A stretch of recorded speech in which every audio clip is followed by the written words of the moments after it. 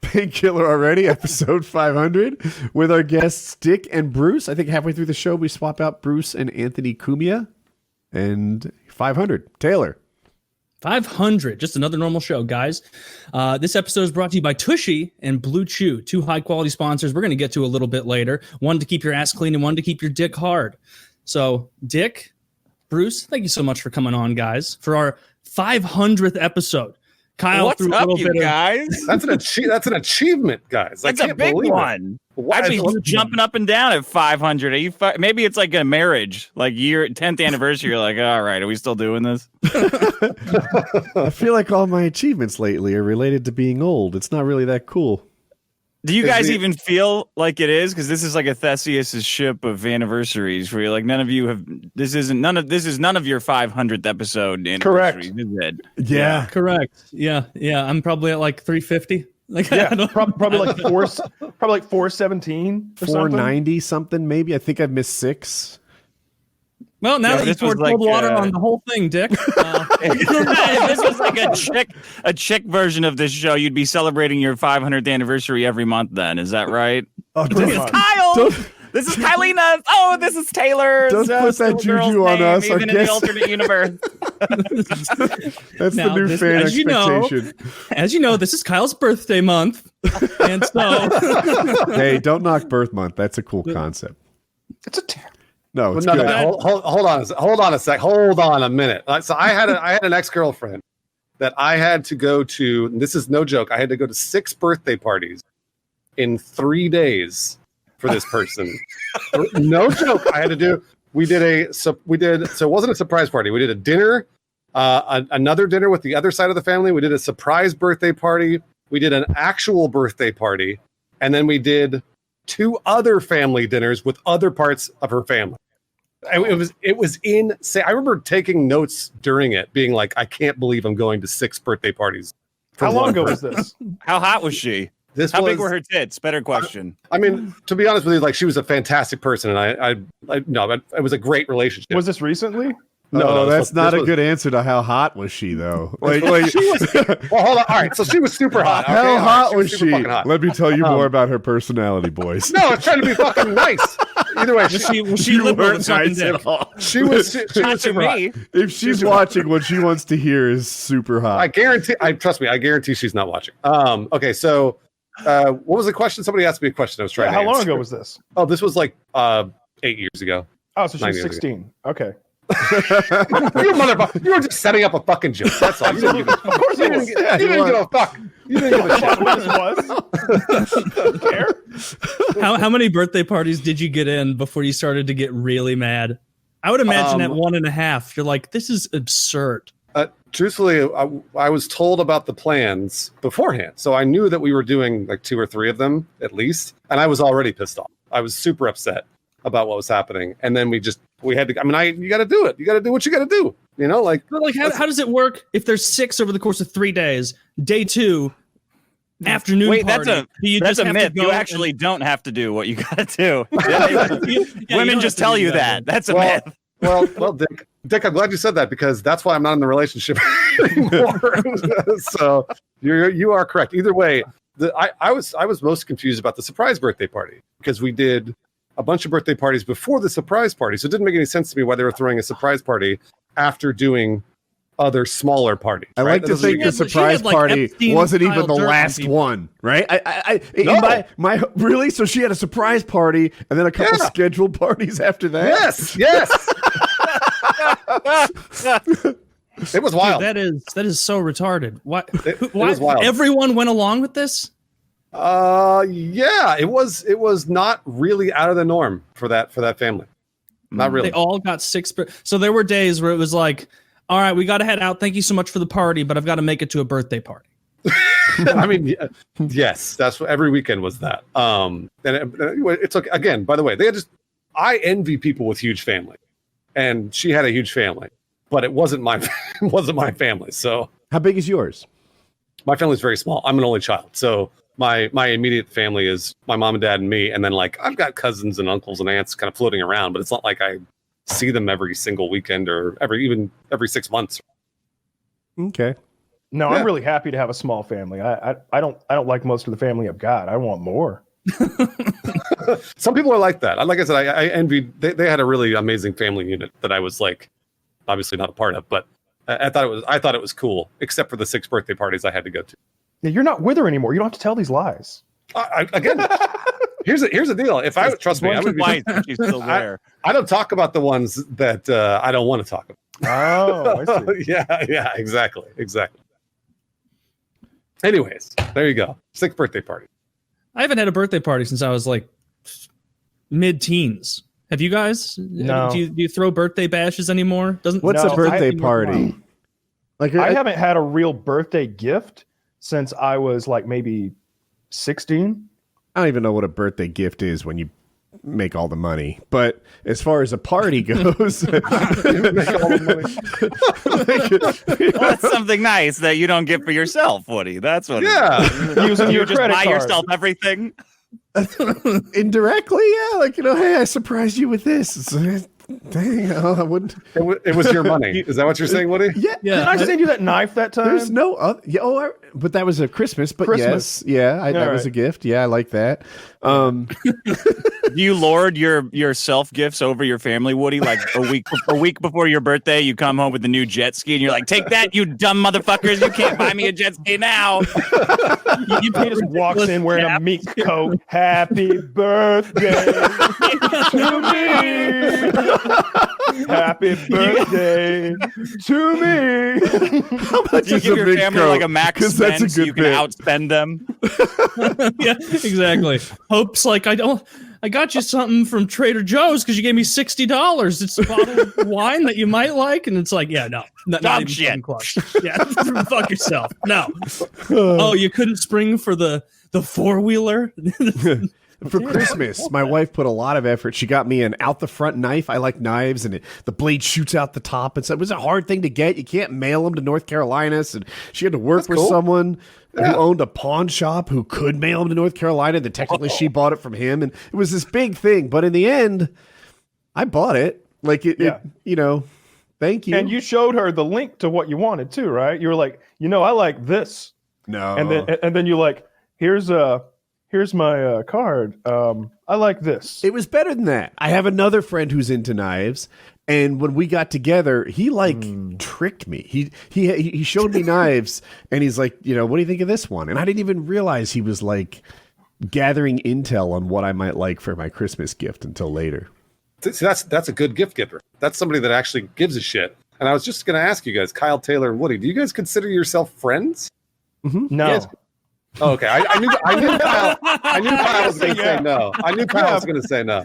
No, of course. We've known each other for like a fucking decade. So then you guys should be getting each other birthday gifts. No, I fuck don't get that. No. That's I'm not getting- No, I'm not that's That's getting the these best thing motherfuckers you can give a birthday male the friend. gift I give Kyle. Yeah, I think Dick and I are on the same page. Yeah. For every year for my birthday, I give him the right not to give me a gift, which is Yeah. exactly what he wanted. Oh, Yo, I see. Taylor, you should buy your bosses a gift. No. No. How about no? This is why I asked Taylor. You called them your bosses, but not your friend. So You can be Oh, both. that's my why I friend. said, They can well, be they both. can be both. They can totally be both. But I was, do something nice for each other.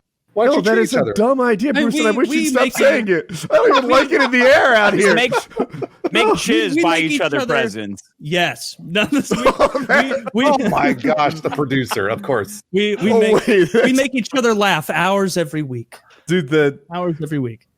it is funny to me, the idea that Chiz should pick out a gift from the show to us for all our Chiz- birthdays. Chiz actually sent us all that meat that time. Remember that? Oh, The song- yeah. yes. That's actually true. Chiz is the only one who sent me a gift, and it was Yeah. that like Box of- real Spanish chorizo. And I remember I ate most of it all in one night, and I had just the roughest day the next day because Yeah. I went and bought a bunch of cheeses, just a big chorizo log and a bunch of crackers. Sounds and I amazing. felt I was then- just so food hungover. I felt terrible. None of us reciprocated, and the gifts dried up. I bought him some stuff. Like Chiz and I have gone on like vacations before, and I've paid for stuff, so I felt like I was paying him back that way. This sounds like Chiz is Chiz is just waiting for another box of Burger King Whopper patties to fall off the truck to get you guys a second. No, this was like nice sausages, like these nice like Spanish It was from chorizo. Spain. It was actually from Spain. It was great. You know I what's love terrible? meats like I don't want to say this because I feel like it makes me a bad person, but I thought that was a PKA sponsor the whole time. I didn't realize that was a gift. That was a gift from Chiz's heart. Dude, Did you not notice that we never had a read for meats ever? I don't plan it together. We get shit like in. The that with reads both come parts. later. I don't know. You thought we were getting sponsored by a chorizo company out of Spain? I'm not a good person. I'm sorry. You didn't see the card Woody Chiz wrote like a whole letter about how you would fire him, how he wants to have a family and be like you someday. You didn't read that? Shit comes in, all the time. I'm like, I don't remember ordering this. It's probably a sponsor. There was this whole thing he wrote about how he has Spanish heritage and like how he grew up with this sort of stuff. Recommended little ways for us to make it and try it with other I cheeses. can't tell if you're telling the truth. Wait, really? No, you're telling the truth? That's not a joke? Woody! Come on, dude.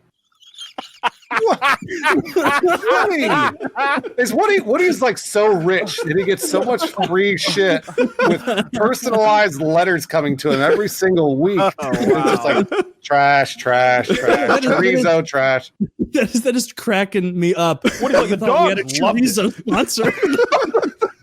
This episode of PKA is brought to you by a niche Spanish chorizo company. Goya chorizo. Oh, that's really funny. I'm That's really good. sorry, Chiz. Wow, that's good. Oh my god. Oh no, I can't jump into Helen Keller yet. We got to boycott your birthday next year, Woody. Your whole family should just boycott your birthday so We you learn what boycott the it every value of year. birthdays We are. boycotted every. That's the new tradition. I have no idea when you gentlemen's birthdays are. know when yours None is. whatsoever. Kyle. I Because think it was your YouTube channel. without Yeah, you doxing guys know mine Kyle, because, it's in like, the I used it- spring-ish, right? I think I even. Am I right? Yeah, it's May 9th, 1986. Yeah, it's May 9th, 1986, because that was, the original YouTube channel I had. I was not very creative. It wasn't meant to be a YouTube channel. It was meant to be a username that I wouldn't forget. It's KLM5986. Yeah, my fucking initials and my Also birthday. the password. Kyle, you might like this present. My girlfriend gives the greatest presents of anyone I've ever met or imagined in my life. I don't know how she does it. She must have some kind of different kind of gland in her brain that lets her do it. Last year she got an artist to draw me with my two favorite huge tit porn stars on either side of me. But this one, you might like this one. She got me an AR-15 bag made out of scrap Toki Doki material because I'm a fairy and I always talked about wishing that the designer brands would make gun bags. So she made an AR-15 case out of like scrap Toki Doki material. Oh, It's that's awesome. cool. Doki. That is so cool. It's funny that you mentioned that. There's a machine gun rental place in Vegas, and they do that too. They do like Louis Vuitton, Prada, like all that stuff. They make they cut up real bags and fucking make like grips for guns and like any piece of leather that can be used on a gun. Like I saw a lot of grips, but they would like integrate them into the guns. And when you go there, there's not like every machine gun rental place I've ever been to. It's been like a burly gun guy who's like, yeah, you want to shoot this M4 or the MP5? You go there and they've got like big titted models, and those are your gun like sales women. Like those are the people who take you in the back to So it's like a Hooters, but for a gun store. Yeah, it's like a boutique machine gun rental place. I wish I could remember the name of it. Vegas is great. What's Toki Doki? It's a brand that has they have like a bunch of Japanese looking figures, like they look kind of like weird looking Smurfs. It's a brand like little cute little figures all over the material. So they make Le Sport Sac. They make like backpacks and skirts and shit. I don't know. Okay. Clothing I didn't brand. know that. Dick, what do you get for your girlfriend? Nothing good. Right? Okay. All right. So just checking in. Nothing good. Just wanted to see. Yeah. I'll try to write like a poem and I'll get like 2 lines into it. And I'm like, I don't know about how this is going to go. A poem. A poem. Your first move is poem. I'll take her to my favorite restaurant That's my move. Dick, this sounds like That's the best move. this sounds like me because this is exactly because my girlfriend's the same. My fiance, she got me a flight lesson. I got to fly a plane a couple of years ago, which was, and by the way, I've always told her for years. I'm like, man, I wish I was a pilot. I wish I could get my pilot's license, whatever. And she was like, well, here, I got you this gift. And we went and did it. It was fucking awesome. And then what I do is I take her out to my favorite Mexican place, El Cholo. And she loves Mexican food, but I feel so bad because I'm so bad at gift giving. I'm Anything terrible. you want. I know. You can get enchilada and a taco if you want it. But I'm just so bad at it. And I wish I could be. I don't know how to be better at it. I'm terrible. Here's what you do. I got a tip for you. Do one on, one off. That's what I had to do. So like every other Christmas, I get everybody nothing, and then the next year I have enough like resolve to buckle down and get them good stuff. And same thing for birthdays. Like I'll get her something great, and then the next year be like, you know what? I just like, you know, it's off year for me. It's a rebuilding year. It's off year. it's like a sports team. We're rebuilding. We need to get some. Yeah. That's what I do. Okay. How does that? So, but you're buying really dope presents on the on years for your nephews and nieces and all that, right? Oh yeah, man. Yeah. Yeah, but then the next year's like, yeah, no, uncle's hungover today, kids. Sorry. I'm really terrible. I'm really terrible at gift giving with women, at least. Like, I always find something like useful to get for my dad. Like he wears like size 13 or size 14 shoes, and so I started thinking about it. I'm like, I bet this motherfucker's been wearing large socks his entire fucking life, which are meant to go from like 8 to 12. I bet he doesn't even know that they make extra large socks for big feet. And I bought him some like expensive socks that are like whatever size 12 to 16. And he's like, I didn't know that my feet could be so comfortable. That's so nice.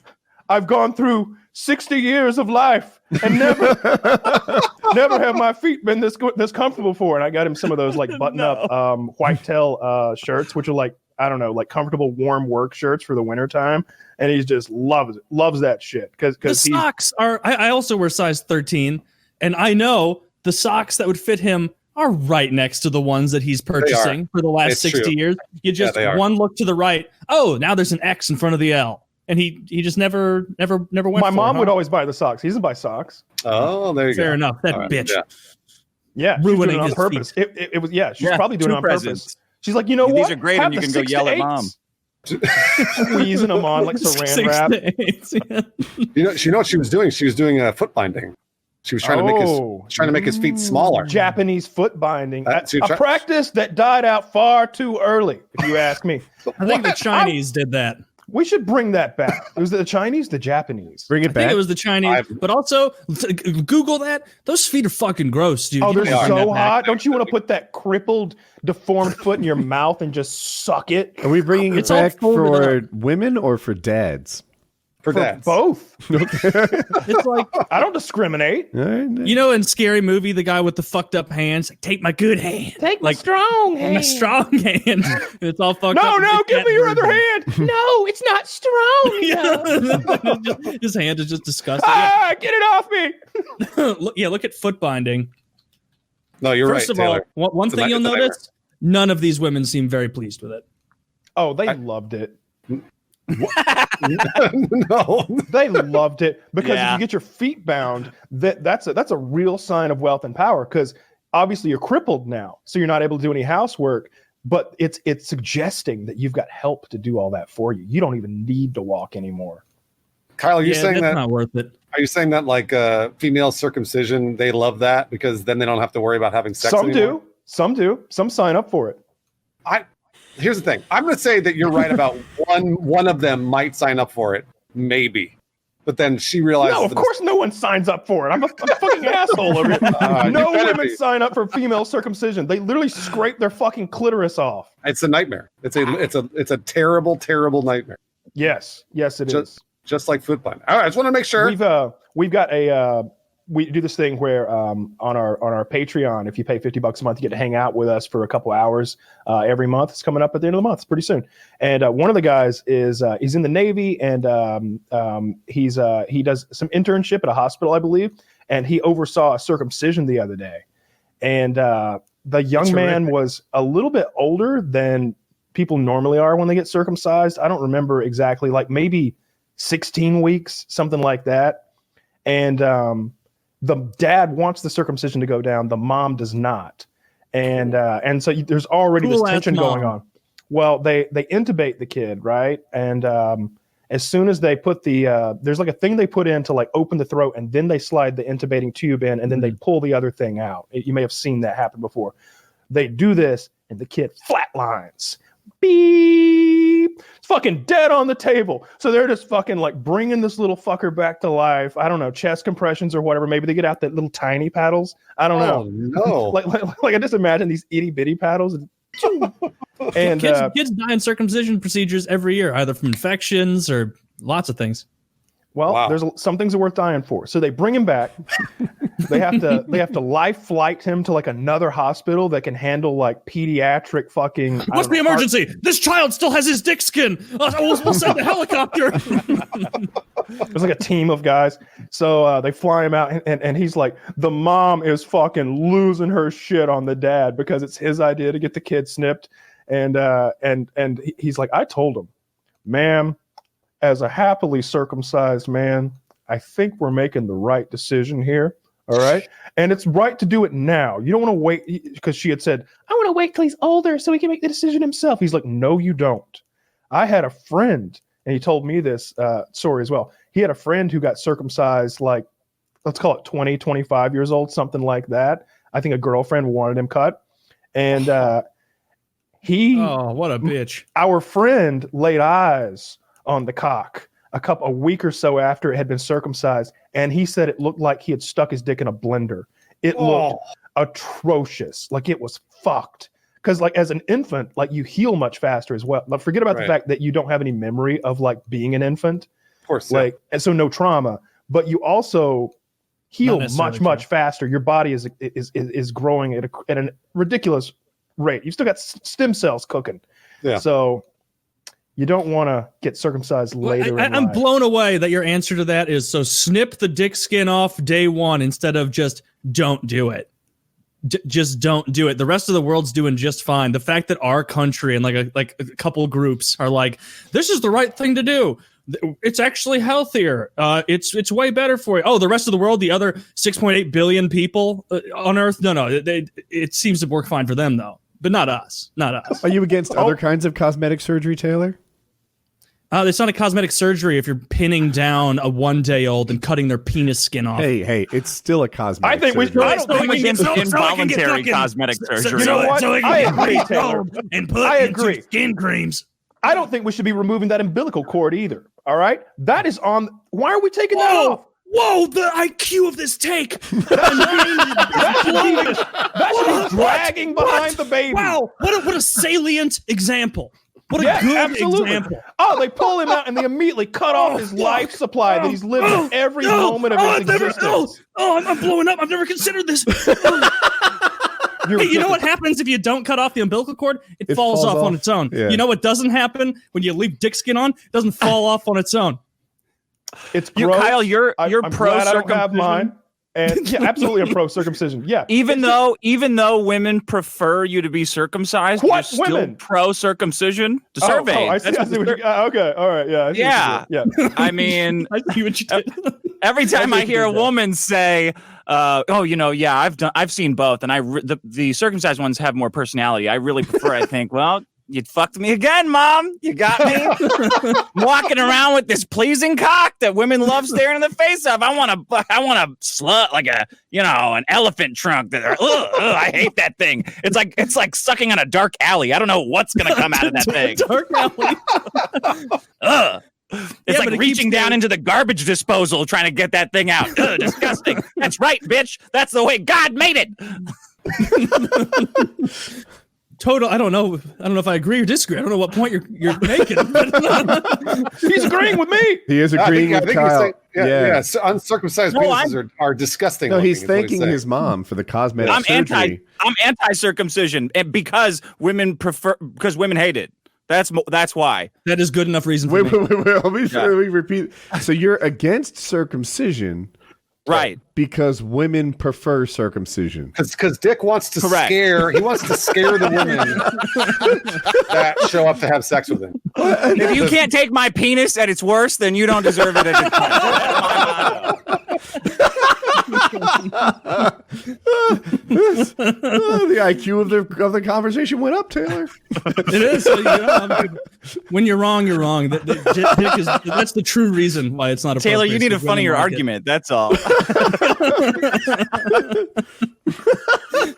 Look, Abraham made a covenant. Look, Abraham made a deal with God. If you don't respect Abraham's deal, then that's on you. Abraham can eat my ass. Fuck him. Who cares?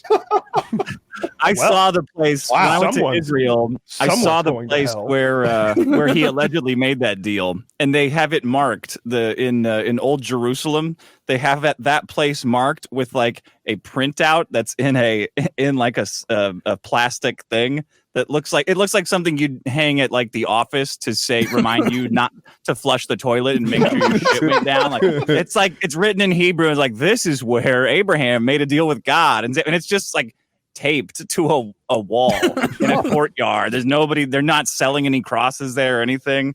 Kind of took a lot of the magic out of it. And you know that they totally guessed. They have no idea where that went out. Well, they just found a big pile of foreskins nearby, and they're like, "This has got to be it. This is the area." What if there was a gift shop for that, and they had all sort of foreskin-related knickknacks, like keychains with foreskins hanging off of them and shit? Exactly what I was hoping for. Keychains. After you finished raping a kid on Epstein Island, you went through the gift shop, and that's what you found. Oh, just a bunch of little kid parts. I think were they actually kids on the island? Like I feel like all the pictures I have seen have been like young women who were far too young. Don't get me wrong, but like not children. I never saw any pictures of like 8-year-olds, 12-year-olds. It looked more like an entrapment thing, where it's like, because there were cameras in every room where people were fucking in that weird ass temple, and it's like, you fucked a 16-year-old. You've just been got. Looks like you're agreeing with all the policy I want put forward, or this is going to leak. People are going to find out. That's what seems more likely. Did Epstein not think that the cameras would come back to bite himself in the ass? Maybe he controlled the cameras. In 2007, he was so sure of himself getting off that the authorities would let him go that he was like laughing about being caught with stuff. Like he thought he was totally invulnerable. And when you have dirt on the most powerful people on earth, you largely are invulnerable. But and I watched some of the Netflix documentary on Epstein, and it's hilarious how they try and hint at like, and this Lone Ranger of pedophilia. And it's like, you son of a bitch. We know he's more connected to powerful organizations than you're letting on.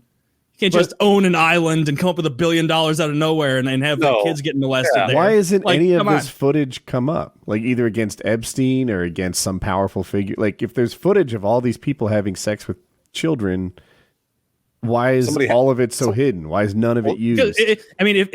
If you're powerful enough to have a rape island with underage kids fucking with like kings and princes and special agents coming there and presidents, you're definitely powerful enough to cover it up when the time comes. There was aerial photos that showed prior to the raid all the computers that were in certain areas, and then as the raid was happening, there were other aerial photos that showed through those windows, like the computers were gone by that point, and we haven't heard anything about what was on those. But, it's definitely deeper than people think.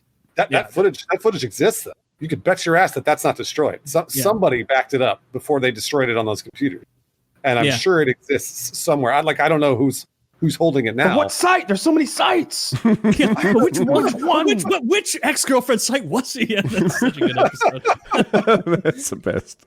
Did you see how many episodes of It's Always Sunny that they've removed from streaming services? One. No. Am I wrong? God. Yeah, you're wrong. They removed D-Day and they removed the Lethal Weapon episodes.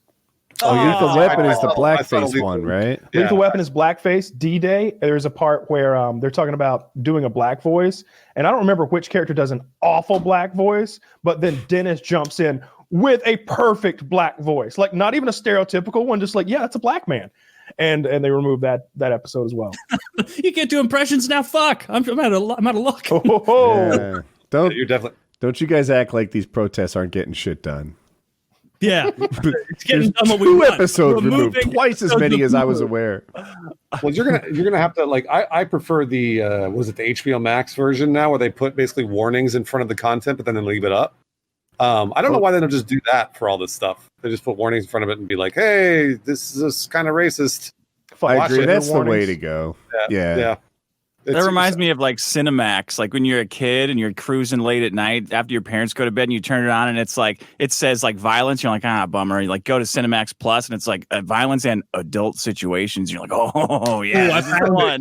This is the one. Crack the Mountain Dews, boys. We're going. This is the one. Back when Game of Thrones would like, when everyone loved it and it dropped, I just get so excited when there were good like 6 of those deep. Like you're telling me there's violence, nudity, adult situations, and profanity. A full house. Get my root beer, boys. Yeah. Yep. Yeah, bad language is the one that is lame on there. You can find that everywhere. You're right. It says bad language on it. Come on, that's not. It says no. It says naughtiness. It says profanity. I think. General naughtiness. But I don't even like thinking about Game of Thrones anymore. I've totally memory hold that shit. Yeah, I don't like thinking about it. Like it was. It's so upsetting to think about what happened there. It's like thinking back to like your team getting to a World Series or a championship and that they lost. Like it's like thinking back. Honestly, it's a little bit like thinking about when the Falcons lost to the Patriots like 4 or 5 years ago, whenever that was in the Super Bowl, when we were ahead by like 3 or 4 touchdowns going into halftime. We were in Colorado for that. I remember Taylor was like, well, Kyle, congratulations. You guys have done it going into halftime. And I was just like 28-3. I was like smoking my gigantic bong. I'm like, no, this is the Falcons. And that's fucking Tom Brady. I remember before the game was even over, Kyle, you were like, they weren't even in the lead yet. It was like 21-28. And you're like, Taylor, Chiz, let's just play Magic. It's over. Yeah, you could see the writing on the wall. It was like that's fucking Tom Brady. All right, he's got maybe 2 years left in the NFL. He's gonna do this. It's what he fucking does, and he's only down by 8.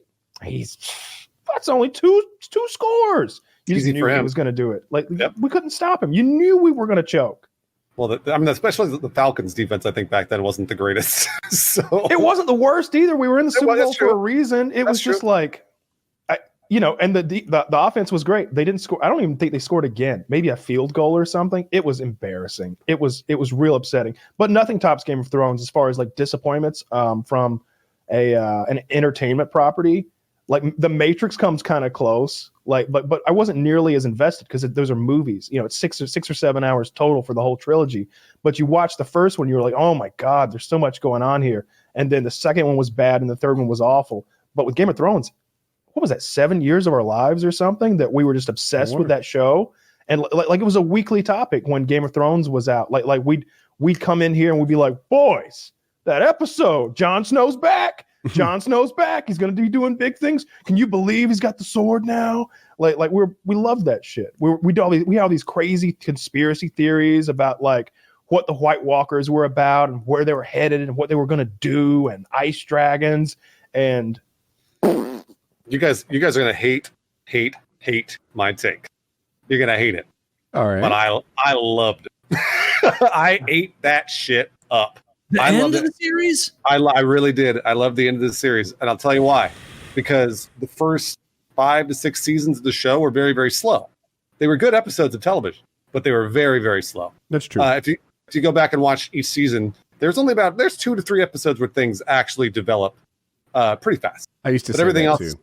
I liked that about it, and I think Kyle did too. Like, I really enjoyed the slow burn. I feel like I'm really invested more in the world. Totally. It's what made the last 2 seasons so awful is because it was like time was moving like a week at a time per episode forever. Yeah. It was like every episode, a week later, this happened.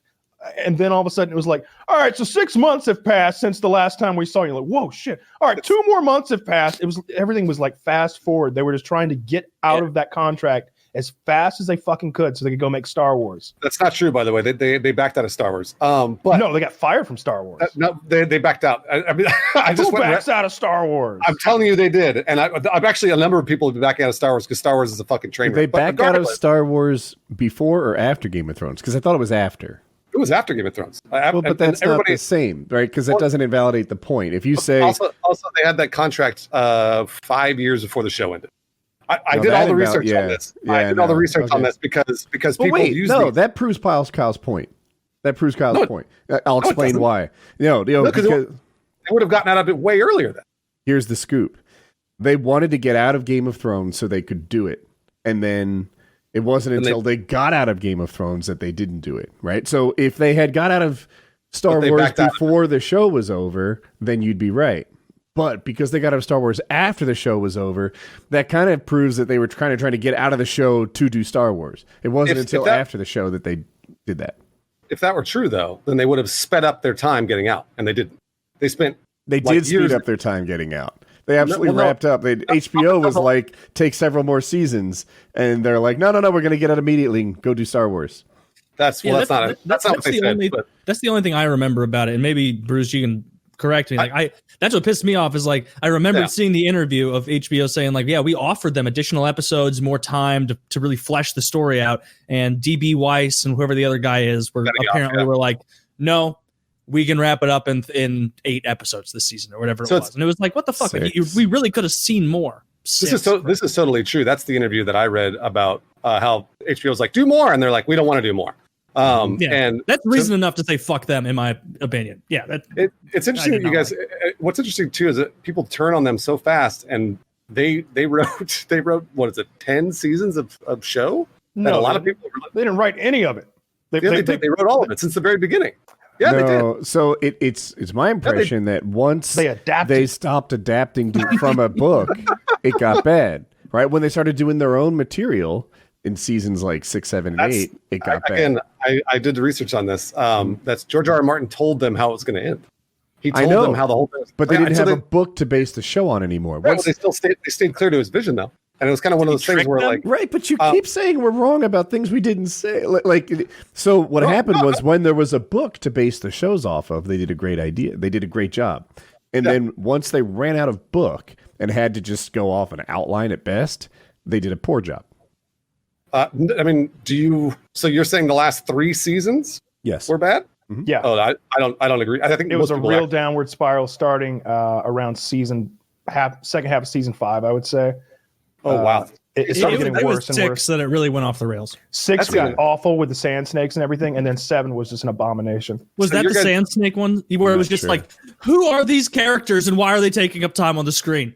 Your guys' takes are different from everybody. So some people said it went downhill last season. Some people said it went downhill the second to last season.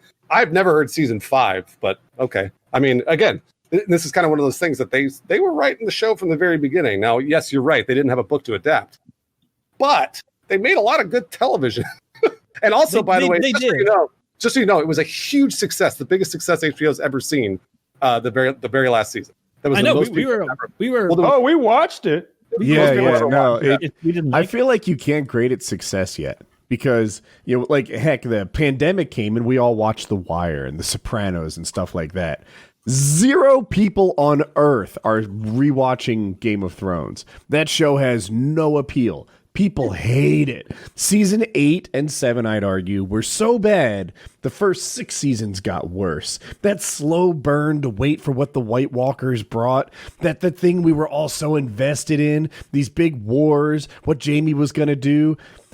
It sucks now that you know. Now, it sucks. The whole White Walker thing, how they were going to possibly deal with that situation, it's gone. It's gone. Things we thought were good were made bad once we learned how it ends. I hear you. I hear you, but what you're saying is all subjective. So it is. It's all just our takes on it. It's all opinion based. Yeah, because I loved it. I think it went down in episode 1. I didn't watch any of that show because it sucks. The whole thing is you missed a lot What of are you, sex. medieval times? You're in zombies in space? Fucking choose one or the other. You got sandworms now? What is this, Beetlejuice? Fuck you. I'm going to watch the news like a man. I'm going to watch Jim Cramer's Mad Money like a man. You girls can go watch your dumb dragon show and your hot bitch that won't take her clothes off. Fuck HBO and fuck you. All right. Just hold on. This whole shit about women not taking their clothes off proves you didn't watch the show. Damn right I didn't. Because there's some naked bitches in this show for sure. I watched 2 seconds of that show and I saw 2 guys' cocks on the screen at one time. I said, "Oh, great! Thanks. My sister showed it to me. Thanks a lot." like now, a great were you show you're upset watching. because they were uncircumcised or because they were cocks? They were very circumcised. So what the hell is this shit? If you're gonna show me some cocks, make them huge. Don't show me this little average size flaccid cock shit. Give me a big dong back there so I can say, whoa, what was that? Did that thing have a license plate? Wow. I agree, Dick. I completely agree. I want to see the biggest dicks in the world on television. You're just walking around with absurd prosthetics on for Dick's enjoyment. And then I'll just start shouting, that will hurt you. That would hurt you. A lot of women say 8 inches is too big. If you're getting any kind of ideas, they say it hurts. You can't even get the whole thing inside. Is it just me, or is it weird that all these characters are black? What? Funny casting choices. What do you mean? That's where you find big dicks, Dick. Canceled. Search for big dick on Pornhub and tell me if you notice any patterns. I can't say how much my wife The is door shutting my closes door. behind Woody. His wife is like, all right, enough of that. the door closed. I didn't even see that. Yeah, his wife comes right on that cue. As of now, like I don't even rank Game of Thrones in one of my favorite shows ever. Not even close. And if you would have asked me that season 4, season 5 halfway through, I would have been like, oh, this is one of the tippity top. But like I didn't even watch Sopranos for the first time until this quarantine. And now after having torn through all that shit blows Game of Thrones out of the water as a series. It's got a good ending. It's got better characters. It's got better acting in a lot of ways. Like it's just fucking better. And it's coherent. A lot of people hated the end of The Sopranos too, but I didn't really get that. Maybe it's because I knew what it was going in, but it seemed fantastic to me. Like it was clearly an allusion to the fact that like Tony's dead. This is where he's getting nicked. Yeah, he's getting Taylor. I completely agree with you. By the way, I never thought the Game of Thrones was my favorite television. Like I was never like, oh my gosh, this is greater than The Sopranos or The Wire. Nah, I thought it was a good show, but like I said early on, it was painfully slow. I thought it was literally the best show ever made for 4 or 5 years. Yeah, I maybe not the best show ever made. Too. Like I'm such a big fan of The Wire, but there were times when it got me so excited and like ready for the next episode, or there were times where it finally there was so much buildup before a payoff that like years would go by with like Ramsay torturing and raping, and then when he finally gets his comeuppance, you're just like, that was awesome. Yeah. That was so awesome. You know, there were lots of moments like that where people got their comeuppance. And I really liked that, when they cut Jamie's hand off, it's like, oh no. Yeah. And we were all like, he's going to get really good with his left. No, because there may be dragons, but this isn't complete fantasy. The man's no good with his left. It's real life. Yeah.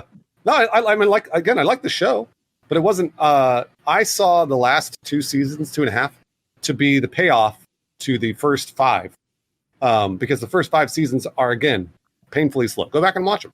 I really, honestly, there are 8 episodes per season that are pretty much straight dialogue and slow dialogue. Good dialogue, but very slow. Yeah, there's something to be said for that. I do remember sometimes I would complain, even when it was new and I loved it. Like, man, I could tell you what happened in this Game of Thrones in 90 seconds. And if I could summarize an hour-long show in 90 seconds, not a lot happened. Yeah. No, and so just to be clear, I didn't ever think this was like my favorite television show. I'm not going to defend it to the fucking end or whatever. It was just more of I have the opposite take from everybody else, and I know I expect to get jumped on. I expect to get jumped. Well, that's because you're A-okay. We're dicking each other all the time. I wanted to ask though, because I don't follow it closely, but I do follow Dick on Twitter, and I see lots of hot takes on COVID. Like I want to get your catch up on the virus and everything, because I enjoy it. How much time do you have? 4 hours. Is this going to be as heated as the circumcision debate? I hope. Are there a lot of grandma lovers in here simping for grandma that wanted to shut the economy down in the first place? Real quick, before Dick goes, Taylor, are you on Wi-Fi or something? Your camera and audio. No, hardwired in. Okay. Yeah, I'm on my desktop. Okay. Simping for grandma. Tell me more. Simping for grandma. Oh, we can't risk. When it first started, so I had a live show planned. It's like 300 tickets sold. I had an illegal liquor salesman all set up for a show downtown LA. It's like Epstein's Island. Is that what you're doing? You know what's fucked? It's all of it, like everything else in my life. It goes back to fucking Maddox. I had this. So I had a live show planned in LA in like March, I think, where we were gonna have a funeral for Maddox. I was gonna have a big coffin, and everybody would come up and put like books of his, and everyone would come up and read a eulogy, and really like a shitty eulogy, right? And then we'd have a roast. What? Like a roast. Yeah, a roast of a dead man, of someone whose career was dead because the character is dead, right? But wow. But Maddox, so the venue called me one day and said your event's canceled. We found out it wasn't a comedy event at all. We found that it was a hate speech conference or something. I said, what are you talking about? What's a hate speech conference? Like, you think I'm having Richard Spencer and David Duke and all? I'm Mexican. First of all, you idiot. Go look at this contract we just signed. It's not a white name. So a series of prank callers called the venue to complain. Like I said this on the show, and their Yelp gets bombed, which was which is awesome. And then a bunch of prank callers hit them up, and eventually one of them tricked the venue into admitting he pretended to be the city umptroller Steve Dan or something like that. That was his entire name, only a first name. He had no last name, Steve Dan. And he got them to tell them that a guy named Maddox had called the venue and emailed them over and over until they pulled my show. Wow. I forget. Oh yeah, COVID though. So I had to move it at the last minute to this warehouse downtown that had no liquor license. And they said, "Oh yeah, don't even try to get one, because then they'll have to come in and review the code of this place, and it's not up to code either." So, it's a real death trap. Yeah, it's a real death trap. So don't even try to get a liquor license. They already know that you shouldn't be having an event here. And I said, there's one exit, and it doesn't work well. If I'm going to jail, I guess I should go big.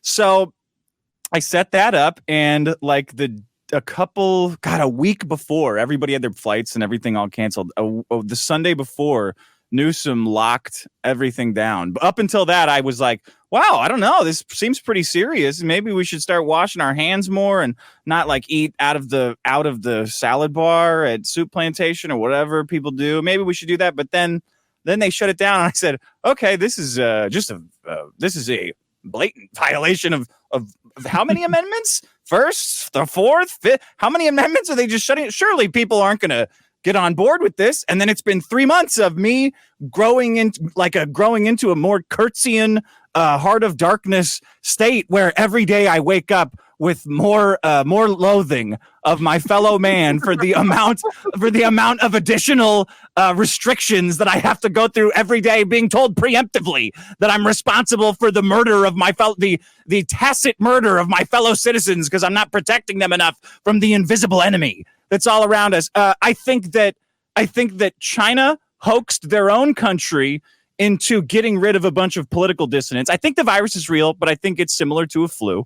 I think that the U.S., everybody's terrified in the U.S. I think that the journalists and the people have been preparing for a war with Trump in some way that just hasn't happened in the last 4 years, and got the functionally retarded Joe Biden as their candidate, are all just, and the people who don't want to work in America are all doubling, tripling, quadrupling down on the idea that this virus is dangerous to anybody who's under 79, which is the average life expectancy of people in America, just to purposefully fuck over people like me who actually want to work. Like, this entire ridiculous mess is a civil war from bums who sit on the couch and blue check marks, and bums who sit on their couches and tweet all fucking day, and people like me who just want to go to fucking work without getting bitched at.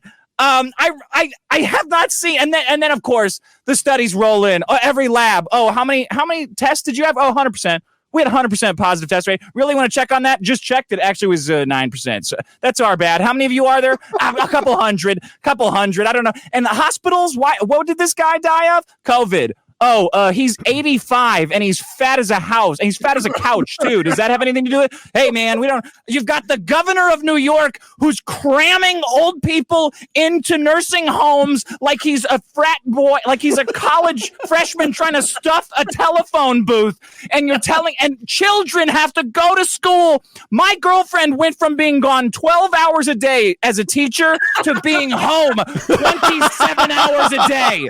And we are forced to live together for the first. I am now properly living with a woman for 3 months, and this is what it's done to me. So you're telling me that I am a danger to society because I won't wear a mask? I have news for you. I am a danger either way now. This lockdown has poisoned my mind irrevocably. I can feel it like mercury creeping up the back of my spine every day and trying to chew out the back of my skull. It's driving me insane. It is a fucking hoax, and I will defend that till the day I die. Is that what you meant, Taylor? Yeah, that was what. Dude, that was such a good rant. I believe everything you said now. Yeah, man. That was good. What do you guys think? You really, the whole, she used to be gone 12 hours a day and now she's not. I can't imagine how difficult that's been for you. I'm just trying to add more rooms onto the house, and then I'm going to cut one off. So I feel like that's what she's a teacher, right? And you're claiming she worked 12 hours a day? She was gone 12 hours a day. Myth busted, Dick. Teachers don't work 12 hours a day. Well, teachers don't work any hours a day. Teachers work like 4 hours a day tops, Dick. Oh my gosh. She would leave in the morning. She's got an hour drive to work. She's got an hour Pilates. She likes to work out before work. And then she's got an hour drive home. It was about, I don't know. She'd get home at like 4 every day. Isn't this one of the 5 months a year they don't work at all? Yes. Oh, yeah, now, but this has been going on since March. And they're talking about not starting it up again, and I'm ready to blow my goddamn brains out. I'm going to go to school. Nobody's going to school. I'm going to go I'm going to get a sleeping bag. I'm living at school now. I'm going to be teaching a class to all the other members of No Ma'am. So, Dick, it's not even an American thing, though, right? Like every epidemiologist and virologist on the planet seems to agree that we're having some sort of pandemic. You think that they're all involved in this hoax? I think that no. The hoax is that. So there's a couple things that I think are the hoax. The lockdown, masks. Masks are a hoax. Masks are a hoax, and they've been back and forth on. Like at first they said they don't do shit. You know why they said that though, right? They said that because they were trying to make sure that people in healthcare had masks before we did. Yeah, well, that's a funny thing about lying. If you just say flat out, don't buy them because we need them for doctors. I believe you. If you say they don't work and we need them for doctors, I'm like, all right. Agree. I completely agree. You don't get to take back both. You can take back the one. No, you're right. The initial statement from the World Health Organization was, "Don't buy masks; it won't help." Because the WHO did a study. They released it last year where they found that in an influenza pandemic, washing your hands, masks, and cleaning surfaces don't do shit. Like mechanically, they will break down a virus, but in practice, the meta-analysis was they don't do shit. I mean, it's that's not even what drives me insane about it, though. It's it's everybody's like armchair science take on why you're the devil if you don't. Didn't you just do that? I was like, you're throwing bullshit at armchair scientists. You just explained to me that masks and soap and something else. I don't even know what else. Clean surfaces. No, that's the WHO. You can go read the WHO report. I'm reading what they put out. I don't know. That's what they said in the report. It doesn't hurt anything, so we still recommend it, but we don't have any science that says it works. I think that it is killing some old people, and I think that I've seen some reports where it like really fucked up the lungs of some people. I also saw where the NFL had like 75 players that tested positive this week. I'm gonna keep washing my hands, wearing my mask. I think when I go out. Go for it. Yeah. Yeah. But I think that. I think that they should send the kids back, but make them wear masks. And if the kid won't wear a mask, you send him home to his parents, and then the parents beat the shit out of the kid and put a mask on him.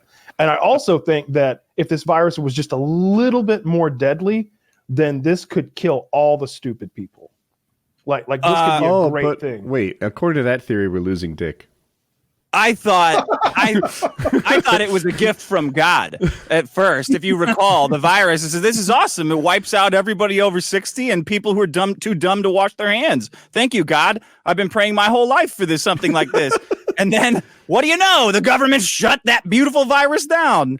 So with the testing really pisses me off too, because we went from being as a society, we went from 15 days to stop the spread, like we got to flatten the curve, to, well, let's just keep everything locked down until it magically goes away, which never happens. Like there's a flu season every year. You can try to not get it yourself, but you can't stop a fucking virus. If you could stop a virus, they wouldn't exist. That's like their whole thing, is that they can just kind of creep. You think a wall doesn't work, but you think a mask will? Okay.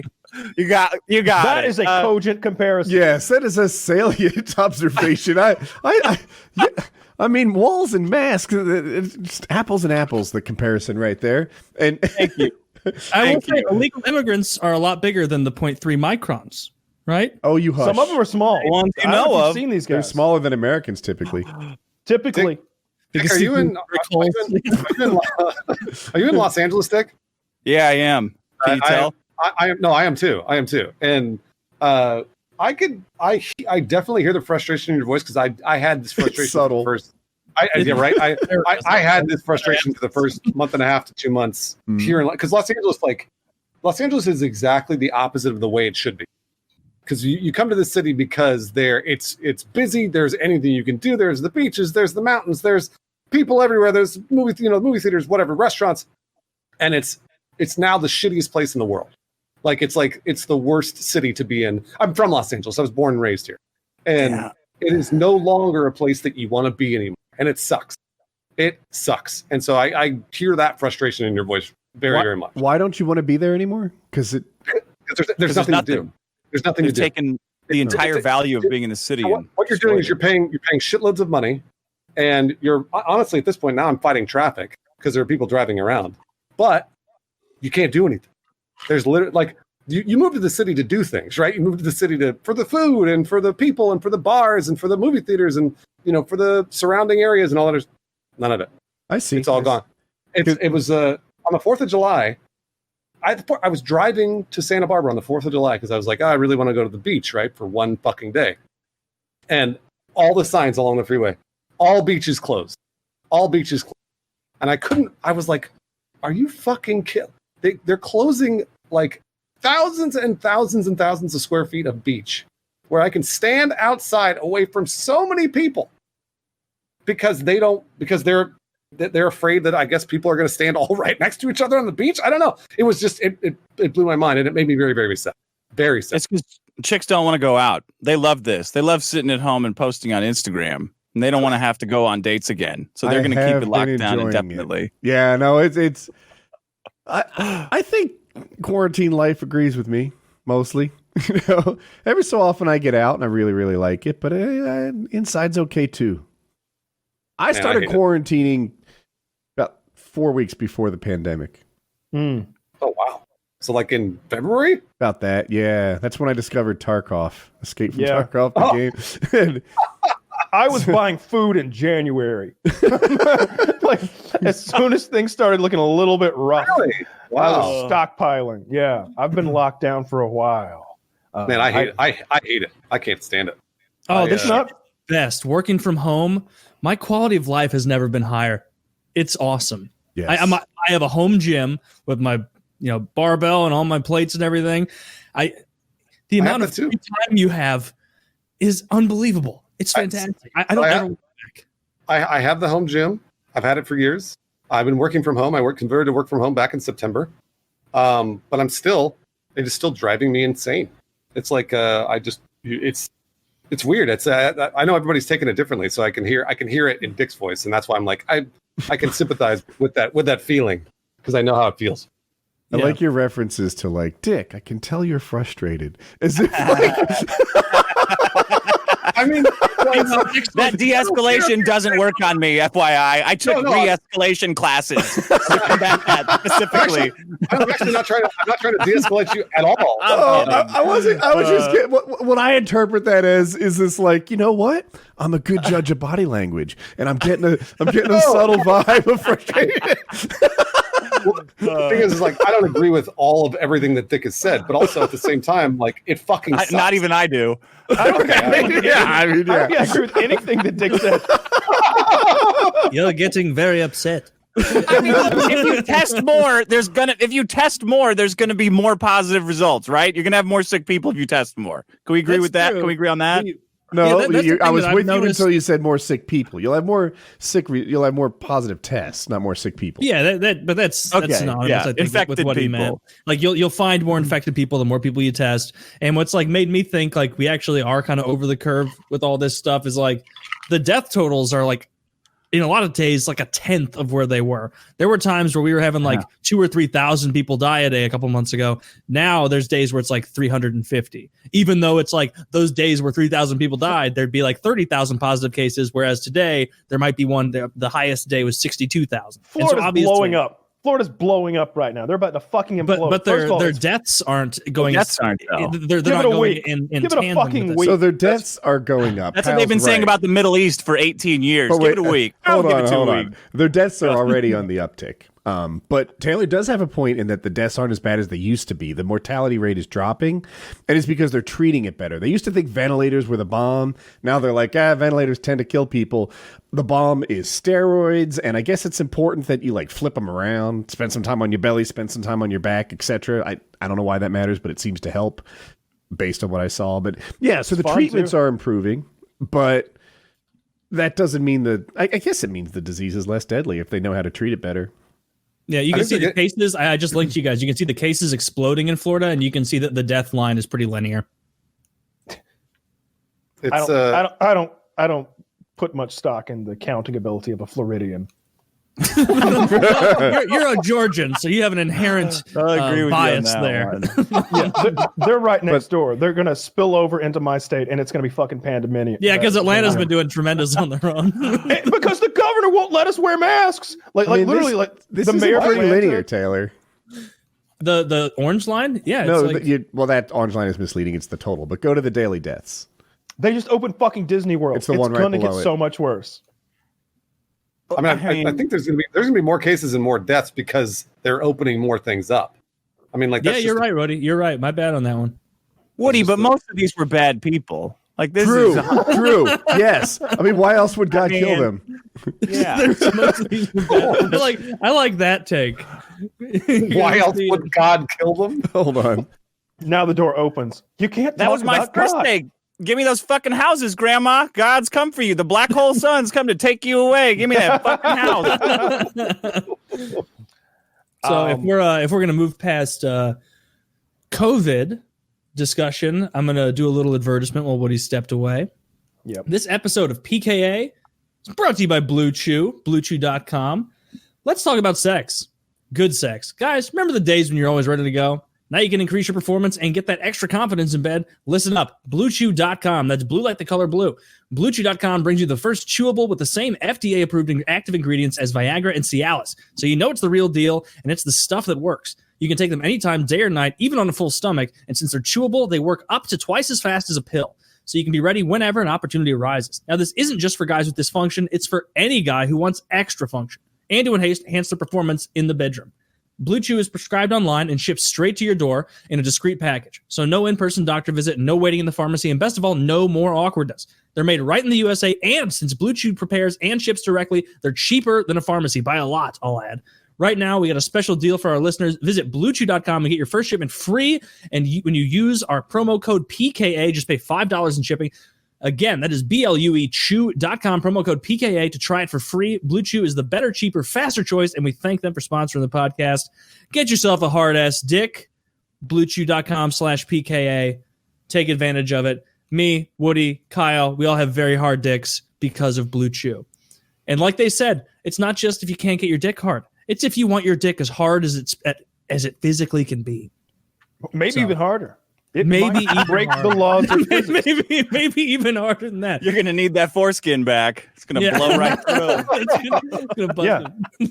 Maybe you don't want to try Blue Chew if you're not cut. All right, because that foreskin might just explode off like a tire that's been overinflated.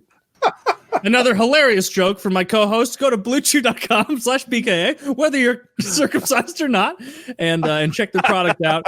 While Woody's still gone, I'll knock out our other good buddy, a brand new one, boys. HelloTushy.com/PKA. Do you have a butthole? Then this ad is for you. It's hard to believe that when we go to the bathroom in this country, most of us wipe instead of wash. For years, bidets have been available, but hideously expensive, costing thousands of dollars.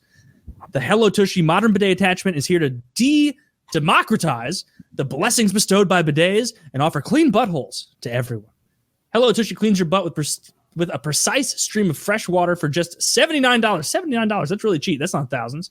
It attaches to your existing toilet, requires zero electricity or additional plumbing, and cuts toilet paper use by 80%. So the Hello Tushy bidet pays for itself in a few months because with Hello Tushy, you don't wipe at all. Even the best 2-ply just can't cut it when it comes to a hands-free poop experience. Ditch paper products and uncomfortable chafing when you switch to the soothing, cleansing stream of water from a Hello Tushy bidet attachment. And every Hello Tushy bidet attachment comes with a 60-day risk-free guarantee and a 12-month warranty. Join millions of happy Hello Tushy customers right now and have a clean butt with every flush. Go to HelloTushy.com/PKA to get 10% off. This is a special offer for our listeners. Go to HelloTushy.com/PKA for 10% off. Stop living with a dirty butthole by heading over to HelloTushy.com/PKA. I received this a few days ago, hooked it up yesterday, had my first shit on it this morning. This is pretty fucking good, man. I'm a big way fan. Better than normal poops. I got mine a couple days ago, hooked it up, and I'm definitely a fan. Takes a second or two to figure out your comfort level, and get it aimed up at your asshole. But if you have a pretty standardized sitting stance and you're not moving all over the place while you're shitting, it'll be an easy little adjustment. So get yourself a clean butthole. Guys, you can use it as a water fountain too. I don't recommend that. You shouldn't do that. I've been using this bidet for about 6 months, and it's awesome. It is so great. It's life-changing for me. Like, it was a huge deal.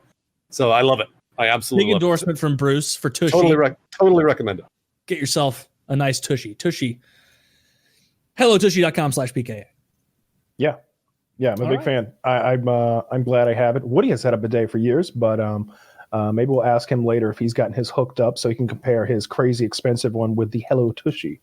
Which is much more affordable, especially when you use our little coupon code there. Link in the description. Make it happen. Yeah.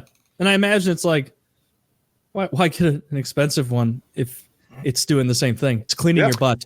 Yeah. That's what you want. You want a nice, clean ass. So I'm sure Woody will affirm that. It is life-changing. From whatever he's doing. Yeah. I don't even wipe anymore. I just do the stream, and then I just say fuck it, stand up, put my underpants on, put my jeans on, and let the Uber worry about it. That's a problem for Mahmood in the driver's seat. That's somebody else's problem. I got a feeling Mahmood is used to that sort of thing, so it'll be okay. You got a mask, man. Stop complaining. Oh, there have been days where like I'll put my mask on if I have to like go into like St. Louis where I live just re-implemented like if you go into a public place you have to wear a mask now, and so they're getting like even employees will be like douchey and be like you gotta wear a mask. Like it's like dude, I just fucking forgot. Like give me a break.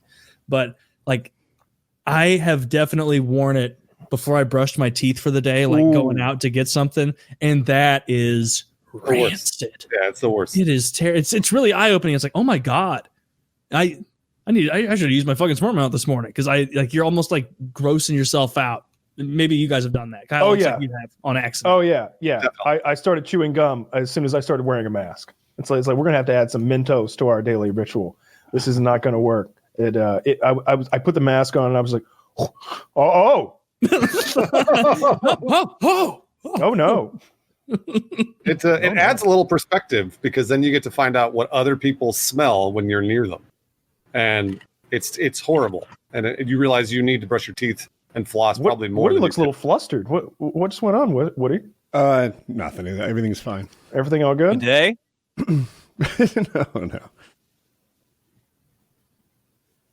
No. Okay, You're a little out of breath over there, buddy. You got a guilty look on your face. Looks like he's pulling a Dr. Disrespect. I think Woody's going to have to. Hold on, I'll be right back. Lost my glasses. 1 minute. He's a little flustered. Where'd you lose them? Are we being set up for a bit here? I don't think we're being set up. I think something happened. Woody had to leave. He lost his glasses while he was gone. And he came back all flustered. And when I called him on it, he got real guilty. He's terrible at lying. So he was just like, nothing. What do you think it is? What's your hypothesis? I don't know.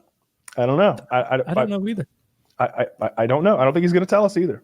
It's probably just let it go. Might be something serious. You never know. Yeah, hope not. But especially in the middle of episode 500. Oh, But he's announcing the Woody show. Yeah.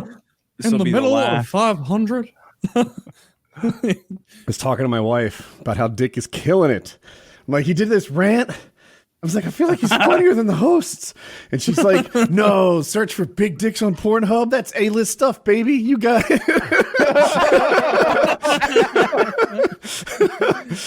Hi, E. Jackie. Yeah, right? Yeah, I like that. Hi, E. Jackie. I like it. I was showing my girlfriend the Fifth Element and how all those hanger-ons kind of orbit around Ruby Rod after his broadcast. Like, and I was like, honey, that's like after my show every week. That's what I would like. That kind of treatment.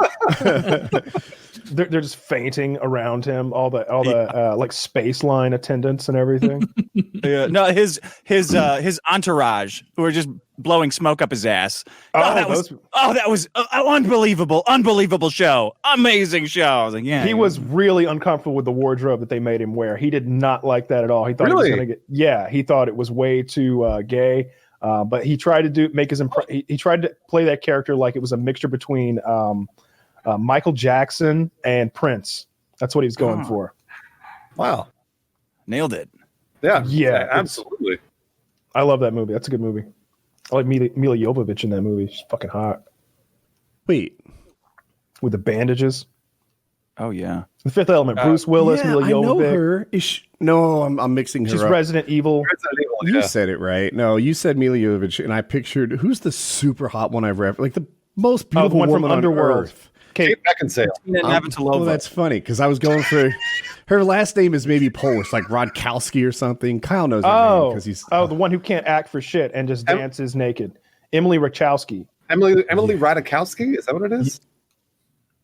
Kyle's good at that. I'll probably just lean towards what he says, but yeah, that woman to me is the best on the planet right now for the last couple of years. Like it's she's got a nice any vagina. a nice simp. How do you know what her vagina looks like? Because I've seen it. Yeah. Are we talking about the same person? Yeah, you want me to send you some pictures of her pussy? You need to do your research, Bruce. I don't want any pictures from Kyle at all about pussy. No, I'll take them. I'll look at them. Yeah. You guys can have them. I don't want whatever he's sending. Kyle, please don't put them in the Discord. I don't think you guys are talking about the same. I think she's a supermodel. That's why I'm confused. She's done some full nude stuff. Before I send you her pussy, we can place a bet if you want. I mean, maybe she has. Hey, who knows? She definitely has. Kyle's pornography knowledge is encyclopedic. I would not question. I'm not doubting him at all. You can say the most obscure Rule 34 thing, and Kyle has something in the chamber. Oh, there's a subreddit for that. Yeah, the Rule 34. That's weird porn.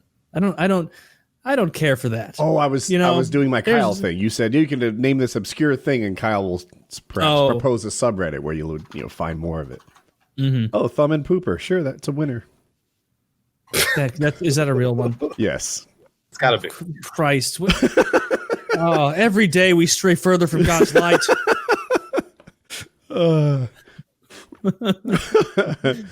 Oh man, Jesus Christ! Oh man, I'm feeling judged. Look at Kyle. Kyle's hacking right now. He's hacking. Look at how intense he is. Kyle's like the dude from Swordfish, but he finds porn. Yeah, exactly. But he's not all the monitors everywhere. Just hacking. It's like I think Swordfish was like 2001. Could be. Oh, fappening stuff. There you go. That's yeah. No. It's not a leak. It just happens to be on a website called that. I've got lots of these. I'm disappointed that Discord hasn't expanded it for me. Oh. Hang on, I got a better one. Okay. All right. I believe you. All the mystery is now totally I didn't doubt him. All the mystery now totally removed. All her power has been totally negated oh my to me. goodness. I didn't doubt him at all. He says he's got it. He's got it. I mean, I had seen it before, but never a close up like this. Yeah. Is there a cock coming out of her belly button? What the hell is that? Don't worry about that belly button. So many large HD photos of her vagina. I know. They were able to magnify by like 1,000% and still have high quality. I'm The impressed. Quado from Total Enhance. Recall is coming out of her stomach, I think. I like that reference. If you don't know Quado from Total Recall, it's so good. It's this conjoined mutant twin on this Martian fuck of a cab driver or some shit, and he just comes out, Quaid. Quaid. He's so fucked. Do you remember those memes that would go around and it would be like a woman that looks like this and it would be there's like 4chan memes where like point and be like disgusting belly button, weak arms, 2 out of 10 like that kind of. Yeah, who's Wait the a chick minute. from Megan Fox, I think is her name, from Transformers. Do I have her name right? Yes. Kyle even knows where I'm going. Her thumbs are too square on the ends. They are. They're gross. They are too square on the They're ends. gross. But it's a They're weird... fucking gross. I'm gonna I mean, look, I'll eat her thumb off her hand raw if I can fuck her, but she's got some gross thumbs. Are they really Have you that guys- bad? Let's take a look. No, they're not. Have you guys ever seen those in real life? Those Her thumbs? those- no, other people's thumbs that are like that because a lot of people have those.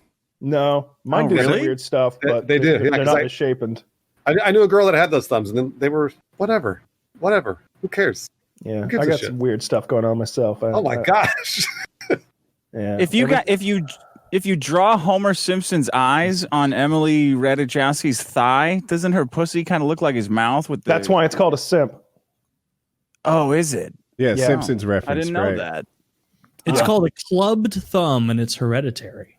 Yeah, a lot of people have them. Yeah, clearly bad genes, met Megan Fox. One sneaks past the goalie. Everything else kind of worked out, right? I would say. I hope I didn't bring us to a halt with this vagina that's just staring at us It's now. literally just staring at me. Like the It first looks like two links I sent are just URLs, but the third one opens up in Discord and it's just pussy. It looks like an alien. It looks like it's just it's like I've never seen anything like this before. Like somebody actually just cut her. Do you right often there, but have gay thoughts? There's some uncanny. it does. It looks fucking weird. You're like, The picture oh, you look sent at is this fucking weird. vagina. It's the worst. Am I right, boys? I'm just telling you, it looks fucking weird. I find this thing to be a turnoff, personally. I didn't say that. I didn't say that, Woody. I didn't It's say that. that looks weird. It's that there is some kind of like Photoshop smoothing skin effect happening that's like giving me an uncanny valley vibe. There's something off It about doesn't look. It doesn't look real. It does not look real. Don't you tell me Santa Claus isn't real. This woman is the hottest thing there is. All right, Woody. All right. Yeah, I'm a big fan myself. She's got like zero personality though, and Taylor's bumping the fuck Thank out you, of her. Taylor. Thank you very much. Yeah. Just leave the pussy at the top though, just like that. Perfect. I know. All I did is center it in my vision. He's so bad at bumping. There you go. Oh, it took it out of my vision. Oh, I have a vertical monitor over here. I still see it fine. Oh, you still see it? I just put it right at eyes level for you. Taylor, you should get a vertical monitor because when you look at your Twitch chat on it, you see like minutes of it. I should. Like I was stupid when I bought these monitors. I have like my gaming monitor over here, this Asus, whatever the fuck it's like 27 inches. And then I bought this other one that's like a 23-inch monitor, and it doesn't turn vertically. Yeah. Can you just get an arm? I purchased it. Yeah, I do need to buy an arm. That's all that it is. It's just I haven't done. Well, maybe instead of buying you 50 gallons of fucking dishwashing liquid, somebody will buy you an arm. Someone It's 4 gallons. Look behind Taylor right now. You see those little blue bottles right below the Lord of the Rings poster? That's all dishwashing liquid that people have bought him. $80 worth of dishwashing. Taylor, tell the story. Because like we were watching 60 Days In on my Twitch chat and making fun of the retards who go on that show, and we kept getting served Dawn ads. And oh fuck, we got Mr. Cumia. What's up? Mr. Cumia. Can you hear us? He's working on it. He's got himself muted. He's deft. He's got the other one. Tunisian knife fighter. He's deafened. Yeah. No, it's fucking back alley Tunisian knife fighter. Can't figure out how to fucking set up the audio. Fuck. But anyway, yeah, the Dawn dish sub thing was a meme. We got served a bunch of ads on that on my stream, and we started only standing Dawn, and that's the only ad we would watch. Got it. And I told people like, "Hey, I'll buy whatever you want me to on Amazon if you donate that amount of money." And someone donated $80 for me to buy 4 gallons of Dawn dish soap. and this is on the heels of someone donated $32 for me to buy an authentic beeswax covered Australian didgeridoo, which I'm getting better at playing. I'm getting better at playing. I'll go grab that didgeridoo at some point on this show and show you guys my chops. That's nice. Yeah, really nice. It's pretty cool. My dogs hate it, which makes it funnier. They really dislike the didgeridoo. Taylor, can you help me out? Would you take the 6-person layout from the other chat and put it in this chat so that I can open it and work shit for a bit? Sure. If you guys want me to, I can duck out and Anthony can replace me. Want to do that, or do you? What do you think? I'm flexible. I could go either way. Just takes me. It's your guys' call. I could stay for as long as you want, or bail out. Well, that's a lot of pressure to put on me, quite frankly. I mean, you guys are the producers of the show.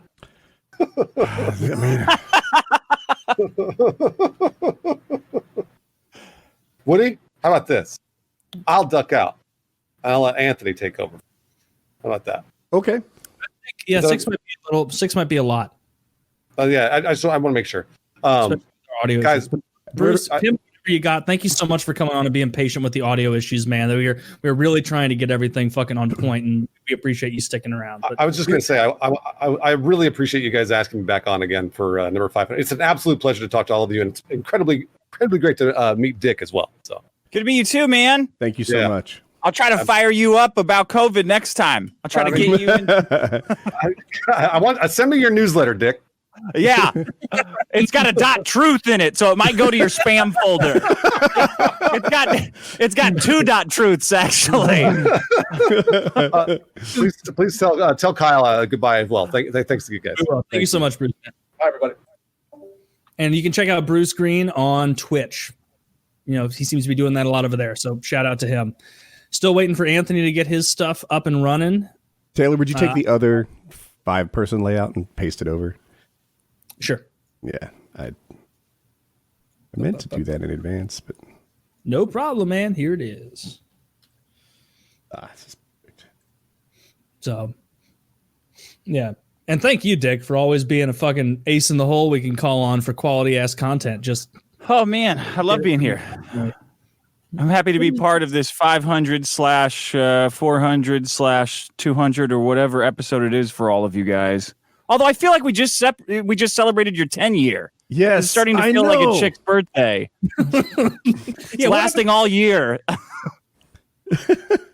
10 year, like 485 or something because of missed episodes early on in the show. Something like that. Yeah. Something. I don't understand how that could have been 10 years. Like, because 520 should be 10 years, right? We're not even. There were a lot of missed shows in the early time. Were there shows that we just didn't do? I guess. I don't know. I didn't join until 188. And I'd only been on, or actually, I think before that, I'd been a guest like 17 times. Yeah, that was fun. So Bruce said goodbye, Kyle. He popped out. Woody is resetting the thing, and Anthony is pensively trying to figure out how to get Discord to work. Cool. Puts the glasses on, takes the glasses off. You gonna give a play-by-play on him now? I kind of like it. I play on Anthony Cumia, sitting here in his basement of his compound. And so I'm thinking that we'll catch up with Anthony for a bit, and then I really want to do my fucking conspiracy theory. Yeah, same. I know. I'm there with you. I've been all show long. I've been waiting. I hope I nail it. Yeah. The title. You guys want to, as a little teaser, you guys want to read the titles of your conspiracy theories? If you guys have titles. Yes. Go ahead. What's your first one? My first one was Einstein, fraudulent plagiarist. Oh. And my second one is Helen Keller, secret retard. All right. Hitler laughed the last laugh. I have I'm titillated. the premise of one is that colonoscopies are a nonsense procedure performed by doctors into butt stuff. And the premise of the other is that the entire PKA group is on steroids. Oh shit. That's a good one. That's a very good one. I worked all day on it. They discovered our secret. Oh, How does he stay so fat? wait, there's some supporting evidence on both of them. I had a good time with it. So we'll Anthony, can you hear us? Yeah, I can hear you guys now.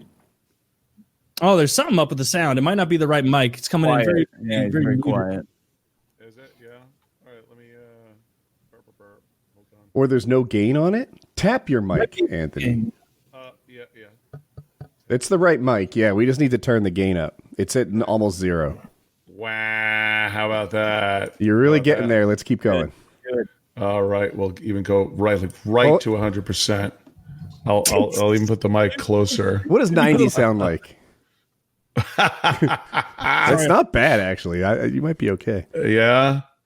I think this is. It might be the mic. Let me make sure. No, it definitely is the mic. You went from okay. we could barely hear your words to pretty darn good. Okay, let me push this up a little closer then to my fizz. There we go. All right, Now I'm it. talking like a radio guy. Yeah. Okie doke. And here we are. Here we are. What's new, Anthony? Hi, how are you? Hello there. Pain in the ass. I was just doing Chip Chipperson's podcast. Yeah. Of course, Chip, he's on a TBS show now. It's ridiculous how famous Chip has gotten. So his show goes much longer than it's supposed to. So it's like on there for an hour and a half. But here I am. 500 shows, right? Is that it? That's right. Yeah. Dude. That's mental. I was listening to Bill Burr's, that thing where he rants at the city of Philadelphia and rips on all their teams? One of the greatest things ever. Were you in that show? Yeah. That was our show. That was the O&A virus tour that we did all around the country. And we got to Philly. It was a madhouse. I mean, the Philly fans, they lived up to every stereotype that Philly fans have. It was insanity. And I think 2 or 3 comics went up before Bill did and just got smashed, just got trashed by the crowd. And then Bill got up there and said, I'm not taking any of this shit. And the knowledge he had of Philly in order to rip them apart was unbelievable. You fucking one rip in town. Yeah. Sports teams, actors that came out of Philly, politicians. He knew everything that ever happened in Philadelphia. So it was really amazing. That kind of put him on the map, really, over the course of a couple of years after that. He just was doing really great and has been ever since. I forget who I was listening to talked about. It might have been Bob Saget. Yep. Apparently Bill Burr came off. Rogan. Yeah. And he thought that it didn't go well. And he's like, no, you don't know. You just slayed. Because the audience, he was a little mixed, like they didn't love being insulted, but the rest of the world heard it and Bill Burr blew up. It was pretty neat. He did. He blew up. I have a question about Philly fan. So I think Woody might be a bit our I literally am a Philly fan, but carry on. Yeah. Is it that Philly fans are pieces of shit? Or is it that people from Philadelphia are pieces of shit? Oh. Well, first of all, I dispute the premise of the question. But no, I would say people from Philly are what you would call pieces of shit, that extends beyond just the sports stadiums. But by you mean a person with common sense? By someone. I saw what they did to Santa Claus. Santa Claus is a bitch, and he deserved those batteries to be thrown at him. I don't know what he thought he was doing at an Eagles game. But everyone remembers that one. Wow. Yeah, and I've told this story before. Like the first time I attended a hockey game here in Raleigh, Dude, a hockey game in Raleigh, half the fans are wearing the opposing team's jersey, especially if they come from the Northeast, because that's where we all came from. This town I live next to, Cary. They call it the concentrated area of relocated Yankees, Cary. And so when Philly comes into town, when Pittsburgh comes into town, all these Philly and Pittsburgh fans go to the game. And, I'm a homer. That's me. I feel like every team deserves home ice advantage. So I'm here rooting for the Hurricanes, even though I grew up rooting for the Flyers. And people are wearing Flyers jerseys, and I'm like no one's going to hit them. They're just going to dress like the enemy right here on our hometown. No one's going to even do the shoulder bump. No one's throwing beer at them. The fuck is with this bunch of pussies here in Raleigh? I didn't even get it. I didn't understand that you could root for the enemy team. They're being civilized. They're being good people. During a Phillies game, during a Phillies game in 2010, a 21-year-old fan named Matthew Clemens and his friends were escorted by security out of their seats for unruly behavior. God knows what they'd already done to be kicked out of the game. However, on their way out, Clemens reportedly leaned over, put 2 fingers down his throat, and started vomiting onto an off-duty police officer and his 11-year-old daughter. So you two applaud his resourcefulness, right? Like he was a cop too. They don't say that. Yeah, he was a cop as well. Yeah. No, man. When I see Philly fans they like players that work hard. That's what they really, really like. That's why they liked Allen Iverson. But my favorite was a hockey player named Luke Richardson. This guy was not the best guy on the team, but Jesus, he worked hard. Every second he was on the ice, he was hustling. Every time there was a puck in the corner, he was grinding for it. And every time he hit the ice, the whole fan base would be like, Luke. They just love this guy for the effort he put in. He was like a blue collar worker. We loved Brindamore when he was there, and here in Raleigh too. Philly fans reward players who are just gutsy and hardworking. And I mean, I don't know. I'm still wired that way. I fucking love that. If you come in here and you're like, I don't know, Jordan, the highest jumper, greatest player, like they like him, but they like Iverson, who weighs 73 pounds and still plays amongst these giants. That was respectable. Like they like it.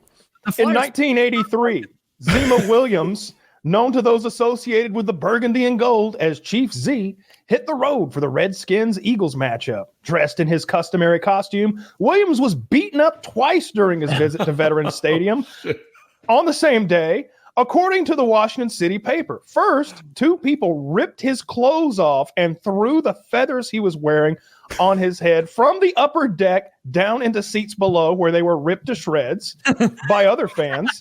That, though, would pale in comparison to what happened to him in the parking lot afterwards. Those same 2 attackers, plus 2 others, assaulted Williams and, among other things, broke his leg. He had to use a wheelchair and crutches for the rest of the year. Now, the question I have about this is, why is that even a story, right? I mean, he obviously wore Redskins paraphernalia to the Veterans game. He was the mascot. No, he wasn't, was he? Yes. Did I miss that part? They beat up the enemy team. He's not wearing a fucking Redskins jersey. He's dressed up as a fucking Indian chief. Oh, no. He's making like $4 an hour to get his legs broken in the parking lot. This is an old man, by the way. This guy, he looks like that fucking crying Indian who would cry when people threw litter out. Like, he had a lot of nerve for someone who can't defend himself. I give you something to cry about. I thought, geez, Mom. When my book came out in 2007, my book, Men Are Better Than Women, came out. I was on Dr. Phil. Coincidentally, it was like a sleeper hit. Nobody thought, the publishing company thought no one would buy it. They just tried to push it out.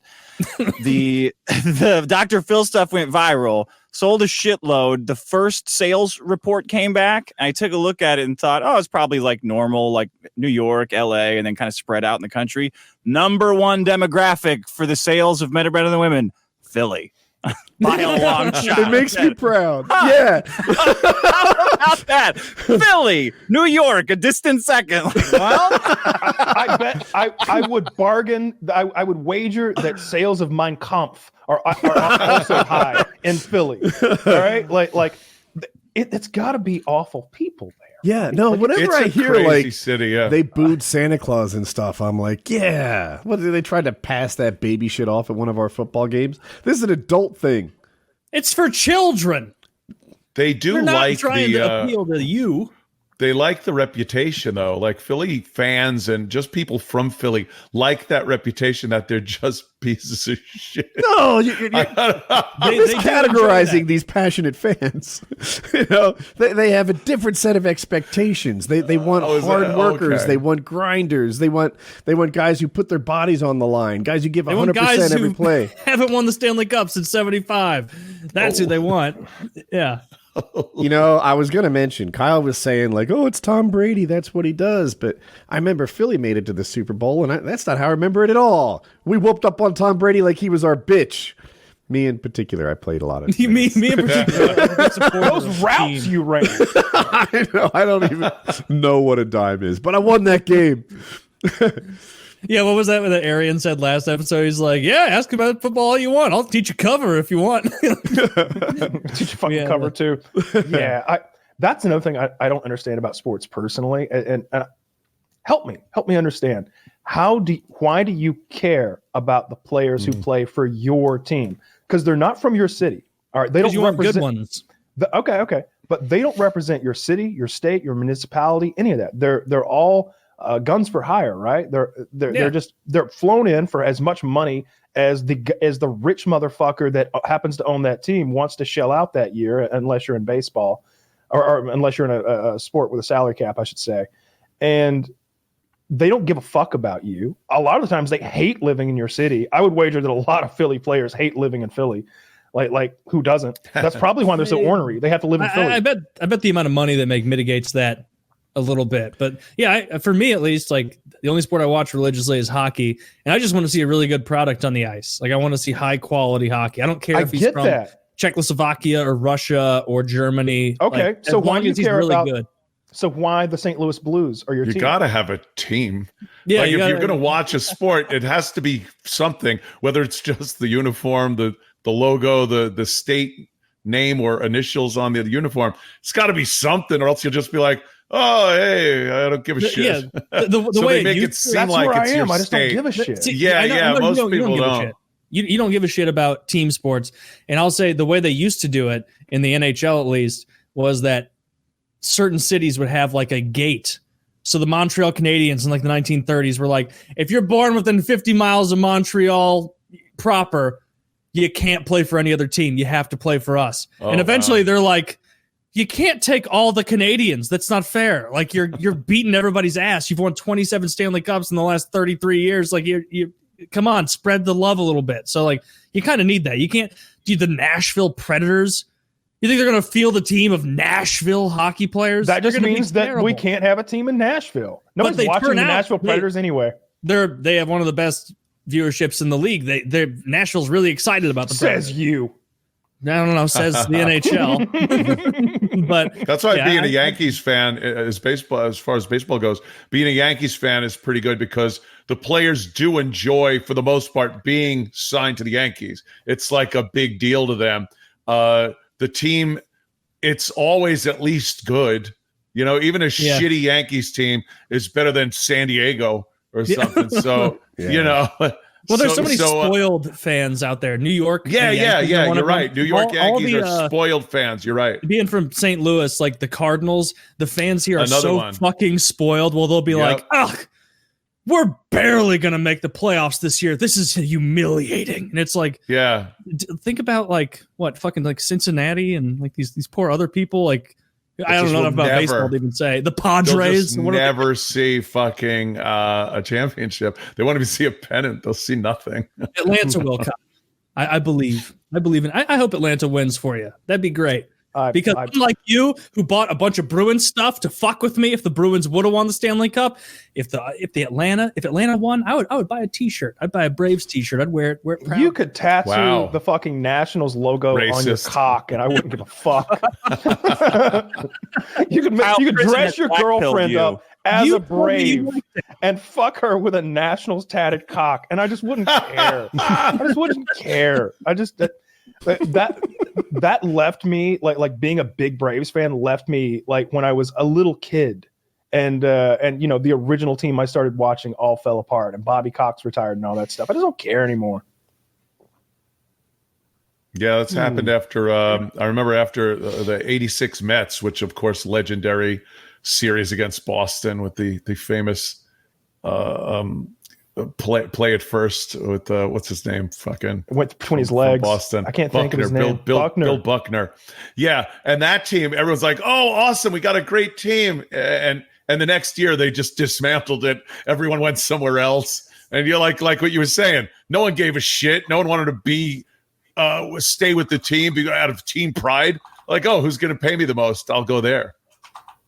Oh God, the Dodgers World Series robbery I hadn't felt that devastated about sports since I was a kid, and the Suns lost in like Game 7 of the NBA champ. Do you remember that when the Suns got beat by the Bulls? It doesn't matter. The Dodgers losing 2 World Series in a row, and then it coming out that they got cheated out of it was like a permanent twisted knife in the gut for an LA sports fan. Stealing signs, right? Yeah, they were picking up their signs, and the other team was picking up their signs and signaling to the batters.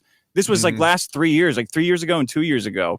Their hitting coach was picking up the signs using some kind of like the Predator technology over center field and signaling to them with devices implanted in their assholes. And they were just teeing up on they would signal the guy. They would signal the guy ahead. in the dugout, maybe even with a walkie-talkie or something, and then the guy in the dugout would hit a trash can lid with like a stick with a code to let them know if it was like a breaking ball or off speed or what it was going to be. Like 1 whack meant fastball and 2 whacks meant off speed and 3 meant breaking ball, something like that. And so you go back and watch the games, and the batter will be up, and you'll hear thump thump. And then he'll knock it out of the fucking park. Yeah. Obvious. Yeah. And then they had all that Houston Strong shit because of their fucking hurricane. The next they were just dragging it around like, oh yeah, they really needed this win because of the hurricane. Like, oh, you guys we're donating 1% of our tickets to help people because of the hurricane. And it turned out they cheated and stole all of it, and nobody got hanged for it. They should have stripped all of those guys naked and made them walk on shame from Chavez Ravine back to Houston. But not a goddamn thing happened. It was robbery. Bullshit. Great ability to like get me riled up about things that I didn't know existed. 15 seconds, dude. Yeah, right. I went to this bar, the same bar every night. We did all these dumb, superstitious things where all 3 of us were trying to flirt with the waitress who didn't even want to be there. Poisoned the memory. Oh, that's superstitious. We got fucked as a Yankee fan. We got fucked in 2001 because we were supposed to win because of 9/11, and then like, yeah, you think like, oh, it's got to work like this. It's like a movie, right? No, the Diamondbacks kicked their fucking ass. That was that. Yeah, that's funny. Well, it could be worse. You could be a Mets fan like Bobo. Oh, God. Yeah. Bobo from my show. He's a huge Mets fan. He's an idiot savant without the pesky savant part. Stories about his fucking cock. I know so much about that man's penis that I don't want to know. Yeah, a little too much. If I could erase that from my mind, I would. It's just terrible. Dude, there's no funnier clip online than of Jim doing the... Do you want to grab her tits, Bobo? And so just and then he would talk about women and sex, and he would get a hard on, and it would show like through his pants. Obviously, he's not standing there naked, but like through his pants. And then he would start going like, "So, what do you think of the Mets' chances this year?" And Bobo would just start talking about it. And you'd see it go back down and up, down, up, down. And Patrice O'Neill, God rest his soul, is screaming, laughing in this clip. It's unfucking believably funny, but that's one of the fine people connected to the program. Jesus Christ! Bobo. Yeah. Just a little Bobo memory because I was such a big. You're breaking up really badly. I'm breaking up. Really badly. Is someone using your internet in the house? Like, I'll confirm that nobody is. Give me. Yeah. Got up the gig connection. Okay. Fucking Fios. That's got to be a hell of a scream that's going on in the back right now if his mic's muted. What the fuck? Are you just in case someone is, I'm going to mute this mic, fellas. I'll be right back. Just a real gorilla whooping going on back there. Just lots of flailing and screaming. You're just like your mother. Well, I play my games out in the living room here, and this is Missy's rig, my girl, and she streams here. She plays, fucking Animal Crossing and other games that children play. Things she learns at school. Yeah. And we never want it where if somebody's on streaming that the other person can't. So Fios does have a pretty good internet service. Yeah, I've got a gig here now, which I really like. It's amazing. I'm south of Atlanta nowadays, but when I used to live out in the country, I was paying $250 per line, and each line was like 12 megabit down and like 3 megabit up. Fuck. So $500 a month for 2 of those lines, and there was no way to like tether them that would work for streaming and what we do here. So one of them was just for my friend, and one of them was for me. Because like there's no way we can share one fucking internet line, $500 a month. Now I've got a gig, and I definitely pay less than, I think I pay like 40, 70, somewhere in there. Like when I upgraded to a gig recently, my price went down. Like they hide that shit from you. Like, oh yeah, this is that price. Oh, you're on the old plan? They're not going to call you and go, hey, by the way, this is better and cheaper. They're just going to let you keep paying because that's what they do. And, as well they should. I guess they're trying to make a buck. Yeah, they're trying to make money. That's how it was with Sirius Radio. Like I remember I'd had it for like maybe a year, 16 months. And I wasn't driving the car that I had the Sirius in at the time. I was driving my truck. And so I just neglected to like re-up it whenever the plan ended.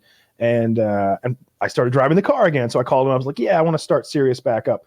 And, but I don't want to pay as much this time. And they're like, oh, well, we could do, I don't remember what I was paying at first, like maybe 40 a month. And like, we could do 30 a month. And I was like, yeah, that's still kind of high. Well, how about 22 a month? And if you sign up for a year, and I'm like, that's a lot. And well, we could probably get you to like $7.99 a month if you do it for a year. And I agreed to that, but I feel like if I had just kept going, they'd have been like, you know what? Just have it. Having another subscriber would look good to the board. Let's just we click love this button. Yeah, they're a weird company because I got them for free right up until July 4th, 2014. And then I had to start paying. I didn't understand why. And then they even put up a picture. See, that's when I got fired. Yeah, I got it. You see, that's so weird. Yeah, what's funny is that they were so quick on the dime to cut off your service. That's how petty they were. Instant. Like, get him out of the building and cut his service off right now. That was it. I went to 80s on 8 and it was over. You can sign up for all the great channels here at SiriusXM. And I'm like, hey, where's AHA? You are not authorized to view this channel. Fuck. It was like 2 months before you got fired. I checked my internet. Everything seems to be fine. But it was like 2 months before you got fired that I was like, you know what? It's about time I started paying for this service instead of just listening to old YouTube videos. And it was like, you can prepay and save money for 6 months. And I'm like, sure. And it was maybe 3 weeks later that I was driving around. I worked at a fucking rental car company. And so as I'm like driving to someone's house to pick up some fat person who got in a car accident and drive them back. Hey, at least you had a job. Yeah, at least I had a job making fucking $30,000 a year. And I was just driving around and then hearing that episode where it's like, Anthony will no longer be with the program. And I was like, are you fucking kidding me? Are you shitting me? I'm 3 weeks into a 6 month thing. Hell of a thing. It really wasn't worth six years with doing my own thing. It's so fucking weird. 6 years now in the friggin' I Am Legend version of New York City, which is I just went back to New York on Monday. This is the first week I've been back since everything has happened, and it's just weird, man. The whole city is a little frayed around the edges, coming apart at the seams a bit. It's the strangest thing.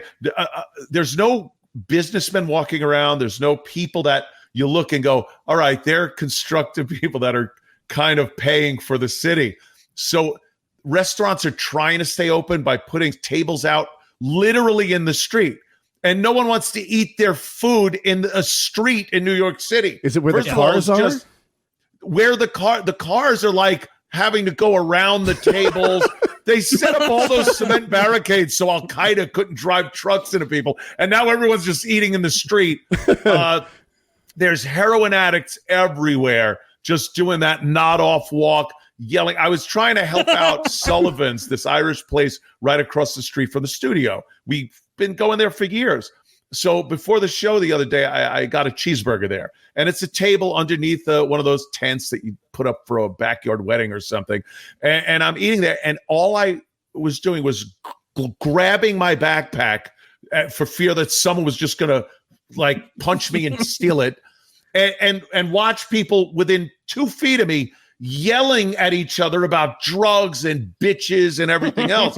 I was fucking beside myself. I'm like, I'm never going to do this again. Like this city, and it's not, this will never go back to the way it was. It's done. All the stores they're not just boarded up or anything because of potential riots or anything. The windows are soaped up. You look in, there's no shit in there. It's a stripped building. And that's a lot of places. They could flip the switch tomorrow and say everything's cool. There's just nowhere to go back to. These cities are fucked, like badly fucked. People aren't really talking about that. It's not going to go back when people go, all right, people, COVID's over. We could go back to work. There is no work. There's no buildings. There's no constructed people. Everything's come apart. De Blasio, who's our fucking goofball mayor, has completely screwed up the legal system, everything else. He just flung open the door to Rikers Island. So criminals just walk on the street, no bail for anybody. So you get arrested, you're back out on the street. And it's showing. That's not something that 5 years later, they say, or when it happens, they go, we could see effects in 2 to 3 years of this. It's literally 2 to 3 hours. And the shit is already hitting the fan. So we're fucked in New York. I don't know what the other big cities look like because I haven't been there. But if New York City gauge, holy shit, this is going to take a long time to turn this ship around. I went to Raleigh a few weeks ago. And it was the same sort of thing. It was like this I Am Legend thing. We had a violent protest, so they busted every window. Raleigh's, of course, a lot smaller, so most of it's focused on 1 or 2 streets. And all the windows were busted out. There's plywood. The stores are closed, and everyone's wearing masks. And it's a different scene. Man, you guys are crazy. St. Louis, we're doing great. Yeah. Hey, I saw your show. It was awesome. Murders are down to 1,000 a week. To begin with, they're just throwing rocks at plywood. And I was thinking about how funny it would be if I was thinking about collecting, I was thinking about trying to get like a fake Twitter thread, like getting a bunch of attention where I take photos of East St. Louis from like 2012, 2013, and I say that they're all due to the riot and try and get people like up in arms about it, and then just tell them that they've been lied to. I guess it won't work now, but you should. What might work? Remember, we were talking about last week, maybe, but it was when Hurricane Katrina happened. Taylor tweeted out. Taylor like edited this footage together where it was footage from the movie 2012 of that that wave that washes over New York City, and like it's halfway up the Empire State Building, just destroying the whole city. And he's like got that juxtaposed with like a news reporter being like, yes, Hurricane Katrina causing major damage across the seaboard, and a lot of people were like, that's fucked too soon. Now you need to do the same thing with someone talking about St. Louis, but just show a picture of Hiroshima. After the blast, it was Hurricane Sandy, and the reason people got so mad is because I edited the video and uploaded it while the storm was still happening. Oh, still going on. Yeah, that was a crazy one. There were people dying in the streets, and Taylor's tweeting out a fucking gag. It was funny. It was funny. That's why I'm laughing. You know what else is nuts? Like knowing that there's no way a major city, and I know New York, that New York could ever pay for anything going on right now. I don't know where any money's coming from. There's no businesses are open. All the executives and these things, they're working from home. So the city's not getting their rent money from that shit. And I come in from Long Island on the train. I have my own personal Long Island Railroad train car. So for $10, all the diesel fuel that thing has to burn to get to New York City is just for me. It's like, hey, my own fucking train. So I know they're not paying for the fucking train. You're traveling like a fucking Vanderbilt. Yeah, exactly. The second I hear the train go, that's how much I just paid. That's like, now they broke even. Anything more than that is costing them money. The second you hear, that's what I paid for. That's part of the brake drum that I paid. Like, it's so fucking weird, man. It really is. I don't know how this ends. But in LA, we figured out how to eat in the street in LA too. You knew how to poop, so. Yeah. So now on Skid Row. for like 2 weeks, we were allowed to go down to my favorite barcade down the street, but we couldn't go in. We could only stand in the parking lot, drinking $10 Moscow mules out of these crummy like plastic cups, staring through all the video games through a window, like staring into the barcade. Like we were little kids who wanted to go in. You went to a barcade and you couldn't even play the games? Because I'm going insane. Like I need to see other people. I'll see. I'm willing to flirt with Buffalo Bill at this point. It's been so long since I've seen another woman. The best part is, fuck me? LA tricked women into coming back into the city by opening up all the Pilates stuff for like a week and a half, and then said, "Oh no, never mind." So now they all left they left all their sugar daddies or their actual daddies and came back into town to try to like play business again. And now they're all on Instagram going like, well, wait a minute. This is fucked. Like, oh, welcome to the fucking party, pal. You got a problem with it now? You can hear them getting fatter. I don't believe that. It sounds like jelly sliding down a hill. I'm one of those guys. I don't believe the COVID thing. I just don't fucking believe it. Oh God! I don't believe the mask. Knock some sense into them, man. I tried to do this for like 10 minutes. I don't believe earlier. Anything. I am fucking like enough of this shit. I don't know anyone in 4 months, and I know a lot of fucking people. In 4 months, I don't know one person that's even had a cold. Not even a fucking cold. I'm in Ground Zero, New York City. I don't know anyone that's even had a fucking cold. And enough. Just take the masks off. Let's go to work. If people get sick, they might get sick. Most of them feel nothing. Some of them get a cold. Some of them get the flu. It's bad. And some people die. Yes, this has been happening for fucking centuries. Who gives a shit? I'm sorry. If you want to send the kids to school, that's another thing. The youngsters, it's literally statistically 0%. With the plus or minus 0% of school-age kids have died from this. And if you have a grandma at home, then don't send your kid. They could go online still with teachers maybe that have a pre-existing condition or too old or whatever, and they could still teach them online.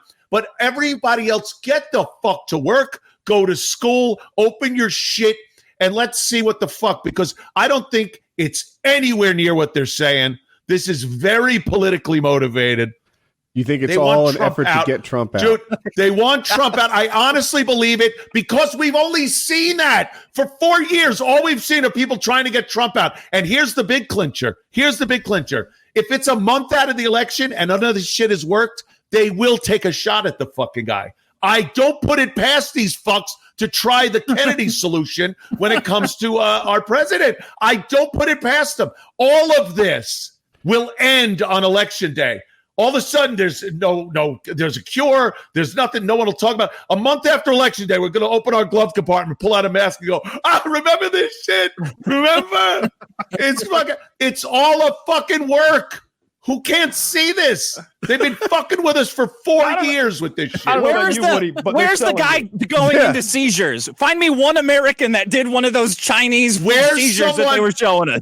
Find me someone that didn't get health care where they died of COVID because of lack of being able to go to a hospital, get on a ventilator. No one. Everyone has been able to be treated for this. No one died in the street. No one died in their house like the fucking Stand. No, it was always fucking... everyone is getting... You get the flu. And then they say, the cases are going up. They're supposed to go up. The whole thing was about flattening the curve so the hospitals don't get overwhelmed. They did that, and then it turned into until a vaccine, until there's a cure. You're supposed to get this. That's how it's worked through history. You're supposed to get it. Some people, horrible, they'll die. That's what happens. Oh, my grandmother died of COVID. Mine died of cancer. Why are you so fucking special? It's a disease. It's a fucking disease. Sorry. Holy shit. It's a work. It's a scam. Trust me on this. I'm drinking. Dude, it's way more fun to be on Dick and Anthony's side. I'm going to base all future public policy opinions on Anthony's friends. That's way better. I'm on the side where it's like, of the 5 of us, I'm the only one that still has like a normal job that I go to regularly, and I've been able to work from home for 4 months straight, and I don't care if this was 1,000,000% made up. I do not want to go back. It turns out in fucking 2020, everything that you can do in a marketing, sales, advertising position, you can do from home. You can do just fucking fine. And so what I'm dreading is really if they shut this down and then clients are suddenly like, all right, well, everybody back into the office. Like, no, I don't think it's going to happen. I don't think that's going to happen. I think this was the push that people needed to use the technology that we already had to not pay $1,000 per square foot in a big city when everyone could get their job done at home through things like Zoom or any other one of the Discord, anything. TikTok, whatever the kids are using. TikTok, your MySpace, whatever it is. eBay, probably. I don't know. Wouldn't it be great if MySpace had a huge resurgence because of this? That would be hilarious if it came back and. What's his name? Who was the owner of that? His picture was there. Tom. Your first friend that you ever got. Tom's just like, I'm making another go for this, guys. Help me out here. Hey, Tom never sold our data, man. He's Tom was our man. All the memes are about Tom, where it's like, hey, this is Tom from MySpace. He sold out for $500 million, and then he retired. He never sold your data. He never fucked with you. He saw an out and was like, wow, life is gold. Yeah, he didn't censor you. He didn't tell you what you could say. Yeah. He didn't give a shit like that. Yeah, Tom from MySpace, cool ass dude. No, you could put 20 glittering fucking unicorns on your front page. That play music. Play music. Play a movie clip. And fucking, like with barely compressed. Every fucking thing is just coming out at this insane fucking bandwidth. Just take 2.5 minutes to load. People think it's fine. All the page backgrounds are tiled in that very very difficult to read thing. Yeah, MySpace. Dude, it was hilarious. Just drag and drop it onto your fucking page. Fuck, doesn't fit. The text is doing this. Everybody's page with music is terrible, but they'll like my song because I have good taste. Some shitty MIDI music would be playing, like fucking Jingle Bell Rock during Christmas. like an Atari 800. It would fucking. I like how the COVID talk from Ant got us right up to conspiracy. Right up to nice. Conspiracy is where you want to go. I was going to go to guess that offense. We can go to that. I'll let Kyle. You be the Kyle decide. You want to go to guess that offense, or do you want to go to conspiracies? I want to go to conspiracies. Okay. I'll go first if you want. I feel like I was too serious with mine again, and not silly enough. But I'll say I don't think you should go first because you only have one, and Woody and I have two. That's so right. It'd be nice to couch you in there. And so I'm happy to go first. I'll let you guys pick which one. I'll go 2, and then Kyle, and we'll wrap him. So the 2 that I'm prepared are Albert Einstein, fraudulent plagiarist, and Helen Keller, secret retard. I'm off to a good. You're off to a good start. I'm sorry. These Hallmark movie titles are just getting out of hand. Like a sci-fi movie. Helen Keller, secret retard. So either of those, which one do you guys? Helen Keller. I want Helen Keller. That's the one's going to piss me off. Helen Keller. Okay. All right. So I will make the case that at absolute best, and this is at absolute best, Helen Keller was able to say and comprehend a few words and short phrases. All the advanced speech she gave was trained and rehearsed for her by her trainer and teacher, Anne Sullivan, almost like a parrot more than a person. Wow. And so I will say this. She went blind and deaf at 19 months old.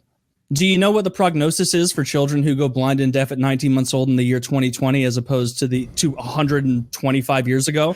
It's that they will never be able to function in society. They will never be able to communicate. They will not be able to engage in normal behavior. There is no hope. You just have to mitigate it. I looked up a lot of reviews of people who talk about this kind of thing, who work with blind, deaf people.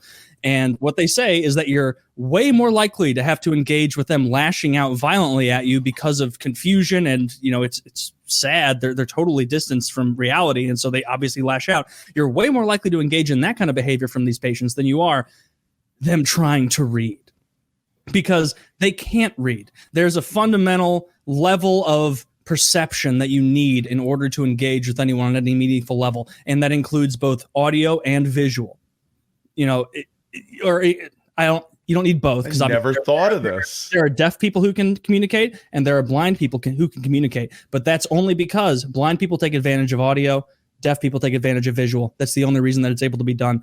Is it a coincidence that in all of human history, there have been blind, deaf people? Not once in human history, other than Helen Keller, have they been able to engage with someone like this and speak in this way. And also, and you may say to me, "Oh, there was someone 50 years prior to Helen Keller that was also a taught blind, deaf person."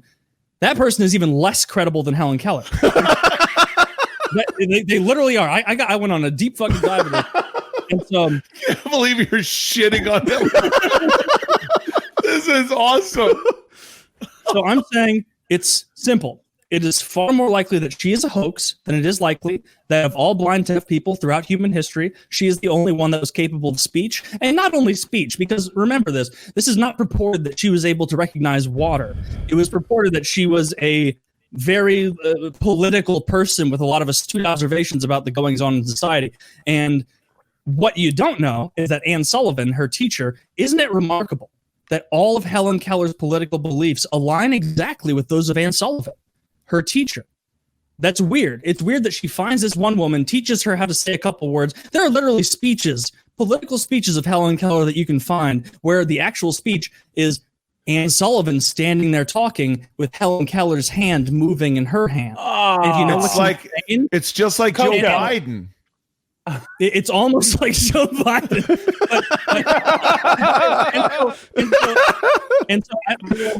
I will say this.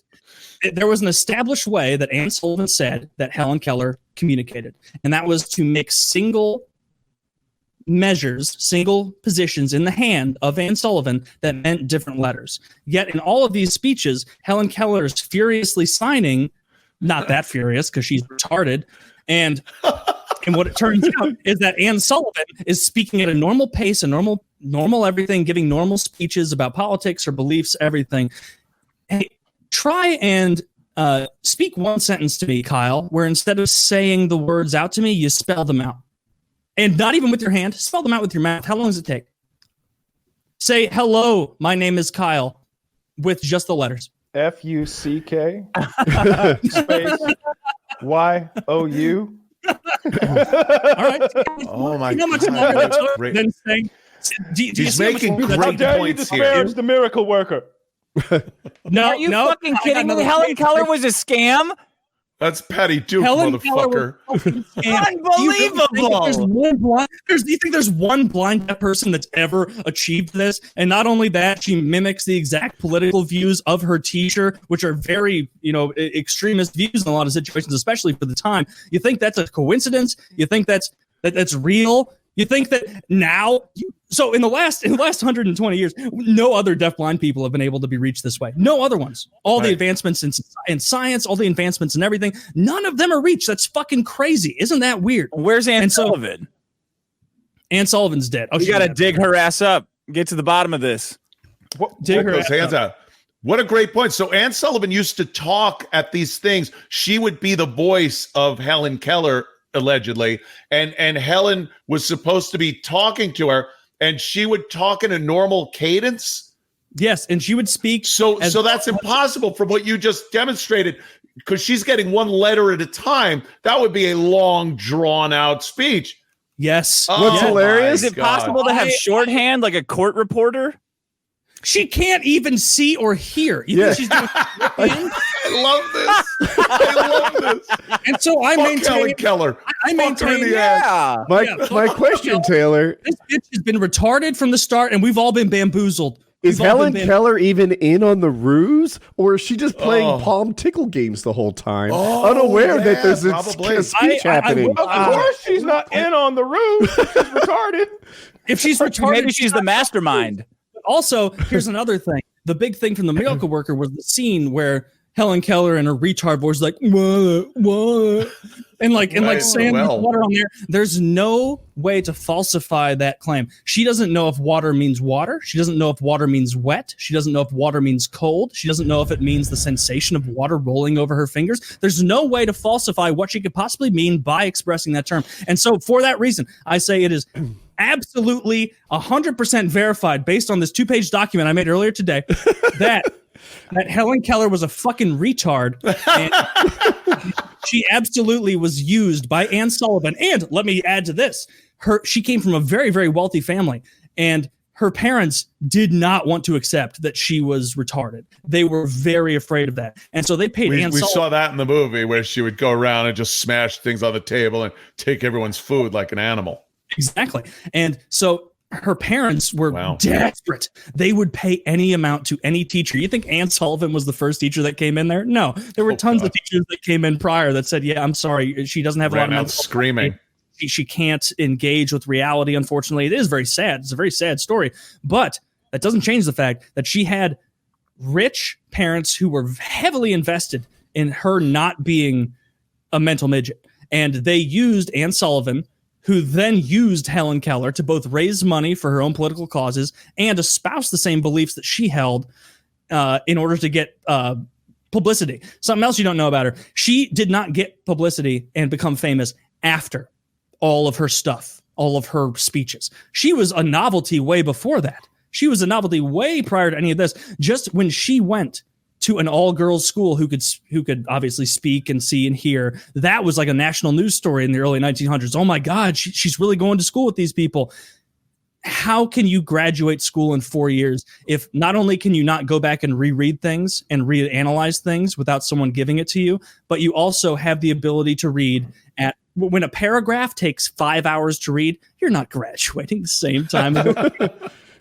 This shit is so absurd. It is so absurd on its fucking. So why would they give her like a diploma? Because didn't she get a university diploma also? And she was famous. She was famous. Yeah, and yeah. So what motive would the university have? Publicity for like graduating this fucking retard? Yeah. So eloquently put it. It sounds to me like what you're saying is Helen Keller, secret genius, secret retard, and. There we go. There's wow. I am stunned.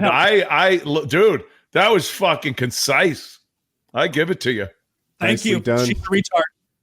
So there's my first one. The Einstein one's even better. But let's do it, man. We got to get us a little retarded kid. Does that one more thing? Wouldn't we have? You're right. Wouldn't we have seen more deaf, blind people excelling, especially in this day and age? You look at people with disabilities that kept them out of any type of social interaction even a few decades ago. And now people are living perfectly well in society with certain mental problems and you would think you'd get one more Helen Keller who would be deaf and blind and going around and touring and it's almost like it's almost like it was easier to bullshit people 130 years ago. It's almost that's what very good. No, because what you're describing is exactly what they did with Coco, the gorilla. It would Coco can't speak at all. She just makes symbols, and the bitch, her Anne Sullivan, just says what she thinks Coco means. It's the same exact thing. I was absolutely devastated when I deep dived into Coco. Access. I was like, oh no, this gorilla wasn't talking. I loved that story. I loved it so it's much. Adorable with the kitten. It puts the hat on and shit like that. So, I'm fine with Coco. You know something else with Coco is that she had a fixation on nipples and breasts. And so there were people who took out like cases against the zoo because like some chick reporter would show up and be like, I'm here to talk to Coco. And then some zookeeper would be like, yeah, she likes it when you pop your tits out. And like there were newscasters who do that. So Coco could like grab the nip or something. And so, nice. Coco. Sexual harassment. I wish you had made your conspiracy theory that Coco was in fact not a gorilla, but a man in a gorilla suit. No, that would be something. Now that would be fucking hilarious if a guy dressed up as a fucking gorilla and had perfect sign language. Yeah. But also like titties. Yeah. Woody, I did manage to open your the third one I think should work. The third one works. Yeah. One works for me. Yeah. So Woody likes to create PowerPoints to go along with his conspiracy slides. And so just because we always vote at the end of these, because the goal is to try and convince people who is compelled by my Helen Keller presentation. Oh, Jesus Christ. You're going to win. That was crazy. You're going to win. I haven't heard Kyle's yet, but... I'm throwing away all my Helen Keller memorabilia I have around the house. Fuck that. Kicked off so strong. Is it my turn? Yeah. All right. Last link. Open the slides. Don't go ahead. And here we go. So before the funny starts, no joke. Painkiller already lost a fan, and I miss him. So this is Dan.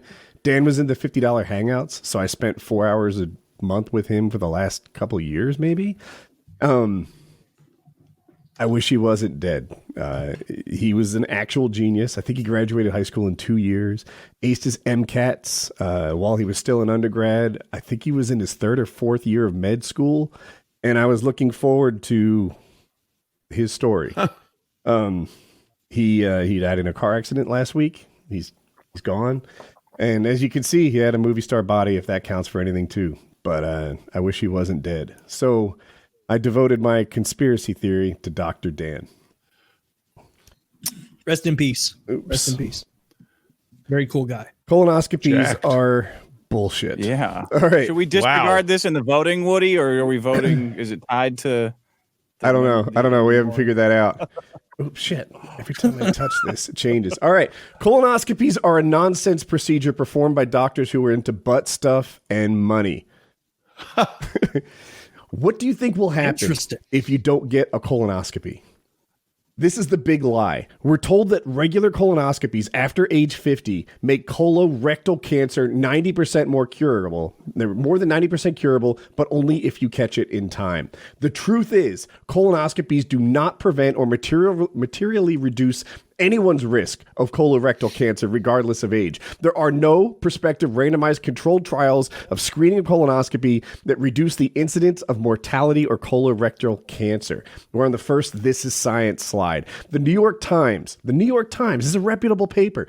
They report that patients in all their studies had at least one adenoma detected at colonoscopy but didn't have cancer.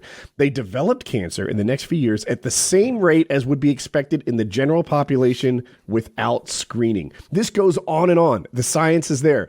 Colonoscopy can result in significant harms, most often associated with polypectomy, the most common serious complication.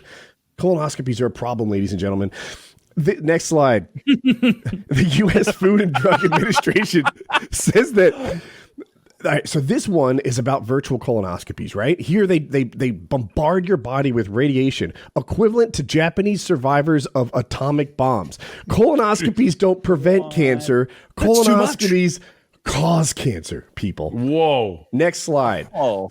Whether it's a virtual colonoscopy or not, it does not reduce the deaths from cancer. There's no data out there that supports that. So we're on the green slide. You're probably thinking, you're making salient points, Woody. Why would doctors perform them? These are my discoveries. If you look at how enjoyable anal sex is versus time on this chart, it gets better and better the more experienced you are. Why are doctors performing colonoscopies? Did you make this chart? Yes. No, this existed on the internet. Doctors He like showed this same slide to his wife last week. The anal sex overtime slide.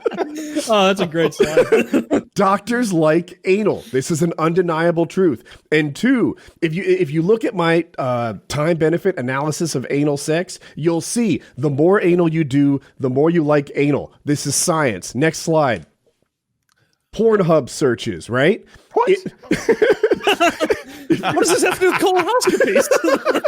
If you look at the searches that happen on anal over time on Pornhub, it's going nothing but up. It's going nothing. I assure you, there are other links that are going down. Brunettes. I don't know why. Brunette, that search term is getting crushed. But anal is on the rise. Interest in butt stuff in general is on the rise. And people are saying that doctors who perform colonoscopies are on the vanguard of this movement, the movement towards liking anal sex. Lots of smart people, lots of good people are talking about this. Lots of smart people are saying, why don't you just get your ass checked out? I say because my ass is fine. Go fuck yourself.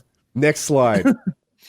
The price of colonoscopies is not consistent around America. And if you look at places where colonoscopies are expensive, like South Dakota, interest in anal is low. And then divert your eyes over to like Nevada and Las Vegas, where colonoscopies are cheap as fuck. Why is that? Las Vegas is the anal sex capital of the world, and they give out colonoscopies there like they are candy. I've gotten it in the ass in Vegas many times.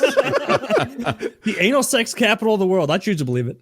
So here's my conclusion. Colonoscopies are not about saving lives. They're fulfilling the wants and desires of the doctors who perform them.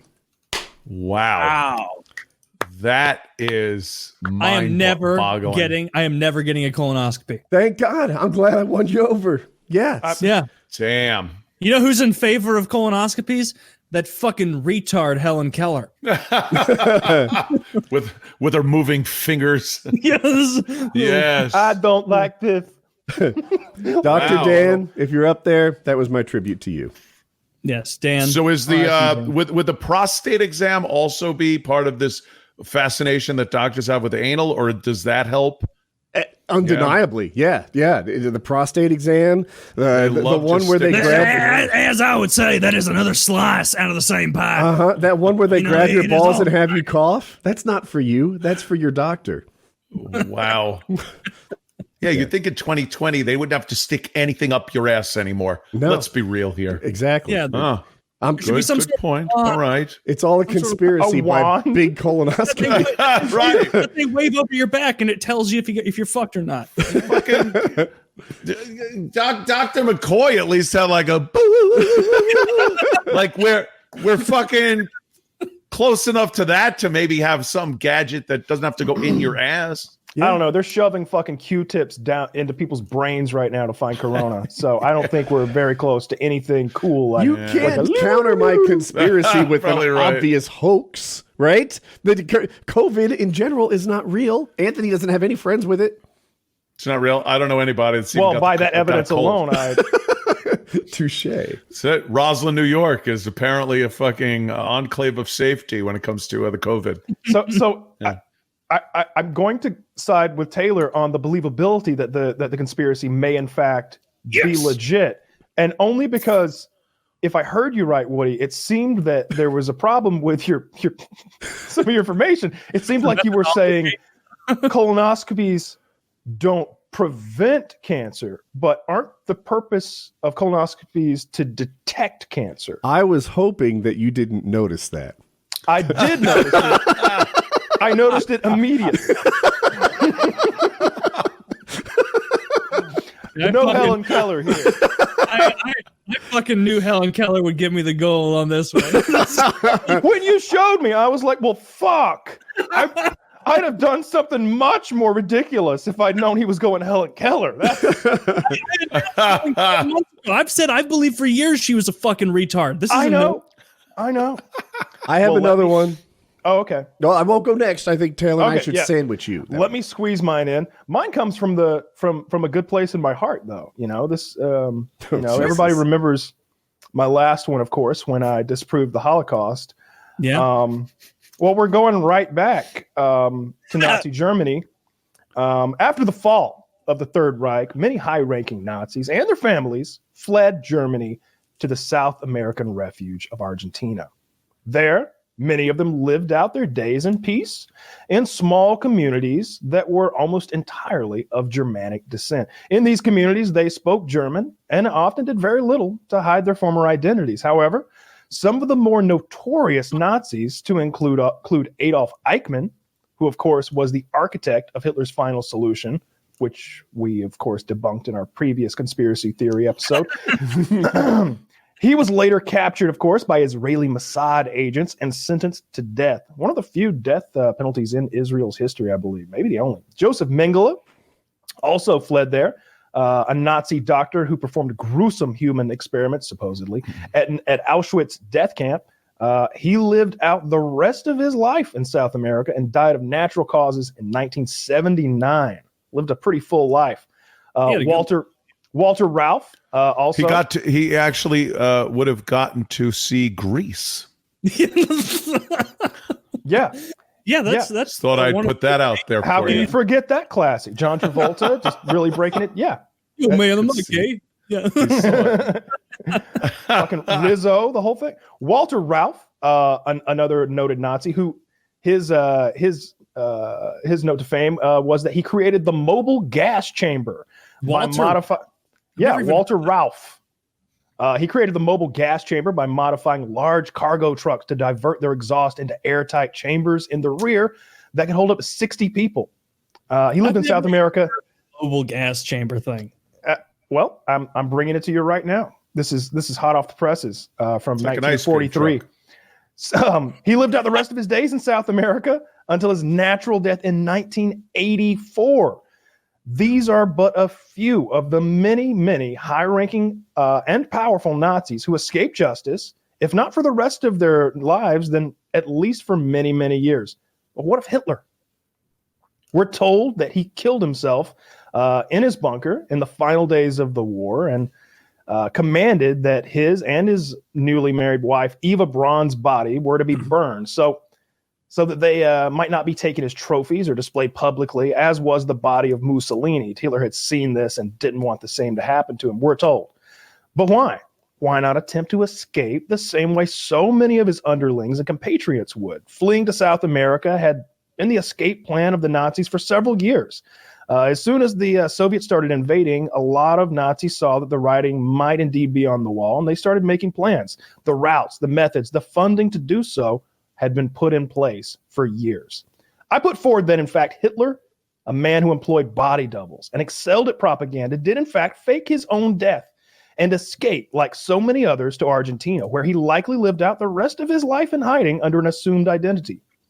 The Soviets, of course, known for their truthfulness, they claimed that they captured Hitler's supposed remains not long after his death, just outside his bunker in Berlin. They were, by all reports, badly burned and amounted to little more than bone, teeth, and a severely burned body that was described as mostly mush that was unrecognizable as a human.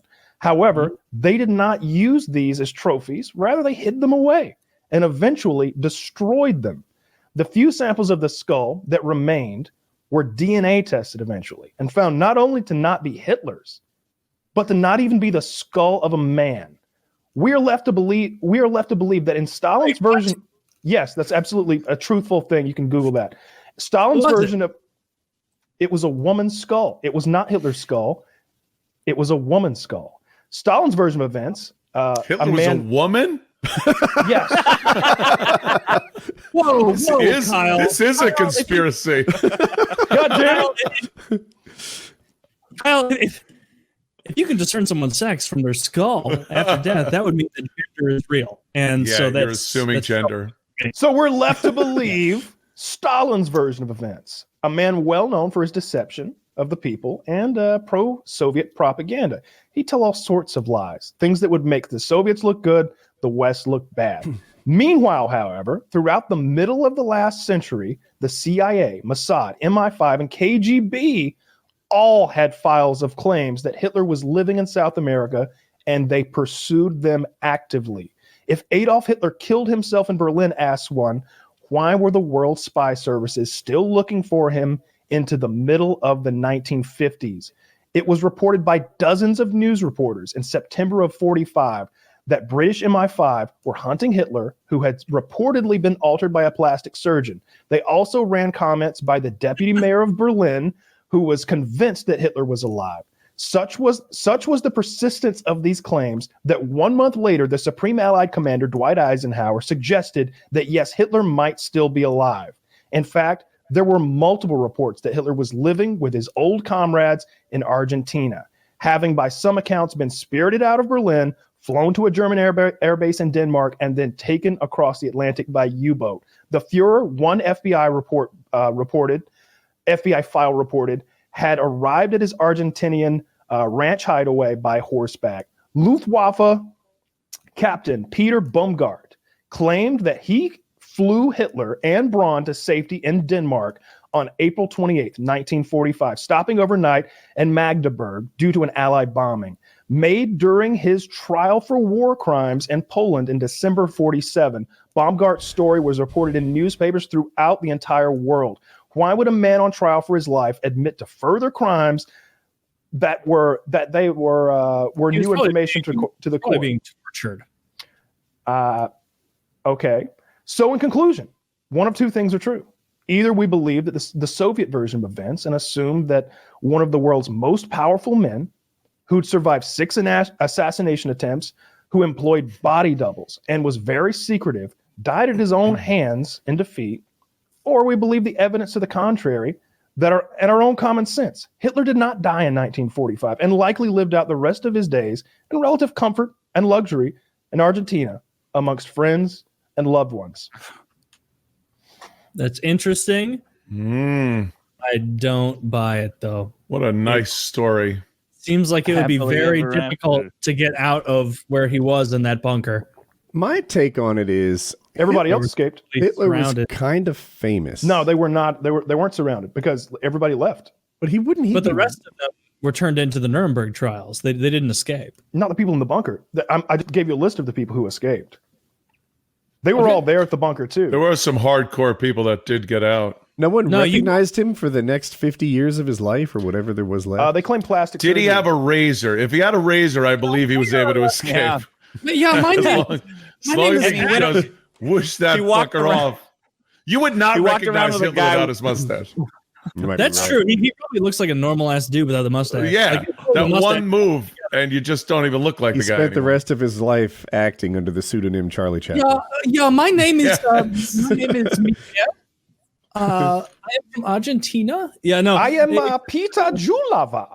I'm pretty sure Charlie Chaplin was the one who was like, this bastard stole my mustache. Look. More than the other one. Have you ever seen the Whitest Kids You Know episode where they send Charlie Chaplin to go? I think they're like charging. Oh, I know what it is. The Allies are at Hitler's bunker, and they're like psyching themselves up, like, "All right, boys, this is it. Hitler's in there. Let's go take him." And they rush in, and it's Charlie Chaplin, like doing his whole bit with the cane and the hat and everything. And they're like, "That's not Hitler. That's Charlie Chaplin."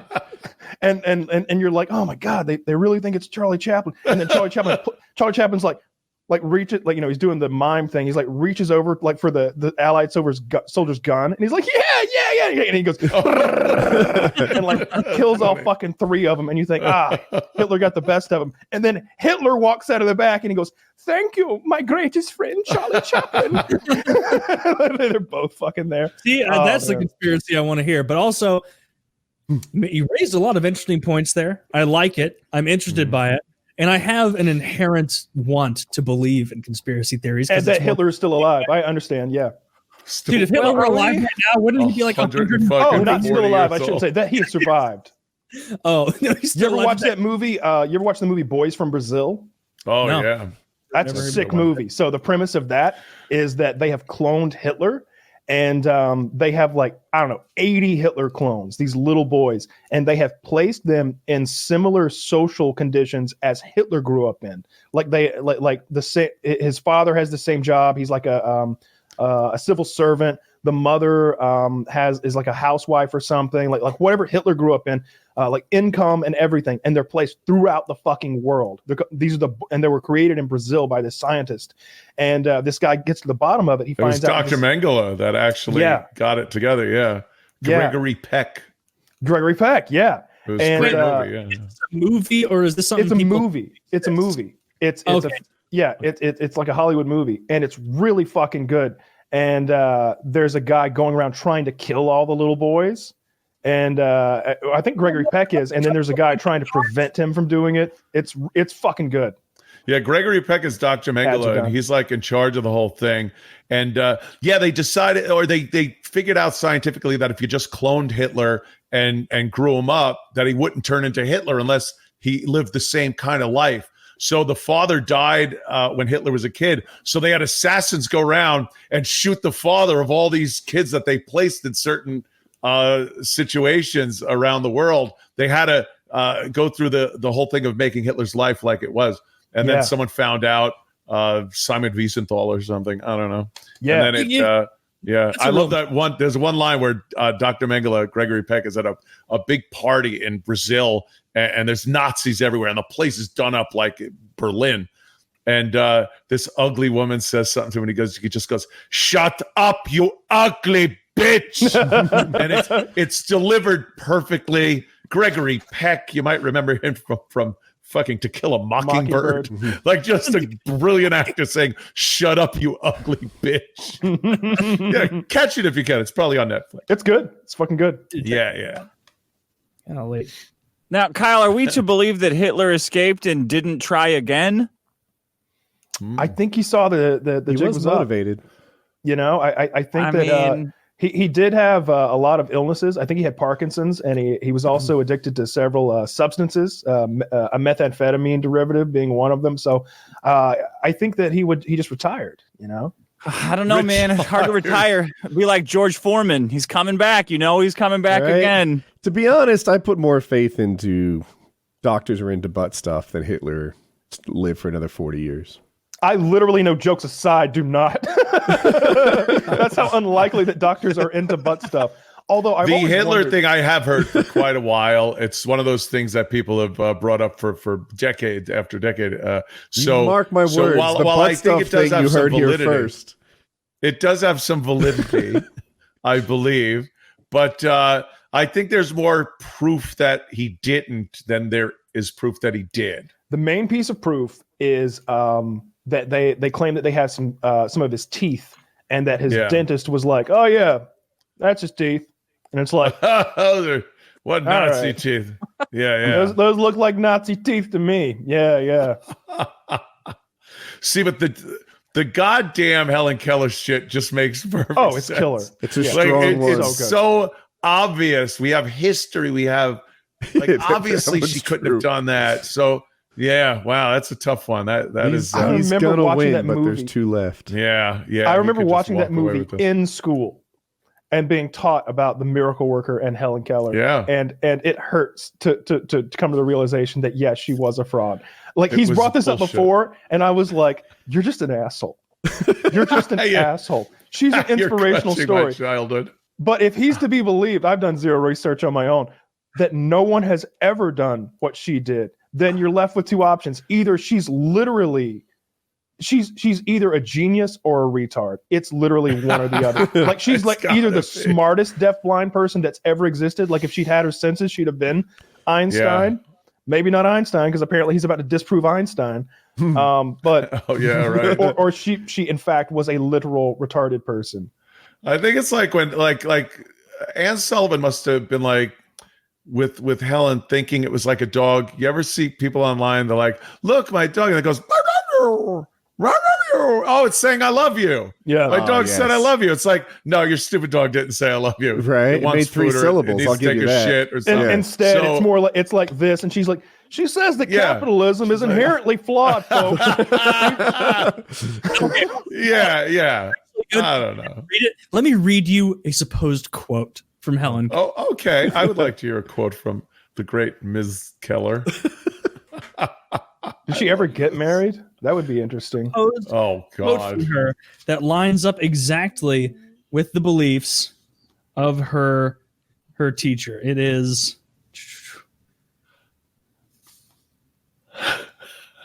It's got fucking baby. When we This watched is that great. movie in junior high, the only thing I remember is the 20-minute speech our teacher gave us about how if anyone laughed at the end of the movie, how much, like he had a whole chart on this is how, if you snicker, this is how much trouble you're going to get in. Yeah. All right, man. We don't, God, you that's funny. you are showing us this movie. We don't want to see it.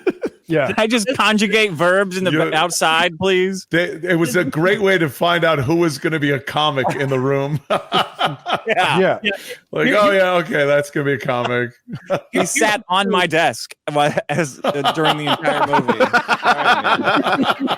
I believe that. Your balls are on my hand, dude. He's like, tell your parents they're not going to care. Yeah, you're right.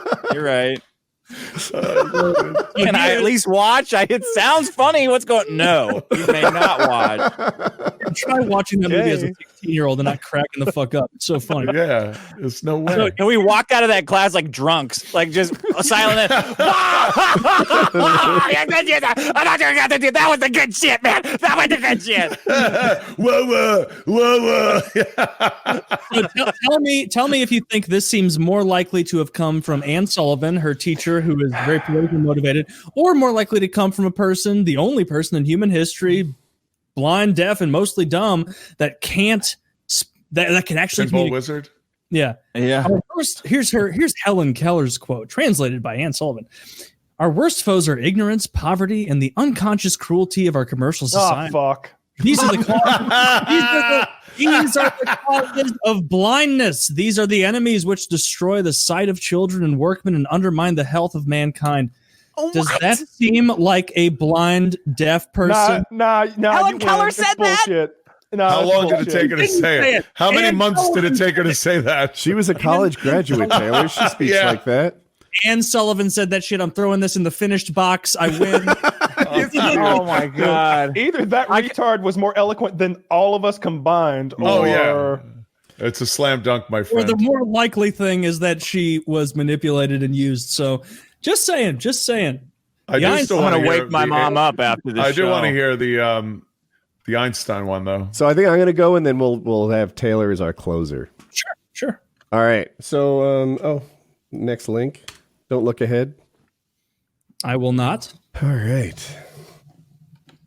The entire PKA cast is on steroids. That's how I gained so much weight so quickly in my fat fucking belly and thighs and face. A conspiracy theory by an obvious roid head. All right, the case is clear. This presentation will outline the impact of steroids have on adult males and compare them with the changes we've seen in the hosts over the years. All right, let's get the obvious one out of the way. Performance-enhancing drugs increase skull size, right? You can see the impact that it had on Barry Bonds right here. Wow, that's crazy. Next slide with the Joe Rogan. Oh my goodness. Fuck, I could rest my case right here, really? Oh my god. If you think this change just happens, then you're adorable. I like how you didn't even shrink my photo enough to fit in the frame. Is overlapping, Joe. Next slide. All right. Performance-enhancing drugs increase muscle size. Holy shit, Taylor. All right, so here's me. Natural? No. I have a bridge to sell you. Look at my biceps. Look at my thighs. This is the kind of performance this is what peak performance looks like. And it doesn't happen naturally. Next slide. Taylor. Jesus Christ, Taylor. Look at you. Look at you. You didn't look like that when you first joined the show. This is the obvious impact of performance-enhancing drugs. On to Kyle. Next slide. Jesus Christ. Do you think you get those kind of gains in 2 months behind bars? You're out of your fucking mind. This is compelling. Oh, you should see me from behind. It's just a mess. All right. So now we've seen the positives. Next slide. Steroids increase skin cancer risk. Oh, no. If you guys don't know, Kyle recently had a bout with skin cancer. Yeah, it's funny. See? It's good shit. Yeah. New research supports earlier linking steroid use to non-melanoma type skin malignancies, which is what he had. Next slide. It's not all bitches in hot tubs, babies. So steroids stimulate the growth of certain cancers, and they enhance other medical problems too. Next slide. Performance-enhancing drugs, they cause hair loss. Anabolic steroids and hair loss, these things link together. Next slide. Look at me. Oh my God. Right? Woody, you look like that Elon Musk picture before he got his hair plugs. That was when I went to the black barber. The one on the left. He straightened me up. A black barber, and the black barber quote squared him up. Look at the look on Woody's face, and the one where he's like he just looks disgusted. He's got the N-word on his lips. You can tell. It's a sad day. What happened to your hair, Woody? The great hairline, the once great hairline, is no more. So, what are people saying? They're saying, "Oh my God, muscles are off the charts." They're saying Woody's bald, and they're saying the other two are getting cancer shortly. I rest my case. I'm afraid because you made a great point. I've been on steroids. Wow. These are real people. Wendy Ryder, Ronnie Reeder, Abby Author. These are reliable sources. So a bit biased. Oh, Abby Author. There's. I didn't realize that there were excerpts from fictional people at the bottom. You thought there were actual writers talking about us? No, I didn't think that. I thought these were just points that he had made, like little bullet points. I didn't realize. I didn't see that Ronnie Reeder from the NYC had given a quote. I thought this was just a Woody quote. This is the word of the episode. Apparently, this is salient, Woody. I like it. I heard you use that word before my PowerPoints came up, and I was like, maybe Taylor's vocabulary is rubbing off on me. That's quite a long road to talk about how muscular you and Taylor are, Woody. I gotta say. Making a whole comedy bit, That's a humble brag. Yeah. Putting your thighs in our face. All right. Again. Yeah. Hilarious. Now you're gonna know that me and Woody collabed on this one. Look how jacked I am. I must be on steroids. Yeah.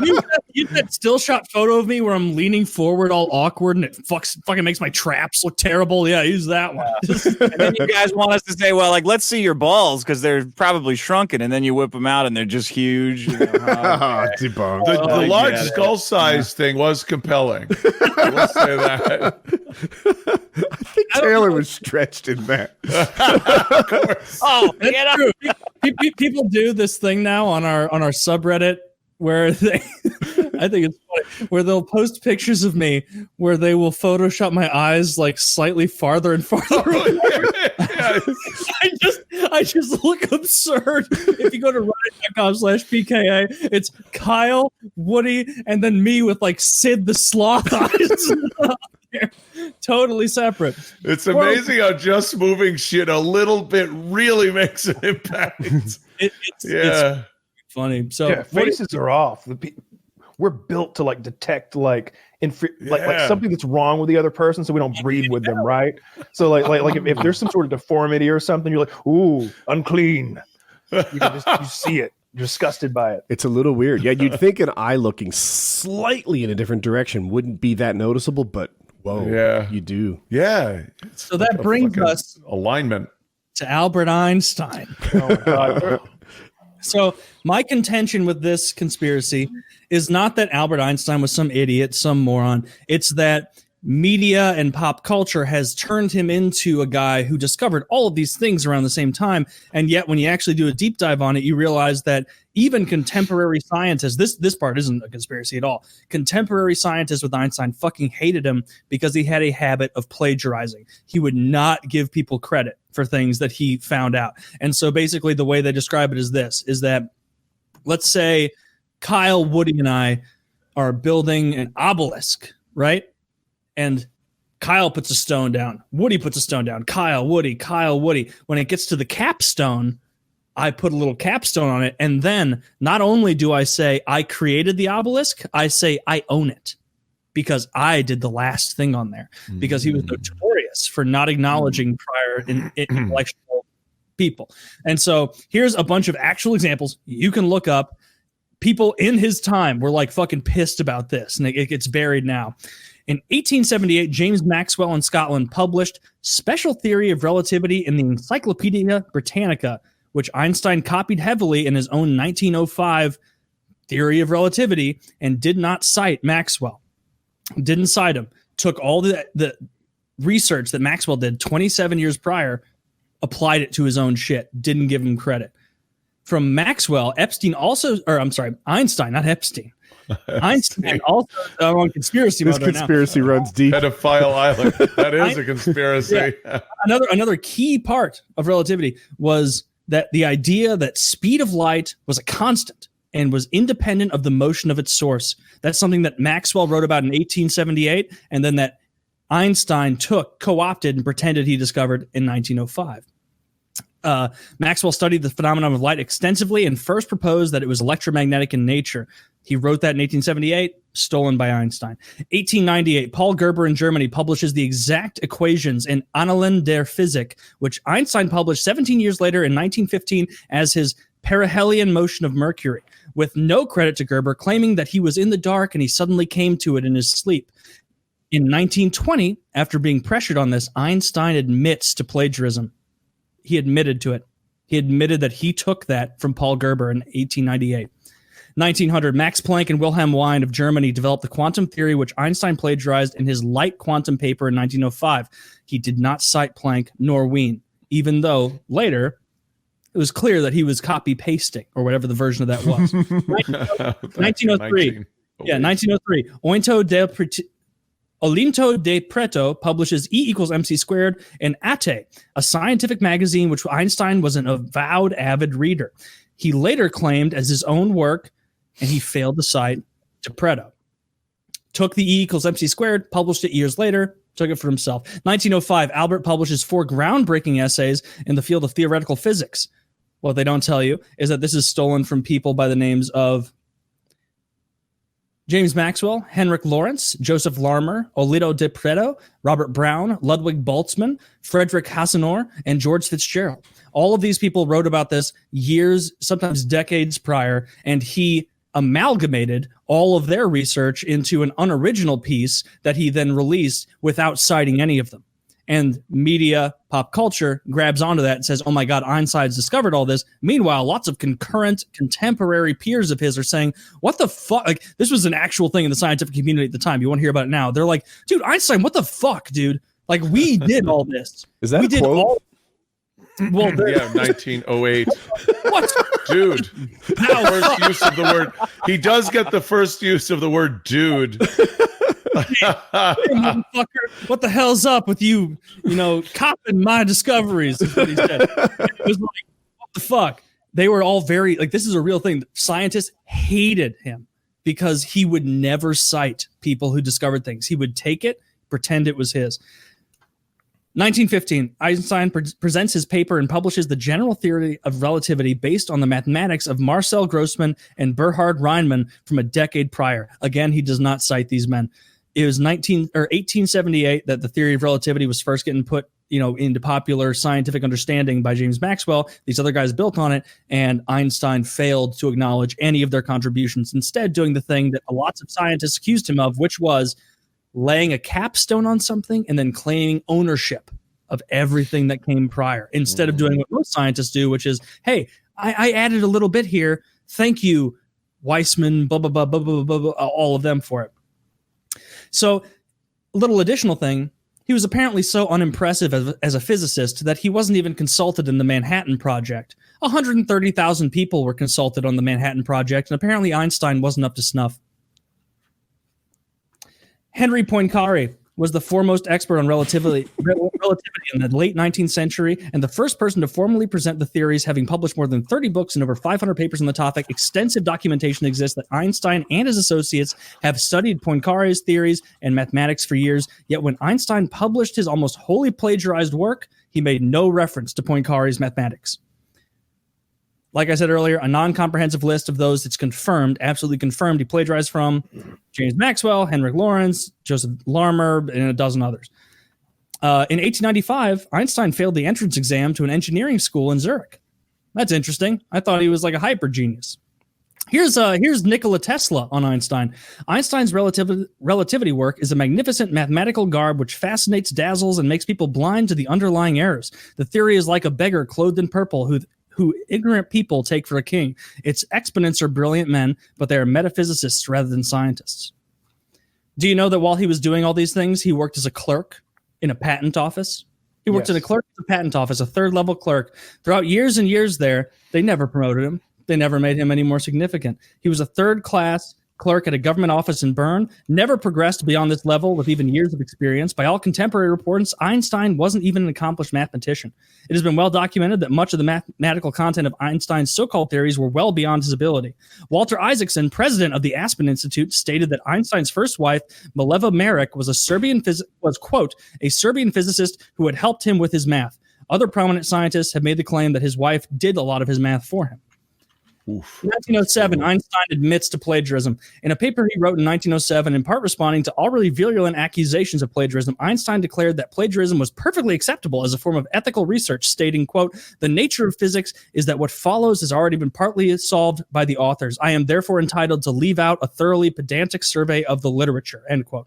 In other words, the scientists all built on each other's work, so Einstein could freely compile the work of everyone before him and represent it as his own, with no obligation to even mention them or their work. His view of ethical science was like building a tower where each person adds one stone, and if I had the last stone, I not only take credit for the entire design and construction of the tower, but I own the building.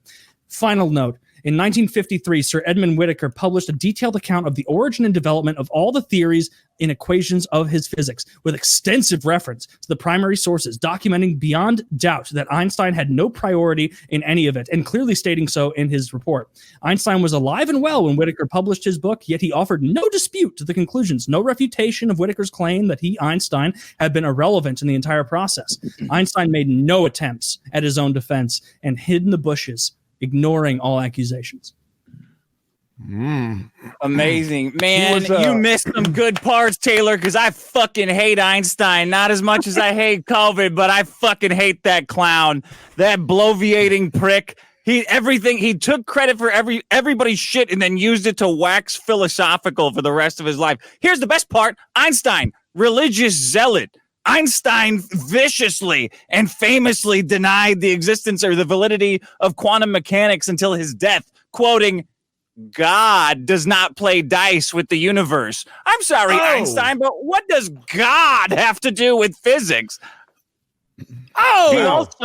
I think he also stole E equals MC squared from either Lorentz or Dirac, who is barely functionally autistic, taking advantage of a mentally infirmed man to further his scientific career. Disgusting. Absolutely disgusting. The reason he was not asked to be in the Manhattan Project is because Oppenheimer knew he was a pussy. That's why. And he would never use the weapon. The nuke, that beautiful nuke, was intended to be a tactical war battlefield device, and he knew that Einstein would either not support it or give it away to the enemy. Oh. So he kept him out of it on purpose. Fuck Einstein. So your theory is that the Jewish guy was pro-Nazi?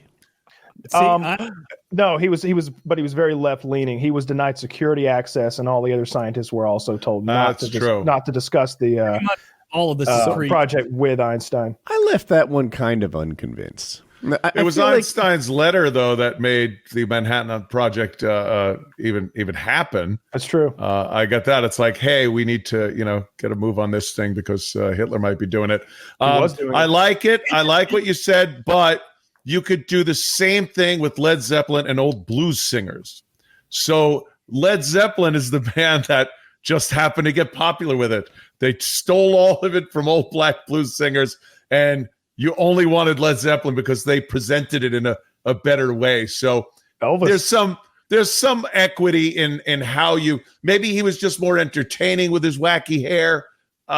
Maybe that obelisk, like in a video game where you add on, but it's not real. It's like a framework or lattice work until that last thing is put on, and then it goes boom, and now it's one piece. So until you put that last piece on, it's not really a full thing yet, and you do own it after. And it's my suspicion that you could do that with most scientists, right? You know, like, yes, what do I have to credit everyone from Euclid to, I looked him up, Muhammad IBM Musa al-Khwarizmi, the inventor of the algebra. Number? Yeah. Like, that's I went by that radio name back in 1985. Right. Like, it is nearly impossible to credit catchy. The entire tower of scientific and mathematic discovery that happened before you got there. See, but I will add to this. There's a very big difference between them citing Euclid and citing someone who made the exact same discovery 27 years prior or 15 years prior or 2 years prior. But even your arguments were not exact same. It was, hey, he took this, added to it, and now he gets all this credit for it. And to Anthony's point, there was a whole lot of like, well, shucks, maybe that adding to it was the most important part. It was the thing that made it a useful science, or I don't know. So maybe I explained it poorly. He wasn't adding to it in the way that you would think. He was amalgamating content. Your whole theory is based on me understanding amalgamating. That's where it falls apart. He was the Stan Lee of physics. He was taking just bits and fucking with you. I know. He was taking bits and pieces of already established science and then reformulating it into something. And he would put his own take on there. And then that's what Tesla added to it. He would say, like a stupid artist would take paints of different color and dab them and make a beautiful paint. not in that way. I get it. What a hack. That's not entirely what I'm saying. He's more like a react video on YouTube. He would watch the movie and then go, "Whoa! Wow, what did you guys think of my react video? Wasn't that entertaining?" He's watching The Godfather 2 going, "Oh man, wow! Hey everybody, check this out! Check this out! What did you think of my movie?" Look at Tesla. Look at Tesla's take on him. His take said it better than I could because Tesla was way fucking smarter than me or Einstein. And he said, basically, he compiled a bunch of information from previous research, and then he, on top of that, would add almost sophistry that wasn't falsifiable and wasn't useful. That's what Tesla's take was. Tesla. Oh, AC is better than DC. That guy. Tesla died like completely penniless, in love with a pigeon, right? I don't care. Was it a hot pigeon? In a hotel room, in a shitty hotel room, in love with a pigeon. You know what a good sign is that someone's a fucking genius is that they die alone in a hotel room in love with a pigeon. I'm right on target. I feel like Taylor could go either way on that argument. Like that's the sign of a genius. That's the sign of a moron. Whatever supports his argument. Oh, you're absolutely right. The whole point is to present the argument the way I want to present it. Yeah. I enjoyed it, Taylor. But also, like you opened too big with the Helen Keller thing, my friend. Yeah, would it have been better to close with Helen Keller? If you closed with Helen Keller, we all would have been considering the other ones, and then Helen Keller would have been like, "Oh fuck, of course." I hope everybody's convinced of Helen Keller at least, because that's please. Yeah, I'm convinced of Helen Keller. That one wins for sure. Not only was it pretty entertaining, but I'm pretty sure that she was a retarded person. You convinced Helen Keller the fifth. Yeah. She's like, she watched the show and said, yes, fuck her. Yeah, I don't know. I'm open to the idea that she was environmentally retarded, right? Like, because of a lack of audio and visual stimuli, she was she might not have been born with a broken brain, but how could she have developed a fully formed one? Well, retarded doesn't necessarily mean that like her brain wasn't functional. It just means she's held back. She's restrained in some way or another. And by that definition, she's retarded. But to not have the input like that, even as a kid watching that movie, as a kid, I would think like, well, how the hell would you know if someone signs into your hand what they're even trying to reference? You could go like this and go glass and then do some kind of letters. but there's no way to really make the connection. There's too many missing parts. You could think, like you said, is it like something hard, thin, this, like, what are you trying to tell me? Yeah, that would let me know that what you're spelling is what this is. Yeah. Crazy. An understanding of meaning. Right. At all. No way whatsoever. And so I'm glad that one resonated. Oh, Damn, I love that one. Came into this episode being like, dude, the Helen Keller one isn't going to work very well, but the Einstein one, that one's going to go good for me. Complete opposite. Just goes to show. I still think Einstein, what are you going to do? I would never say he's Einstein. I think it was just a better he presented it, but people, I don't know, did he schmooze with the right people in the media that put him over? Yeah, maybe. And that's part of, that was part of the whole thing, I guess. Here's what it is with me and Einstein. The modern scientists seem to have a lot of respect for him. When you hear Stephen Cox speak, he speaks really highly of Einstein. Stephen Hawking? No, Cox, I think. COX. Do I have his name wrong? Oh. Who's Stephen Cox? Name. Fucking genius, teaches in England or something. Let me see if porn star. Of course. He was on Joe Rogan's show. That's where I discovered him. It seems like Einstein is like the kind of guy who would like those Facebook pages that are like, I fucking love science. His name's Brian Cox. I don't know if that fixes it. Oh, Brian Cox. Stars. Sounds like Einstein was no Einstein. So it sounds like. Yeah. Like when you listen to guys like Brian Cox and I can't name a bunch of modern scientists. Neil Tyson deGrasse, maybe that's it. Yeah. Yeah. Neil deGrasse Tyson. Thanks, Anthony. These guys seem to have a lot of respect for Einstein. Therefore, I do. That's where my thing comes from. But they know who they're talking to. Like, they're smart and they're shamelessly self-promotional. They know exactly the audience that they're not going to get up there and go, hey, by the way, Einstein was an idiot. I just wanted you guys to know. They're going to go, you know what? Einstein was smart and all of you are smart for thinking he was smart. Now, get out your checkbooks and write. Pretty good. Buy my book. That's the plan. He's pretty good. That's a good point. They are very self-promoting. Scientists, like, if you know a scientist's name, he's already a piece of shit. Self-promoting. I can't imagine anyone would know a real scientist's name. That's a strong point. Yeah. Back up there, thank you. There's someone out there working on a COVID vaccine, and none of us know who she is. No one will ever know. I don't want to know. Name. He shouldn't have fucking time to tell me his name. Right? He shouldn't be on the JRE doing interviews. Here's the question: if the vaccine comes out, are you going to immediately sign up and go get it? Hell no. Yeah, there's a they'll pay me $1,200 to take it right now. Like in my county, there's vaccine trials. And righteous bucks. Yeah, and I'm like, I think I'd rather have the disease than a trial vaccine. Okay, I'm not talking about an experimental vaccine that they're paying you to take. I just took your question to the extreme. Okay. If it lets me go back into a bar, I will inject motor oil into my body. I don't care. If I need like a vaccination card to get in, inject it right up my ass. Do whatever you want. Put it in the middle. I don't give a fuck. Yeah, I'll probably get it. Well, I bet there's a shortage quickly. I bet. Do you get flu shots every year and shit like that? My family does. I'm inconsistent. I didn't get one last year. No, I've never gotten one of those. The last vaccine or anything that I'm supposed to get was polio? When I was a child. Yeah, polio, diphtheria, and consumption. Jesus Christ. The consumption. No, I think I'm up to date on tetanus, which is good because I do dumb shit sometimes. And I get flu it's supposed to be every year. I don't like a tetanus shot to get it because they give you one anyway when you step on a fucking nail or anything. It's like, well, what the fuck is it? What did you give me then?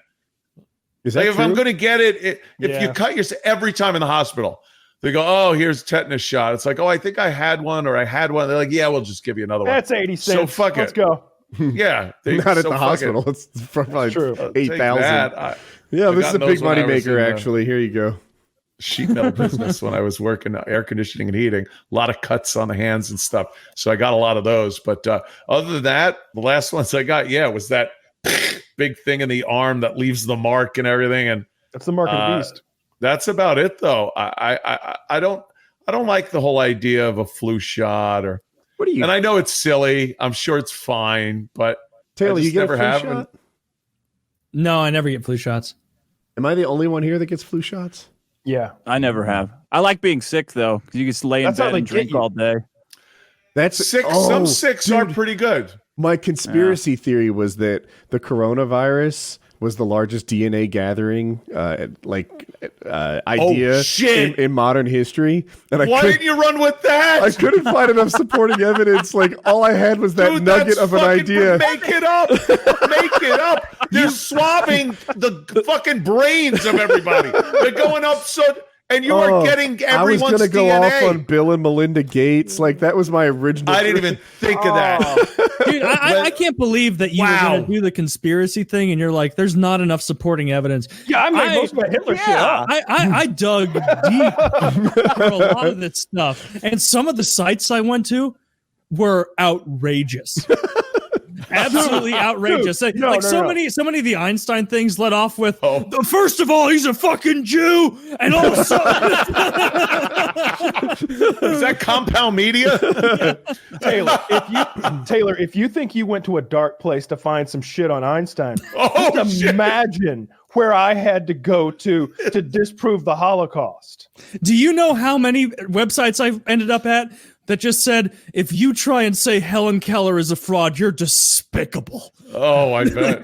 There's a lot of those out there. I had to make I will not shy away from the Proud Boys truth. email account to get into some of these websites. It was scary stuff. The people who, it turns out they were right about that one thing. Dude, I had, when they caught the what was that guy that they caught up in the in out west because of the DNA tests that or things that everyone is sending in their BTK? their DNA. No, it was like the Gold Coast Killer, the Golden State Killer. Golden State Killer, one of those guys, and they got him because they had the killer's DNA, but nothing to cross-reference it with. So they went to that 21andMe or whatever, 23andMe. Sorry, Yeah. 20. How many chromosomes? 46. 20, 23andMe. 24 and me.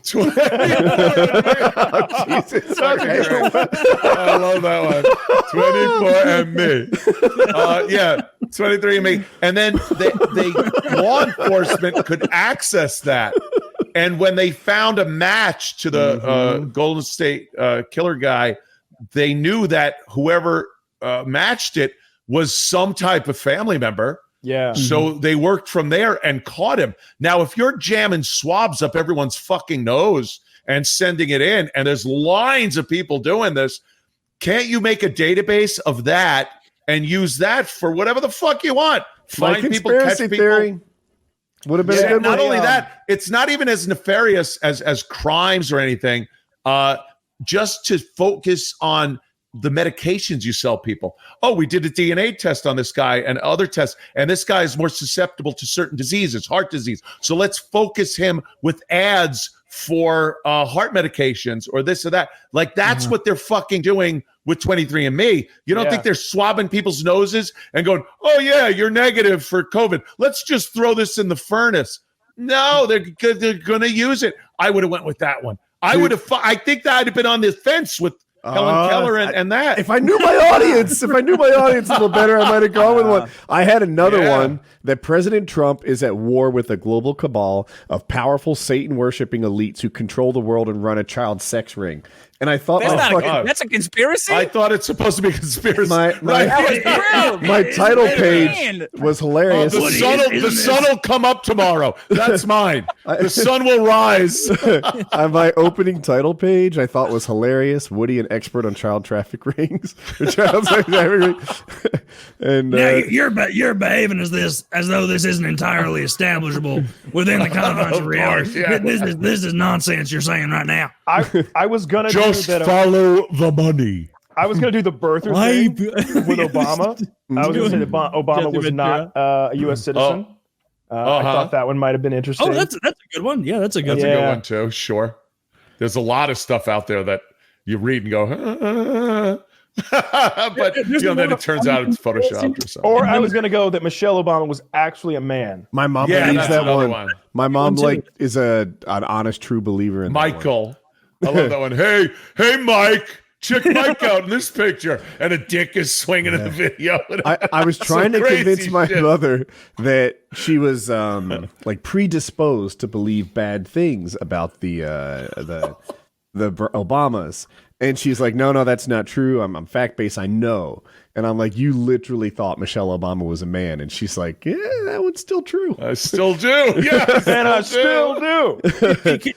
Imagine how earth-shaking it would be if one day they're like, if Obama's like, well, you discovered me, and I'm actually a man, and my wife is a man.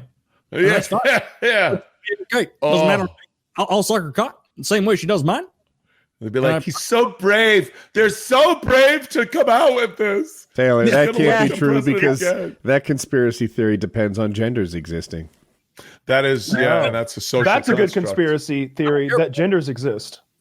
Yeah, of course they. Yeah, I think Obama likes attention too much to not admit that Michelle is a man. Because everyone would love like first gay president and first black president, bitch. Like, come on. God. Oh, dude, if he nailed down both of those titles, Yeah. that'd be pretty fucking good.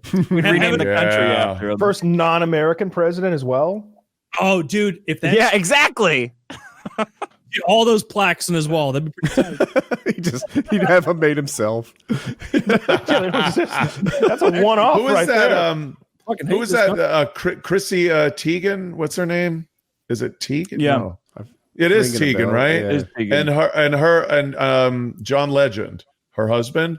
Mhm. There was a clip that I just saw the other day of them talking on a red carpet event, and they asked her like, "What's the strangest sexual thing you've done together?" And they're kind of looking, and she said, "Well, there's the Obama thing."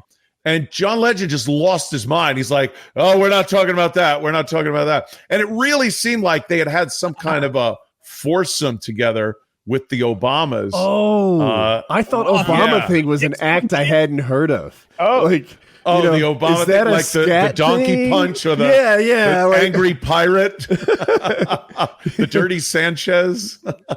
I know all these. Yeah, so something was going on there recently, but the Obamas have always been very, I mean, I know nothing about the Obamas. It's an amazing thing that they were president. He was president for 8 years. And I really don't know anything about their family, what they did, how they came up, where they were born, raised, and all that shit. I know nothing about it. We know everything about stupid Kennedys and shit like that. You saw all the stuff where, well, I remember like not liking is when they're like, or I don't remember what his daughter's names are, but Malia and Malia, something whatever else. the older one's name is, they're like, Malia Obama is smoking pot. Yeah. Concert. And it's like, dude, she's fucking 17. Yeah, of course like, she's smoking weed. 19. No, I think she was like 20 or something at the time. And it was like, settle the fuck down. Come on. Like, It wasn't even the weed part. It was like she was with a dude and the Secret Service is there. And that's got to be like, that kid has got to be the fucking coolest shit ever. I'm fucking the daughter of the president. That is awesome. like a fucking Roosevelt bedroom, no less. Like, what extra bedroom you're fucking like it. You're dogging the president's daughter has got to just be one of the biggest things you could do. Yeah, I pounded the president's daughter in that giant Taft bathtub. Oh yeah. The stinky fucking mildewed White House. She was 19 when she smoked pot. I was curious. All right, it's legal. Close enough, but like Taft, Still legal. Taft was cool as shit. Being so out that you get trapped in a bath, and then the response to it isn't "I should eat less." It's "build a bigger bath." I fucking love that about Taft. Which one showed his dick to everybody? Was it LBJ? Yeah, I knew it was Johnson. I just didn't want to call it Johnson, but Johnson, of course. Yeah, apparently he showed his dick to everyone. He was very proud of it. Apparently it was ginormous. He had his tailor like build special pants for his giant dick. For his big dick? Yeah. Dude, wow. That's awesome. That's I a heard good the Saturn V rocket was designed after his cock. Actually, NASA. Now we know he's circumcised. We are going to put a man on the moon on LBJ's dick and do those other things. Not because his dick is soft, but because it's hard. that would be another good conspiracy to do is the Kennedy shit. Like is it a little obvious? That's been done to death. Yeah. And it's done to death. I think the bottom line, after everything I've heard, is there's shenanigans in play, but who knows? Yeah, I think something different than the official story. Jack Ruby killing him. Yeah, it just was crazy. What was his actual Jack Rubenstein fucking murdering that guy? What the fuck was up with that? It's like, here we are parading the murder of the president through a parking garage. Anybody able to just walk the fuck in? Isn't it amazing how that used to be?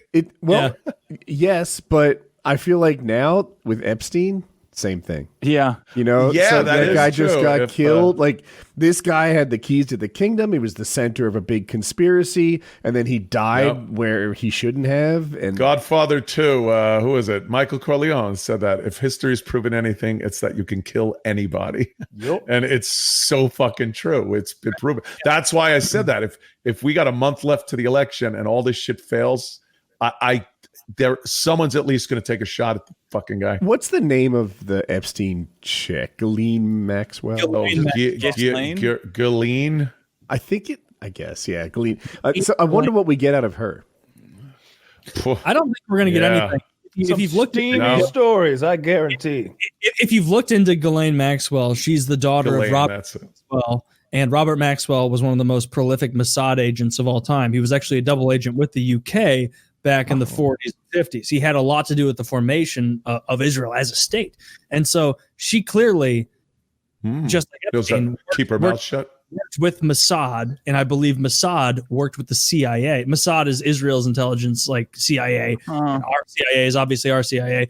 And so I think Mossad and the CIA worked together with Ghislaine Maxwell, Jeffrey Epstein, all of them in order to entrap powerful people and get them to do what they want. That seems to be the most logical thing, especially given the fact that she comes from a family of Mossad agents. Like so you think even now she still wouldn't break that because it could still be used against these powerful people. So she's not going to say anything? Oh, she's fucked. She will not be allowed to say a single thing. Like why can't she say, hey, Tom Hanks, here's some video of Tom Hanks having some sex on pedophile. Not my first guess. Part of it just popped in my head. Wouldn't that just destroy all your faith in humanity if Tom Hanks turned out to be a real scummy just a piece of shit. He was the best of us. I think it would give me some. Like if Tom Hanks was a piece of shit, you know what? There's hope for me after all. All right.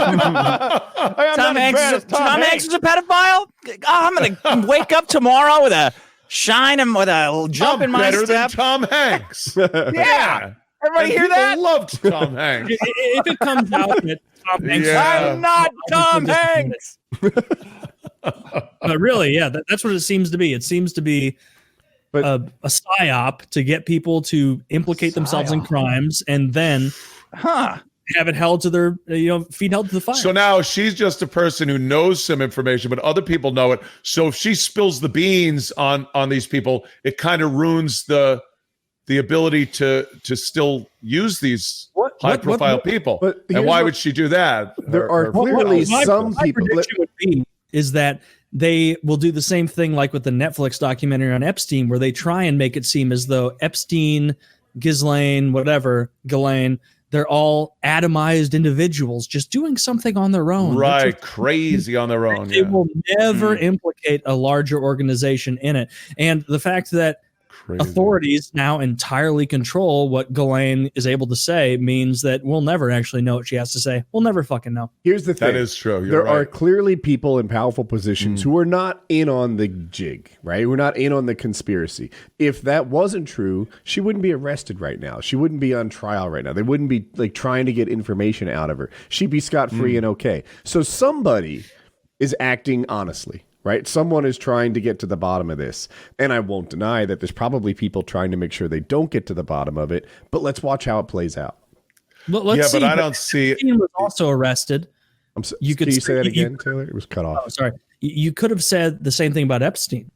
Yeah, I think it's still true. He's been arrested and this and that. And all the cameras failed. Do we need to look at the photo of the cop murderer that they put in the cell with him? That horrifyingly large individual. Talk about on steroids, yeah. That guy was so scary. That guy was so scary. So Taylor, I agree with what you're saying, except I don't think that you've countered my point. Like there are people in on it and people who aren't in on it. If everybody was in on it, he'd have never been in jail. Somebody was trying to get to the bottom of this Epstein thing, and then somebody else made sure he died. I think it's more of a problem of public perception, where once the public was aware enough to the behavior that was going on this island, it became inevitable for the powers that be to arrest him and hold him, whereas if it didn't become a large story, most of the elite I think are in on this kind of devious shit, or even if they're not in on it, they're aware of it. You can keep this shit hidden though in conspiracy land of Reddit and other places where you have enough plausible deniability. Epstein had enough plausible deniability. What was the final straw that went, all right, we got to arrest you? It was nothing worse than shit he had walked for already. If they wanted to just disappear Epstein, they never would have arrested him, made him get all over TV, put him in jail with the cameras. Right. And, he was a real problem that they had to solve. There was an easier way to solve that problem. If they wanted to disappear him without the appearance of impropriety, what they would do is arrest him and then have him kill himself in prison, because then there's plausible deniability about saying that you did arrest this individual and you're going to hold him accountable for crimes. Oh my God, he killed himself and all the information he had is gone. So that's exactly what they would do if they were trying to make it look as though any bit of impropriety was not there. That's exactly what they would do. If they were truly trying to get to the bottom of it, they would let him take the stand. They would let him accuse people, but they won't. The same way they do with her, though. Gilane will not accuse anyone. She'll be threatened with death. Her family will be threatened with death. Like, that's the way it's going to be. We're not going to get to the bottom of this. Do you notice how fast that story left the mainstream media? How quickly? Mainstream. How quickly it was like, this person's being arrested because they're pedophile fucks. Also, Trump is Russian Asian. Let me respond to that point you made, because I don't want to talk over you because it silences you, but the point. I appreciate it. If they wanted to get rid of Epstein without the appearance of impropriety, he would have just drowned on his own. He would have just had a car accident on his own. I think it's way less sketchy. Those things happen all the time. His plane could have gone down. Like, there's a lot of shit that could have just ended. It probably would have barely made the news. Yeah. But for him to get arrested, for all this news to come out, then all the photos surface, and then he's in jail, and they have to disable the cameras and put in the weird guy, and the correctional officers have to be asleep and unqualified and this and that. And like, they did it the hard way and the visible way. The easy way? Dude drowned on his island. Not even in America. Just done. But it was an independent story that broke it and forced the hand of the powers that be to do this to Epstein. It wasn't CNN, Fox, MSNBC. It wasn't one of them that forced the hand of people. But so easy to discredit. Like, fucking what? They're going to arrest the Wayfair president now because that story came out. It's like, you could discredit these things. I hear Wayfair, but I'm not up to date on it. That shit is so Wayfair weird. Thing's hilarious. I was looking at weird. Yeah, you take it, Ant. It's Wayfair. You buy and sell. You buy things. It's is it like Amway kind of like it? No, it's kind of like what would you call it? Like just an online place where you can buy shit. Just Amazon. Yeah. Okay. Yeah, something like that. Okay. Yeah, exactly. And there are some items there that were just ridiculously overpriced for what they were. You buy these industrial shelves, and it was $50,000 or $30,000, and one left. And the name of the item was the same as a missing child. You would look these things up and go, oh, it's an Emily whatever shelves. And then you look up Emily whatever, and it's like, oh, this girl's been missing for a while. Oh, you missed the best part. It was like good. The shelf, the items were the same. Like they got like 30 of the same shelves. They've all got different names though, and they're different prices. Yeah, different prices. Same shelves, different names, different price, but all ridiculously jacked up. Emily must have been a fucking smoke show. Is all I'm saying. You're right. It would say like Emily shelves $17,000, Samantha shelves $14,000. And I'm like, you can't even buy like that's less than what a new Mustang costs. Like let's go.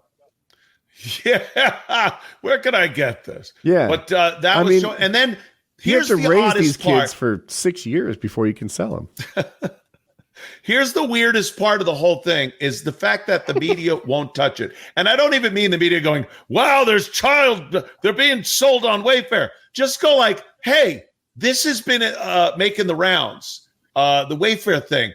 Send a journalist out. Let's investigate it. See what it's all about. And then go on and say, hey, we checked this out. It turns out to be a hoax, or they go, oh my God, there's children being sold. But they don't even touch this shit. Pizzagate was the same thing.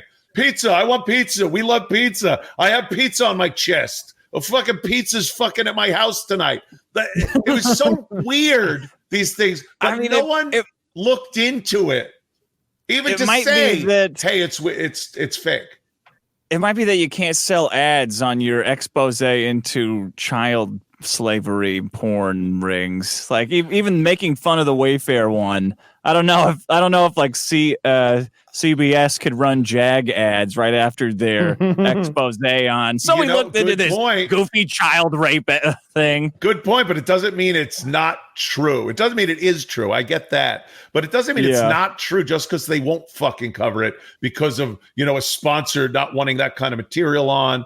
But you would think a real journalist, a Woodward and Bernstein kind of motherfucker would want to go out and go, I'm going to check this out. I'm going to look deep and see what the fuck this is about because it's just too odd of a thing. And I'll come back and sit down and go, here's our story on the Wayfair thing. It's all bullshit. We looked into it and a hacker did this or that. But to just leave it and go, we're not even going to look at it is a weird fucking thing. I agree with you. It is weird. Yeah. I'm looking at it. People, I think it's getting debunked. I don't know. This one thing I found on WUSA 9. It's getting debunked by Wayfair. I love that. When they go, well, that's been debunked by who? Joe Biden. So it was about. So what they say is some things are impossible to debunk, right? Like it's just impossible to see that this existed or didn't exist. Yeah. But other stuff is verifiably debunked. Like they're like, hey, this pillow was $10,000 and his name was Samantha, so it's this girl. Well, it turns out that girl was found 6 years ago. So they're not selling her. And then there's case after case after case. This one, I forget what the name of it was, but some other little girl's name. And they're like, that girl was actually only missing for 1 month. She was found right away. Only a month? Well, we put the ad in. She got away. So that was but it was a while ago. They act like these kids are missing, but it's not there. And but why are they even named after these? And why is there a $10,000 pillow? What is the explanation for that? All of it. That's what I mean. Just at least look into it and say there's something fucking weird here. Yeah, this is the kind of shit can I just do a little longer? So Wayfair, I guess, debunk some of it. I know. But they call out the Wayfair didn't address the seemingly strange high price points. And I'd like them to. I'd like them to explain why they have $10,000 pillows. That's a little ridiculous. I looked up, I look at some expensive stuff occasionally. I was looking at what Jorge Masvidal's fucking robe costs. It's $600. It's not $10,000 fucking dollars. I was trying to buy one of Mannix's jackets from the Mannix TV show back in the 70s. $1,200. Yeah. Yeah. I've done the same thing. I can't remember the name of the website where you can buy those movie props, but I really wanted from the first Alien movie. I wanted one of those Nostromo jackets that they wore. Oh, yeah. Dude, awesome. It was a little expensive. I didn't buy it, and but still, nobody's selling $12,000 pillows. I don't care. There's no brand in the world that does that. No. There is. They're made right here in my home state of Minnesota. I think they're machine washable and dryable. I live in the Baja. You know that I was a Navy SEAL. I've heard a Navy SEAL, a fighter. About you. I was a governor. I was a governor. And damn it, I can't fucking compete with Anthony's. Why won't they let me onto Plum Island? You even did your face a little bit like it. And he goes, yeah, he's all that little mannerism. I love that one. I'm just a governor looking for answers. Like Nixon's buff nephew or something. That guy's such a goofball. Oh yeah. Dude, but for the Wayfair thing, I think it's like Amazon uses high prices instead of making things go out of stock, so they don't lose, like for a number of catalog reasons, so they don't lose the URL. Like if Google knocks it out of the index or stuff like that. Usually, it's an algorithm gone wrong if it has one item left and a $10,000 pillow. See, that's what I've seen. Yeah, easy for them to explain too. That's never happened on Amazon once. It has. Yeah, that's on Amazon. Yeah. Oh yeah. It's happened on Amazon because the ASN gets compromised and they have to maintain their spot with the algorithm of Amazon. But it does not explain why they haven't addressed the prices and they haven't addressed the fact that these names are on there. Yeah, why put the names on there? Why is there a Samantha cabinet? Why is there an Emily cabinet? Why is there a Cassandra cabinet? Frankly, it seems like this is shit you would handle on the dark web anyway, not on like an open website where anybody can go to it. Hiding in plain sight, my friend. Also, the reason is because Breaking Bad, everybody wants more Breaking Bad, so now they want to find it on their own. Like that whole Los Pollos Hermanos and Madrigal and a giant global corporation doing illicit shit. Yeah. Like now they're like, well, Breaking Bad did it, so I think Wayfair's. I'm pretty sure they're doing it too. Everybody's doing it. McDonald's is selling crack in their Happy Meals. I know it. If you burn the box and then you can freebase the ashes of a Happy Meal toy and get high on it. I know it. That's true. I think as long as people are distracted by shit that is absolute bullshit, they won't report it as bullshit. So people just keep going at it. It gets that many people out of the way of the real shit that's going on. So you can even make the conspiracy that they don't want people poking around the real shit. So let them bite on this Wayfair thing for a while. Fuck it. It might keep them out of the COVID shit. So who the fuck knows? I definitely think you're right there in that a lot of the conspiracy community, from what I've found out from just doing independent looking into it, plus what we do here where we joke around about them, real conspiracies fucking exist. Like if you don't think that groups of powerful people conspire together in order to achieve a given goal, you're a fucking retard and there's no saving you. Like obviously they do. We see that all the time that's why they had to fix price fixing with companies because of shit like that, because they conspire. And so obviously this shit happens. It's just a matter of which ones are actually slipping through the goalie and that are real, and which ones are the nonsense that we're supposed to latch onto. So you think there's intentional red herrings? Is that what I'm hearing? Yeah. It seems like something. Why wouldn't you do that? Out there in order to discredit any kind of conspiracy, because you even know Woody, Kyle, Dick, Ant, like you all know, when something is labeled a conspiracy theory, you have an inherent bit of distrust, right? Oh yeah, for sure. You're like, come on. Yeah, that's what powerful people would prefer, right? To muddy the waters with a bunch of nonsense so that you can't actually discern what's actually happening. Like that's yeah. I mean, that was the whole genesis of us doing the like conspiracy theories on here. It was like finding some that we legitimately think have some truth to them, while at the same time being kind of silly, But and before we did it, we like listed all those conspiracies that turned out to not be theories anymore, but just conspiracies. Like drop the theory off the end, stuff like the Gulf of Tonkin. And that whole thing where they were stealing bodies to irradiate them during the Manhattan Project, and that thing where they were spraying the gas on the people in California. Like there's been lots of human experiment. The Tuskegee experiment where they were infecting all those black airmen with like syphilis or something. I remember that one. Well, I wasn't there, but I mean, I've heard of it. I think I was there. Yes, I remember that project. Oh, this is literally a thing. Army scientists secretly sprayed all of St. Louis in the 50s with a bunch of shit. That explains a lot. Yes. Hammer murders on the rise in 1950s. Side effects include enormous heads. They just got a kid in steroids. They hadn't won a hockey championship for 70 years. Well, they did that before the Blues were a team in the 50s. Yes. Taylor, if I've learned anything about reparations, is that you don't have to be there for it to impact you. It has long-lasting effects.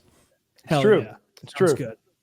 Want some that should have been your conspiracy theory. I'd have loved to hear a well-to-do middle-aged white man explain why that's all nonsense. Middle-aged, I'm 29. No. This actually is. I couldn't do this one because it's not an experiment. The Army came clean and admitted they did it. This is the Tuscany. I can't pronounce it. No. This is the Tuskegee. This is the St. Louis experiments. They sprayed a lot of St. Louis with chemicals to see what would happen. Yeah. Oh, the military did a lot of fucking pretty heinous shit. I wonder if they still are. Maybe. I think I live farther enough away that I won't be impacted. Hopefully, I mean, just like, what kind of shit is the military doing now? Are they running testing on soldiers? Are they running testing on populations? Like, I want to know what fucking China is up to right now in secret. Like, I want to know what kind of human fucking, are they making Supermen? Like for real? Like, what if they're making Supermen right now? When I was a kid, that's what they said about Russia, that they were making super soldiers and genetically engineering people for it. Yeah. I don't buy it anymore. What about their Drago? Like Drago from Rocky IV. Exactly. They're going full Rocky IV on us. Yeah. I must break you. Yeah. So good. Fucking Dolph Lundgren. Dolph Lundgren looks like somebody's fucking science experiment. Does he still look good? He still looks good, doesn't he? Yeah, he still looks good. Yeah, he don't look too bad. He was in Creed 2 or Dude, something. Stallone looks great. I saw an interview with Stallone's doing like YouTube videos, and he's got like the full white hair, but he's got all of it like combed back, and he sounds like he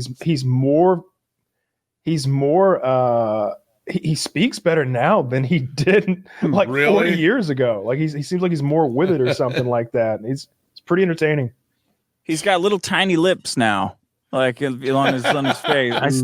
I saw the last Rambo one, and his lips are getting like tinier and tinier every movie he does, like little Tic Tacs now. And he's huge. He's fucking huge. He's still like gigantic. He's been jacked for fucking decades. It's amazing. Some of these guys, they just have stayed in amazing shape for so long. Yeah, I forget what I saw him in. It was like a YouTube video or something. A guy was doing, I don't know how to describe it. They weren't pull-ups, but like his chin was above the bar, and then he was kind of, I think Kyle saw it maybe, like he's going forwards and back. Like he's in the pull-up position, and then he goes forwards and back. And Stallone, it took him like a couple days to get the knack of it, to maybe get those smaller muscles strong again.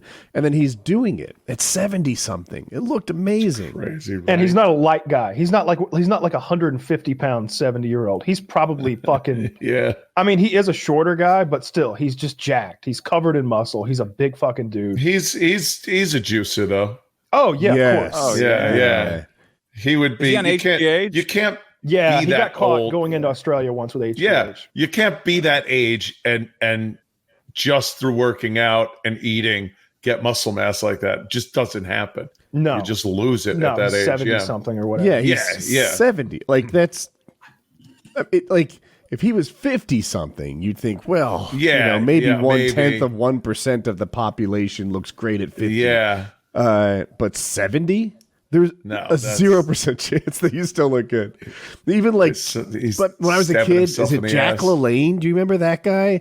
He was like swimming and pulling boats and shit. He didn't look like Stallone. He didn't compare. No.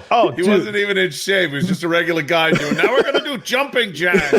Let me tell you what I saw fucking last night. So there's this, all the networks are trying to come up with some goofy fucking show since everybody's sitting at home. And it's one of these like physical competition shows that The Rock hosts. It's his show, I guess. And you go through, it's called Mount Olympus. And they have like it's like a 1v1 Ninja Warrior type competition where the two contestants race alongside each other. And it's hard stuff. Like it's not like the acrobatics type stuff. It's like drag this 250-pound ball across the floor. It's like pick up this like 240 the old strongman competition. Yes, it's a lot like a strongman competition, but it's a circuit of these, like one after another, and they're racing alongside each other. So they have this school teacher from like Tennessee or something. I don't know. He had a mullet and a serious Southern accent versus Tyrone Woodley, former champion of the UFC. The white 5'9" school teacher stomped his ass. It wasn't even close. He's like running up a ramp carrying a 240-pound log, like this, like hugging it and lifting it. And Tyrone Woodley is looking up at him like, the fuck? Oh shit! Wasn't even close. Tyrone gave up like a third of the way through it, just like most of his fights. That's not true. Yeah, and Tyrone Woodley is even amongst UFC fighters, he's a specimen that stands out. He looks very very good. I thought his Usman fight he looked like shit. And I thought his last fight he looked like shit too. I'm glad to see his decline. I've always despised him. I thought he was a terrible champion and super boring guy to watch fight and super arrogant. He's like he was calling out racism for the reason he wasn't get paid what he gets paid when there's like tons of black champions and black like superstars who get tons of money. And from various nationalities and ethnic backgrounds, the UFC is anything. It is the opposite of prejudice in any way. Like whether you're gay or black or whatever, if you're good and entertaining, you get money. Yeah. We're retarded. We learned that earlier. Put the asses in the seat. Anthony nailed it. Not to go deep into UFC talk, but the UFC rewards the UFC rewards putting butts in seats, and fighters want to get paid on how well they win, how often they win fights. The UFC's like, I don't make money off one fights. I make money off. Gotta have a name, charisma, some kind of fucking gimmick, whatever it is that sells tickets. That's all they give a fuck about. I don't want to do UFC talk either, but quickly, did you see the pay-per-view buy numbers between this event and last event? No. So last event was Amanda Nunes headlining the card. I want to say it was 90,000 buys. 90,000. This one, obviously, Jorge Masvidal Usman, 1.3 million. I knew that number. Yeah. Wow. Yeah. So the thing That's is, a big fucking difference. 1.3 is amazing. Like Conor in his peak was getting like 2. And that was before there was this ESPN Plus deal where you had to you had to pay $6 a month to ESPN for the privilege of paying $65 for it. It's a pain in the ass. You're right. And it's expensive. And like, if you're like me, you have kind of a natural aversion to signing up for monthly shit. You know, do you want to buy this? $6 a month. How do you cancel it? You'll remember, you know. And my whole company's based on that, and I hate it. Yeah. So nowadays, pay-per-view numbers are much lower. You can't compare the last year and a half, 2 years to prior to that. 1.3 was a good number in any era. It's Masvidal's selling. I bought it. I bought it too. By the way, if you want to save money in the future, buy the Amazon coins. If you buy enough Amazon coins for 2 cards, you save like $30. How does that work? Well, I don't know. I've never heard of an Amazon coin.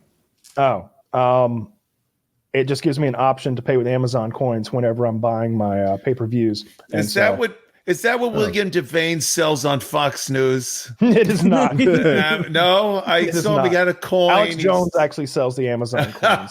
It's a talisman, actually. Needs some bone broth. Now, you need my coins and my bone broth. Those are what you need. And you also, to get an old one, you need to get your neck thickening agent. It'll make you red. It'll make you big. It'll make you hard. It'll make you as big as you can be. Also, don't look into any of the claims I've made in the past 15 years that the globalists have removed all sources that I used for those claims. That's so fucking. What if that were true? What if they were removing his sources? What if they were? What if he was on to something like 1/10 of the time and they were like, oh, shit. You know what I did find is that if you search for like Albert Einstein is a fraud on Google, you will only get stuff about how it's debunked. If you go to Bing, you'll get the organic results. And I thought that was funny. Same thing with the Holocaust. I had such a hard. I had to go to Bing to get the truth. Shit. Oh, good. Changes on what you Bing should run with that. They should just be like a conspiracy right-wing search engine. Advertise on Alex Jones. Corona is a hoax. Bing.com. I'm telling you, even Helen Keller stuff, you go on Google and you try and search it, you get a curated list of sources. You go on Bing and it's like you actually get what the highest ranking. This piece of shit. Yeah, piece of shit. Helen Keller is the first thing that comes up. What I was searching was retard, bitch, idiot.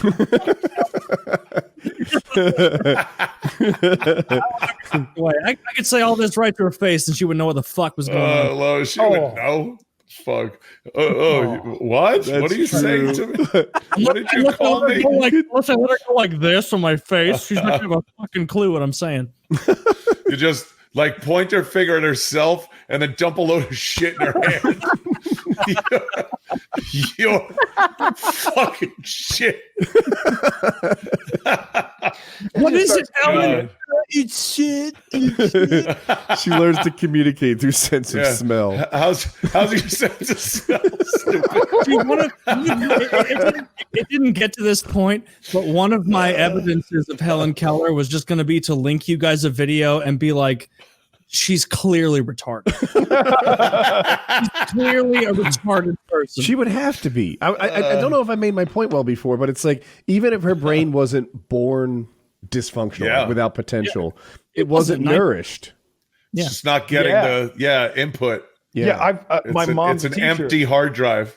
My mom's a teacher, and she has seen those environmentally retarded kids who just like grew up with like dumb parents who didn't like talk to them at all, and now they're retarded, and they'll never be like the same again. Like if they had been fostered in like an educational environment, you could work at Walmart, Billy. But instead, they grew up absolutely malnourished mentally. Yeah, it's so interesting. There's a specific amount of time that a child has to learn the basics. And a parent has to be very nurturing and fostering, and they have to learn things by touch and smell and all their senses. And if they don't, in that really limited amount of time, they're going to have all kinds of developmental problems later. So true. You got to get in there early with that shit. That's why. So I have some expertise. I have a special needs son, and he had like a big language delay. So we spent like our whole lives racing the clock, trying to get him to certain language. Right. Those what are they called? Landmarks. Yeah. Because whatever, he turns 21 and you can't expect a lot of speech improvement after that. Uh-huh. Yeah. It's such an odd, fucking amazing thing how that works. It's just goop. Why does the time matter? Right? Yeah. It's just a big load of goop. It's not a fucking computer with a timer and a circuit stops. It's just goo. And what's so special about language? You could learn something. If you had to learn, I don't know, a new city or something, you'd be fine. But you can't learn a language? I don't know. But like a language, and that's the weirdest thing. Like children learn their basic language without a book, without just hearing shit. Yeah. And then you could spend a year in fucking France. You're not learning French. I don't think without a book or something, just hearing shit, I don't think you'd learn it. It's neuroplasticity. There's a point at which your brain becomes less receptive to receiving that kind of input, and it's much younger than we would think. And so, that Helen Keller was not environmentally retarded. Like she didn't come from a bunch of like a retarded family. She came from a very rich family, like I said, but she had a disease at 19 months that knocked out those senses. Was it scarlet fever? That is literally what they said it was. Yeah, I had scarlet fever at 2 years. Fever. You did? Yeah. When the fuck were you born? 73. Christ. No. You have cholera too?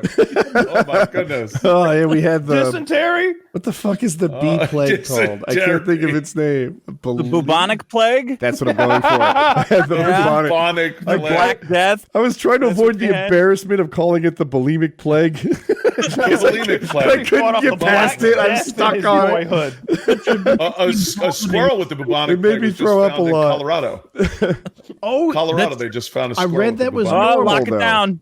I read that squirrels I don't think it's that often big a deal, though. Like, I think the bubonic plague is totally curable with antibiotics or something. It's not a big thing anymore. Yeah, penicillin. So, but they're like, oh, a squirrel has it. So we're all supposed to lose our But I think squirrels have it. I read squirrels have it a lot. I have to check my sources. They do. Yeah. But it's like the year of the shark. I don't even remember this. Sometime 7 years ago. The sharks were fucking everywhere. The East Coast. Yeah. Every time there's a bite, they made the Time magazine is covering it. The year turns out that was about a normal year for sharks. It was just a media creation. It's how they present it, and that might media be what does this with everything. They do it with everything. Every fucking thing. Media has the unique ability to construct narratives wherever they see fit.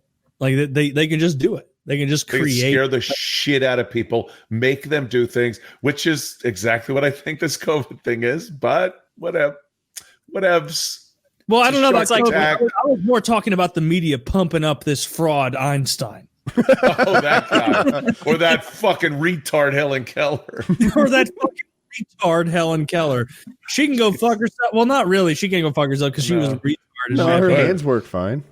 I would just lay my dick in her hand and tell her to read the fucking Bible or something. She's just going like this. She's rail off your cock. Yeah. What if that, like, her communication style gave her this, like, extra dexterity and she gave great hand jobs? Oh, a Helen Keller hand job. Even her hand is fucking retarded. And she's doing shit. She doesn't know what's up. I'm done with the I'm done with the apology for Helen Keller. She can go fuck I love this. I am watching videos. I am going down the Helen Keller fucking rabbit hole tonight. And you know what? So much of the Helen Keller rabbit hole for me was watching videos and being like, this doesn't support my conclusion. All right, let me find something that supports. That's my life, by the way. That's my let me Facebook find something feed. that supports my fucking That's Twitter, that's Facebook, and everything. Fuck you. Oh, that agrees with what I think. Yeah, it's like she learned by blah blah blah, and I'm like, this shit ain't funny. Who cares? No, I'm out of here. I posted something to my own Facebook that I choose to believe it's true. So I was like, I'm gonna do what everyone else does. That 19-year-olds are wearing masks and makeup and using walkers to get alcohol. They're pretending to be like grandparents. I am so buying that. That's hilarious. That's really funny. I like. Why wouldn't you do that? Right? Yeah. That is so good. Well, I just want 3 handles of New Amsterdam. Exactly. I love the theory. Yeah. Yes, I'm an 85-year-old woman, and I like 3 handles of cheap vodka. It's like, no, you clearly don't, but that's good. Yeah. That's good. I'm glad kids are taking advantage of this, having a good time. Yeah, what's one of those stupid vodka can spritzer things? Fucking, Those White Claw. White Claw. I need some White Claws, if you would. What's a White Claw? Is that a vodka water? Is that? It's like another one of these specialty Zima. little can things. It's Zima. I always just think Yeah. everything's Zima when you get it to that point. It's the new fad that's kind of already becoming old. Dude, I liked Zima some as a vodka. 21-year-old. You liked Zima? It's like 7-Up-y. Everyone was like, Zima was the worst thing on earth. And I'm like, I don't Like know. alcohol fresca. Like beer's kind of bad. Zima's, about the same. Sugar water. Zima. How could you not like it? I think beer is great, but There were so many things like that, though. Remember Bartles and James was huge that for a gone few now? years. That's God, no one fucking Bartles. Who goes into a liquor store? I need some Bartles and James. That the when I was growing up and when I was a teen, it was like Boone's Farm Strawberry Hill Wine. Boone's Farm. You get that, and it was strawberry. It was just instant vomit when you drink enough of it. You just start puking. you really are like 60 years old, aren't you? Oh, I am. It's terrible. Yeah. Oh, I relate to some of these. There was a beer called Peels in my area. 24 of them Peels, for Peels $8. beer, right? $8 for 24 cans of beer. That is a deal. That's what they used to have, Meisterbrow. I know People these would come over names. to parties and they'd have 2 6-packs of Meisterbrow, put it in the fridge and grab a Heineken. Like, you fucking asshole. I could have finished that story for you. That's exactly what people did. Yeah. That's what they do. You buy some respectable beer. These scumbags come up with shit. They don't even take them. They put it in the fridge and grab a good beer. And at the end of the night, you got 2 6-packs of Meisterbrow waiting for you. Yeah. Oh, I'll just The put mine in there Master to Brew. cool while I drink your Heinekens. Yeah. Yeah, well, I drink your good shit. Cheap fuck. Hell killer motherfucker. Oh man, that's funny. Oh, I knew right where that was going. Do you want to do the game? Shit, I forgot about the game. Yes. I messaged you a while ago. On what? Discord. Oh, I'm using this- I know. That's why I didn't want to answer. I'm full screen. Oh, I see. Game. You actually put it there. Do we have to go back to the other chat and copy paste all that stuff over here? No, that's all for Woody. No. I actually brought it over, I think. Yeah. If you guys scroll up, there's a red picture and it says don't click on this for it's an upcoming bit. Ooh, I saw another picture of Ratajkowski's pussy. That's nice. Oh yeah, if you scroll up enough, you'll get some vagina. Let me see. It's below the vagina.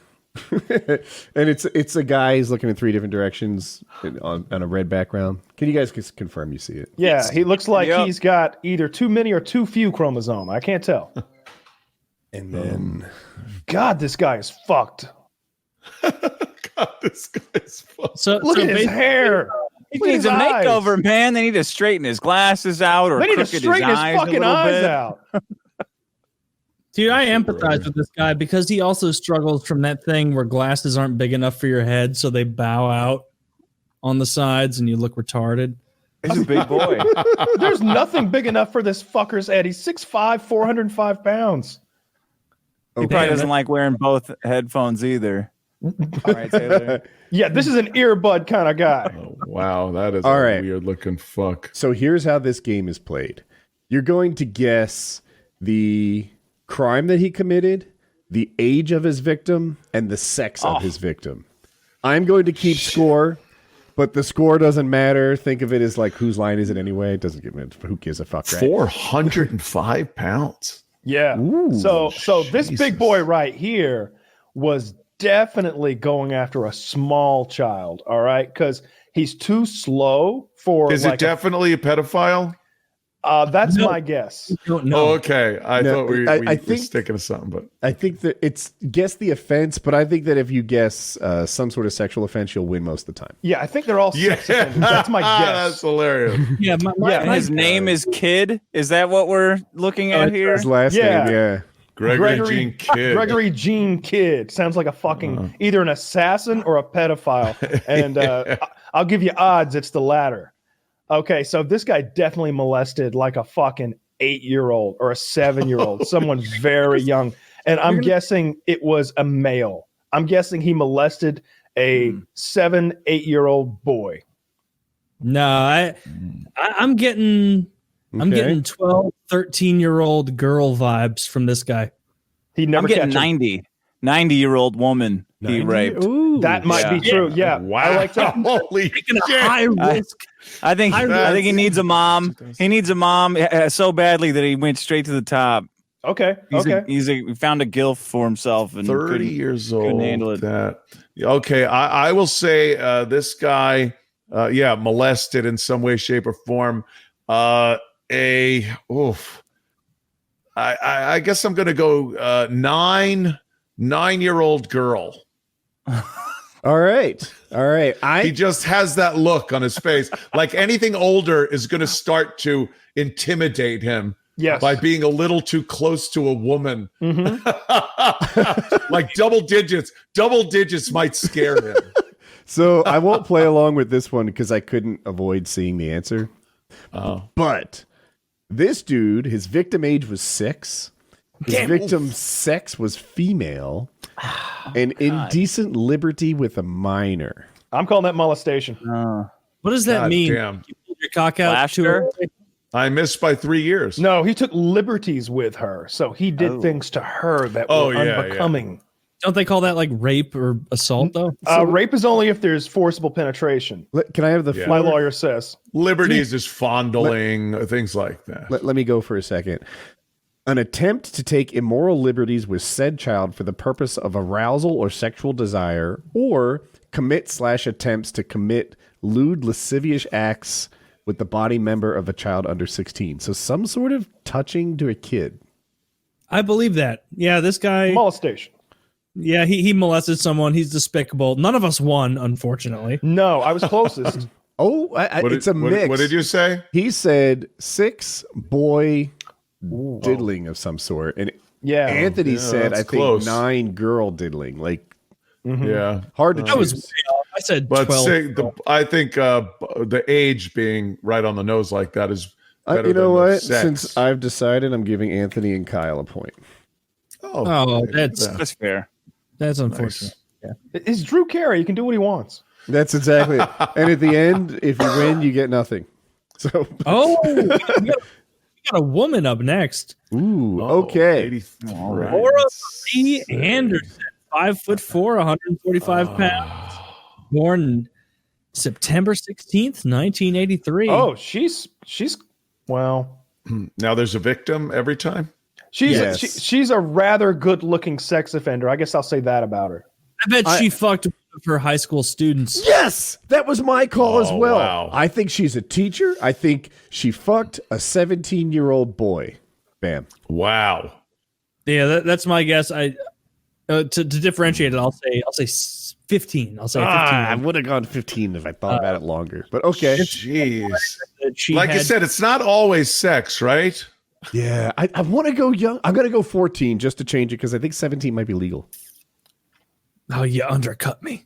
Man, I got to say I'm agreeing with Woody and Taylor, but I have to go in a different area if I'm going to secure myself a point here. So I'm going to say that there was some sort of abuse against her own child, probably a young man. And I think it would be more abusive than sexual, but maybe there was a sexual nature to it. I'm going to say she assaulted her own. Maybe that doesn't even matter, but I'm going to say she assaulted she's born in 83. So that makes her 37, her own like 10, 12-year-old boy. Okay. Wow, dark. I think she own kid. Okay. All right, I'm gonna go teacher, but she assaulted a 17-year-old girl. Ooh, fucking hot. I'm Let's really go. I'm going way hotter than it should be. Hang on. What'd she do? Well, what was she wearing? You know, if I were to guess, I would say that this bitch sucked a 15-year-old's cock. Wow. I don't know which one I like more of these. I You think mean which she's one's hotter? yeah. I like the lesbian stuff, but I wish I was that boy. All right. Yeah, I'm having one of those moments of clarity where it's like, what an absurd podcast we have. I think she's too hot to be guilty. So I think what happened was she probably met a guy at a bar. They went home. He had a little too much to drink, and they had sex. But the next day, she didn't call him back. So he went to the cops and told them that she raped him. That's what I think happened here. That's All right. a long shot. False accusation. Yeah, it happens to women all the time. So it probably happened to her. Dude, if you're right on that, Okay. Oh my God. 15-year-old boy in decent liberty with a minor. Wow. I think I nailed every part of that. Yeah. Yeah, that's exactly what I said. 15-year-old boy. I think I said all three of those things. Yeah. It just made so much sense. Bravo. All right. Was she a teacher though? Was she a teacher? She looks like a teacher. She I does. don't know. There's a Discord link or something to look at, but I didn't look at That bad hair and that cheap makeup. Okay, next dude. Oof. Casey guy's- Sheridan Weiss. Sure. This guy's pretty good looking, actually. I bet. Oh, he's not my type. Oh man, what? Well, sometimes I use that. Like if a guy's 400 pounds and disgusting, I make the victim like have less agency, right? Whereas if the guy could maybe get a girl, maybe he just like picked up a 15-year-old or something, and he's a slime bucket. But yeah, Looks like Edward Snowden a little bit. I see it. He could definitely like pick up a 15-year-old or something who Right. thinks he's cool, shit like that. Yeah. Yep, that's what I have in my head too. So I'm gonna make her 14, girl, sex offense of some sort. Yeah. So he is 5'7", 175. no age on him. Yeah, he looks 27, maybe. I bet he's in his mid-20s. I'm gonna say he molested a girl who was 11. Yikes. I'm gonna go darker. I think he molested like an infant, like real tiny, like Wow. Yeah, I know, right? Hot. Yeah. 2 to 3 years old. I was going to go there. Supple. Yeah. I was thinking that same thing. He's got like a real kind of weird, lifeless, dead eye look. If he's 3, Yeah, he knows it's over. is he related? Like he's not even worried about getting bail because he knows. Yeah. He just knows it's He's done. gonna get murdered by like the fucking Aryan Brotherhood the second he steps into that block. Yeah, this guy hung himself as soon as he got bail. All right, so Kyle, can you say it again? I'm going to say that he molested like a 2 to 3 year old Girl. Okay. I'm gonna say a 5-year-old girl, probably a family member. Yeah. If they're young, he like wouldn't let that, this guy around your child. Yeah, it's a little Dick. bad. I think he looks pretty cool. You know, he's got a pretty fashionable haircut. He's trimmed his beard, so he cares about looks. He likes him young, but you know, he probably can't keep him off with a stick. So I'm going to say like a group, maybe an 11-year-old girl's birthday party. He might have come in and flashed them, popped his collar, flashed them, and then just let the cops carry him away. That's what I'm going to say. Taylor, did you go? I did. I actually said in fewer words what Dick did. I think he molested an 11-year-old girl. Oh shit! Okay, I'm gonna say 12 then, and multiple victims. You're doing prices right. All right. Let's see. Wow. So this guy had a couple of victims from I was right. Victims 12 to 17, females, transportation of child pornography. He was 20 at the time, and he hit with 3 charges of transport of child porn, receipt of child porn, possessing child porn, second offense. Damn. Second offense. What does that mean? That he was like driving around with a flash drive with a bunch of porn on it? Yeah. Or maybe he distributed it. Like transport to me could mean like he put it someplace for download. Oh, like he's selling. Like he ran the website or selling. Yeah, maybe. God damn it, 12 to 16. Fuck. 12 to Well, 17. way So too who young won on that? I'm Yeah. a little mixed up. I think I was closest. I think we all lost that one if we're being fair. Yeah. I've ruled Dick's the closest because he said it. God damn it, we had the same assumption. Multiple Vicks, man. Well, then you should have. Yeah, the multiple victims. Yeah. All right, yeah, Dick did call it the multiple victim. All The right. top collar, I pointed that out. Yeah, well, I mean, that was really what tipped it over. All right. Now we have Lisa Diane Nebel. Oh, wow. smoke show. That is odd. He's fighting back. This bitch fucked a dog, 100%. I'm gonna say 2-year-old German Shepherd, probably. Oh, Picked him up. She picked him up at the foster center, took him home. She could barely wait to get in the front door. Oh, shit. She had to duct tape the oven mitts on him so the dog's claws don't dig into her hips. That was a safety bun that she has on right there. Get out the could tube bite on socks. that. It's go time. God damn, the fucking a dog thing. You have Oh, that's perfect. that is so perfect. That is really what do we good. do with her? Shit. 2-year-old dog. 2-year-old Is it a dog. crime to let a dog fuck you though? Yes. Yes. Asking for a friend. I'm just asking. I think she molested a young boy, and she's the aunt. I'll say. Back to the end. I'll say 3-year-old boy. Why does all of her head look so bald other than the bun? I really hate that. That bun is way too tight for her hairline. This chick looks like she is right at that point where she's starting to we always joke that women go rotten at, what do we say? 23. 19. Yeah, like 19 or something like That's that. hilarious. She's actually started to go rotten, and so Right. I feel like, but she looks like she'd like to have that thrill again of Right. a young man. She's a goer. I bet she's a goer, and I'm thinking that she was probably able to secure herself. I don't think she could do a 16-year-old. I don't think she could land a 16-year-old. I don't think she could land a 15-year-old because he's about to get his license. but a 14-year-old.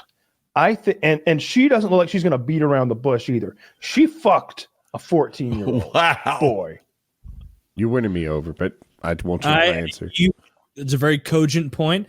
I'm going to say that she is so devious looking that she was fucking around with a 5 or under child. Yikes.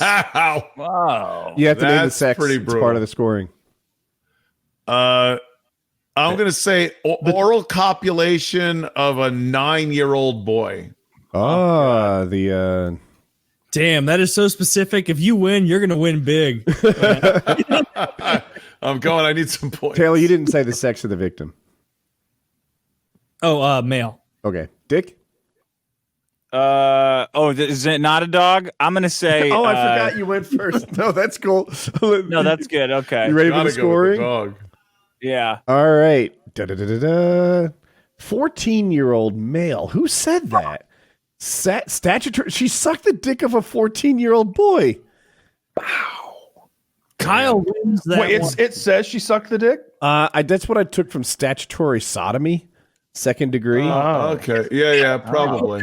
Unless he Sucking fucked dick. Unless he fucked her in the ass. Yeah, I don't think that's it. And I don't think that's it either. I think Kyle. Probably blowjob. I think Kyle gets the point. That's one spades. Yeah, that's I anal. went too young. I went a couple of years too young. I had the blowjob. I knew she looked like someone that would just suck a kid's It's like dick. a mean dick. I'm That's why she tempted got to her hair give back. Dick She's already a got point it just back because I like his answer so Right. much. You know what? Dick gets a point too. Thanks. All right. Style. Those are 14 style is points. it's 2 in dog years, I think. All right. 14. Now we have Alex Adrian Martin over here. 270 pounds. I'm sorry, 207 pounds, 5'11", brown eyes. What do we got? Well, he's Oh, like man. 70 now, but he went in. When did he go in? The mugshot says 2020, so Yeah, this 2020. is recent. He is a repeat sex offender, Mhm. and I'm going to guess that he was into child pornography because he's a very old guy. His dick probably doesn't work too well. I think not child porn because The he's not age. the age. He's not an internet dude. Unless he's got like hard porn, right? Unless he's got like Polaroids. That is possible. Polaroids from child pornography. Hard copies. Yeah. Then I'm probably wrong. You take it He's away. got those. He's got those glass plates that Lincoln was photographed on. Yeah. Tin types. Little children. He's got tin types. What was it called? The Deutero types? Yeah, those.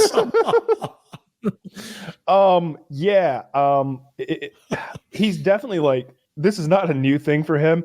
And I feel like he would, he looks like the kind of guy who, like, I'm thinking girl, and I'm thinking like young enough for them not to be able to resist him, which is interesting because like at 70 or whatever, I feel like, you know, maybe he can't put up that much of a fight. So I'm thinking like 9 to 11-year-old girl.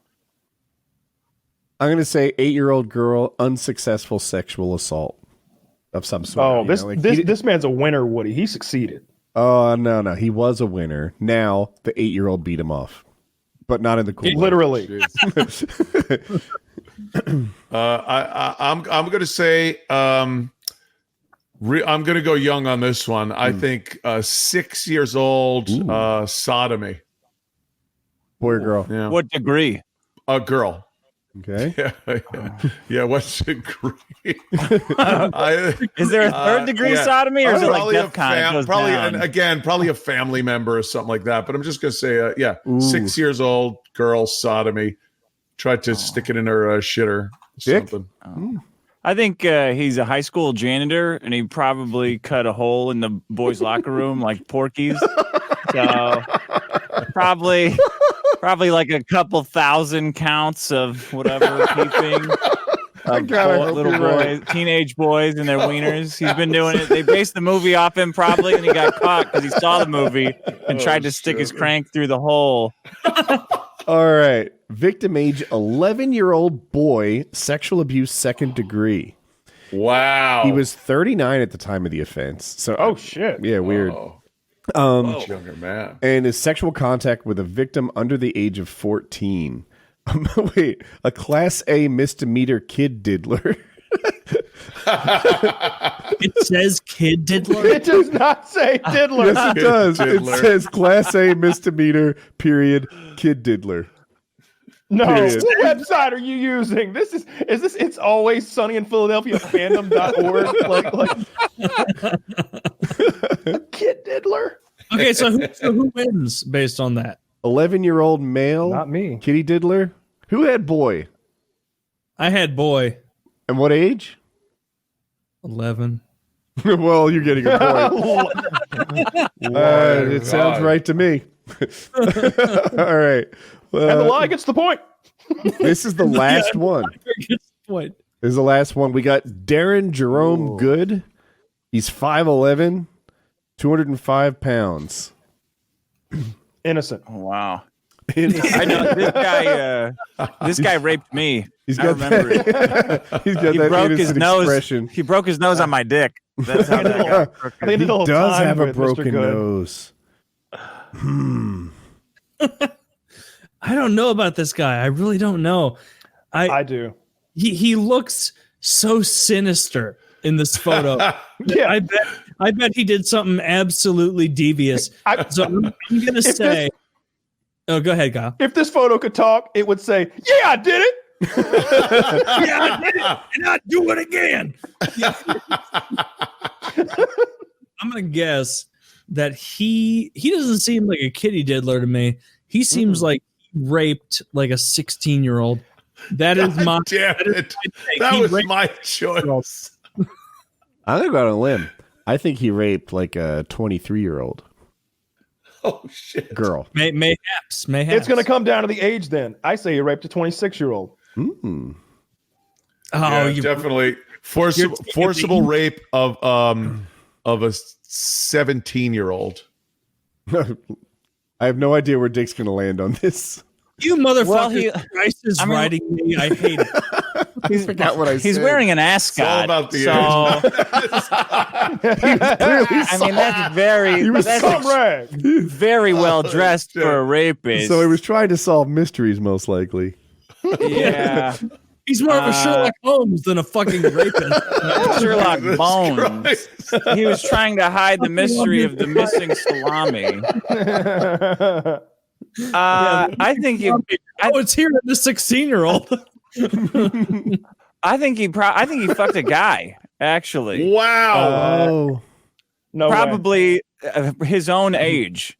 I think.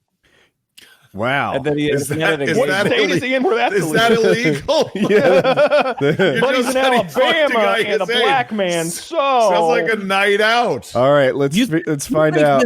They both Whoa! up with Did loose I say assholes and had to race to 26? The police station. I said 26. Oh, did you? Dick, just to clarify, Dick, you think that this 60-year-old man raped another 60-year-old man? Yeah, man, 16 and 65. That's when syphilis explodes because those old people, they get shoved in their COVID mausoleums and they just nothing to do but fuck. All right. So that's definitely what he 16 to did. 65, that's most of our lives. No, at 16 and at 65 and not in between. This guy Oh.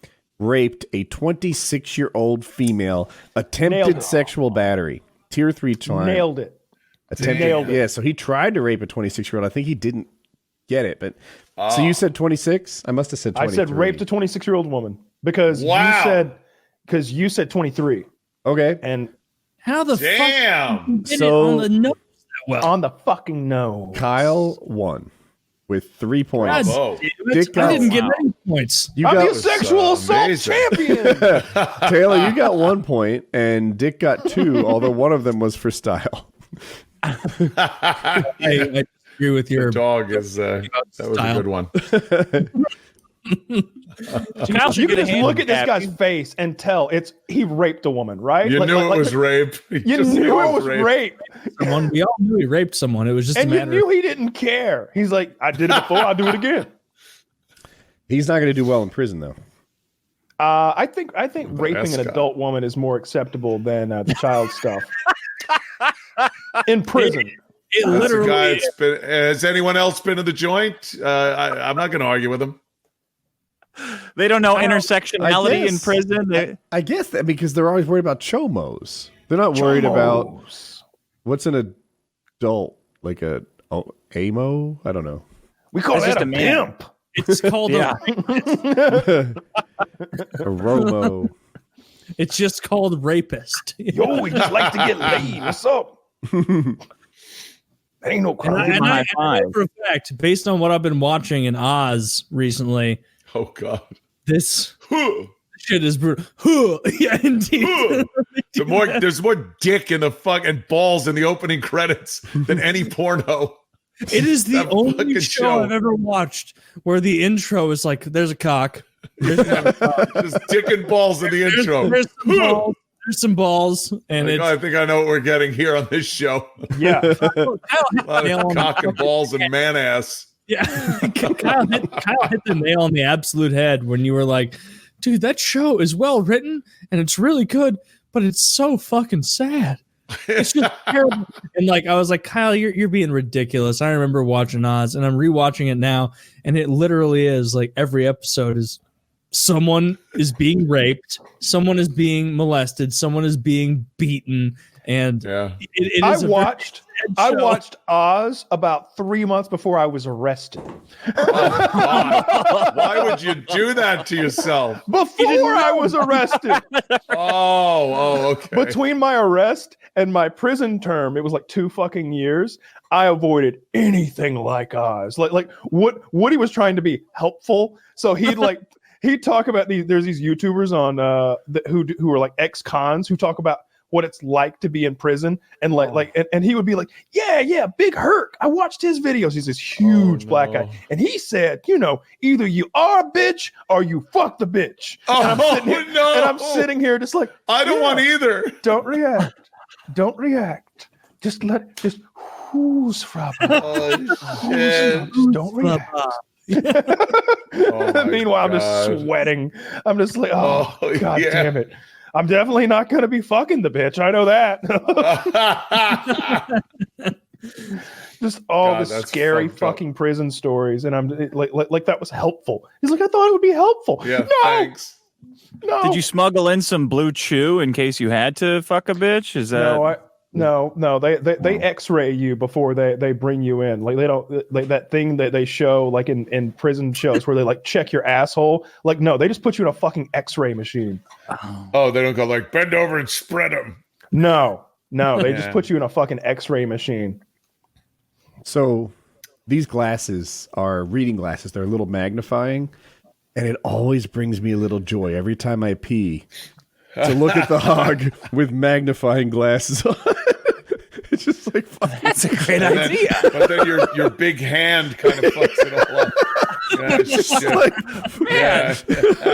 Next time we see Jackie, she's got the exact same pair on. She's like, I got them for her for Christmas. They hurt her eyes like hell, but she's wearing 3 pairs of them. I do Japanese binding, but for her hands. Flick over. Man, they need that at bars or a club. Like you go into the urinal and it's just got a Fresnel lens jutting out. So you look down, it's a giant pair of binoculars. All right. I brought the hog, boys. I brought the hog. All the guys are just crowded around the bathroom all night. Call it a wrap? Yeah, I think this is a good one. I thought it was good too. Thank you, gentlemen, for coming on. We really appreciated having you on. Love you both. You're both two of my favorite guests that we ever have on here. Dude, I love doing the show. I get so many people that are just like, dude, I love watching on PKA. It's fucking awesome. And you guys are just great. So much fun. Same fucking deranged sense of humor. Not afraid. It's just fucking a lot of fun. Thanks so much. That's great. That was an absolutely sick game that you made us play. I'll be thinking about it for the rest of the week. We call it the sexual assault game. We don't call it that anymore. No. Yeah. We stopped calling it that. We call it that, but we don't write that down anywhere or tell people that we call it that. I think last time I was on, you had a conversation about, is this okay for YouTube? Is this okay for YouTube? And now we're guessing who raped whom. So I don't. Maybe it's the 10th anniversary or 500th episode, whatever the fuck anything goes. I can't wait for the next anniversary you guys have next month.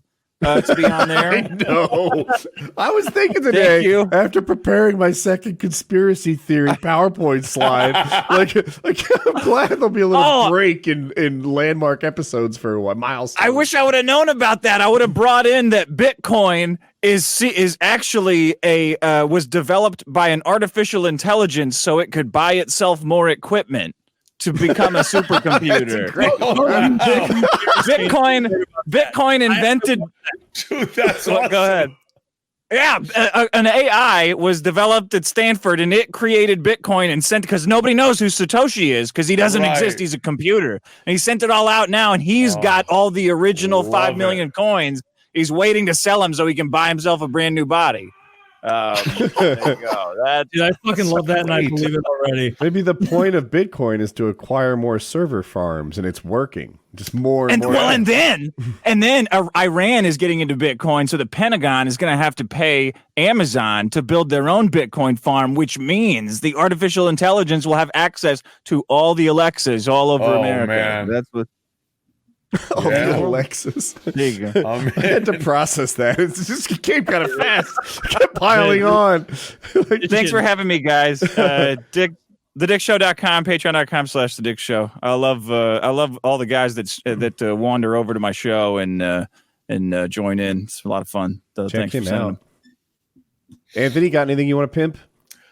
Oh, just compoundmedia.com. We have a bunch of shows over there. I got mine with the great Mr. Dave Landau as my co-host, great funny comic from Detroit. A city that's crumbling also.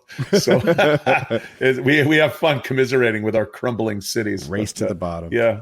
That's about it. PKA 500. We did it.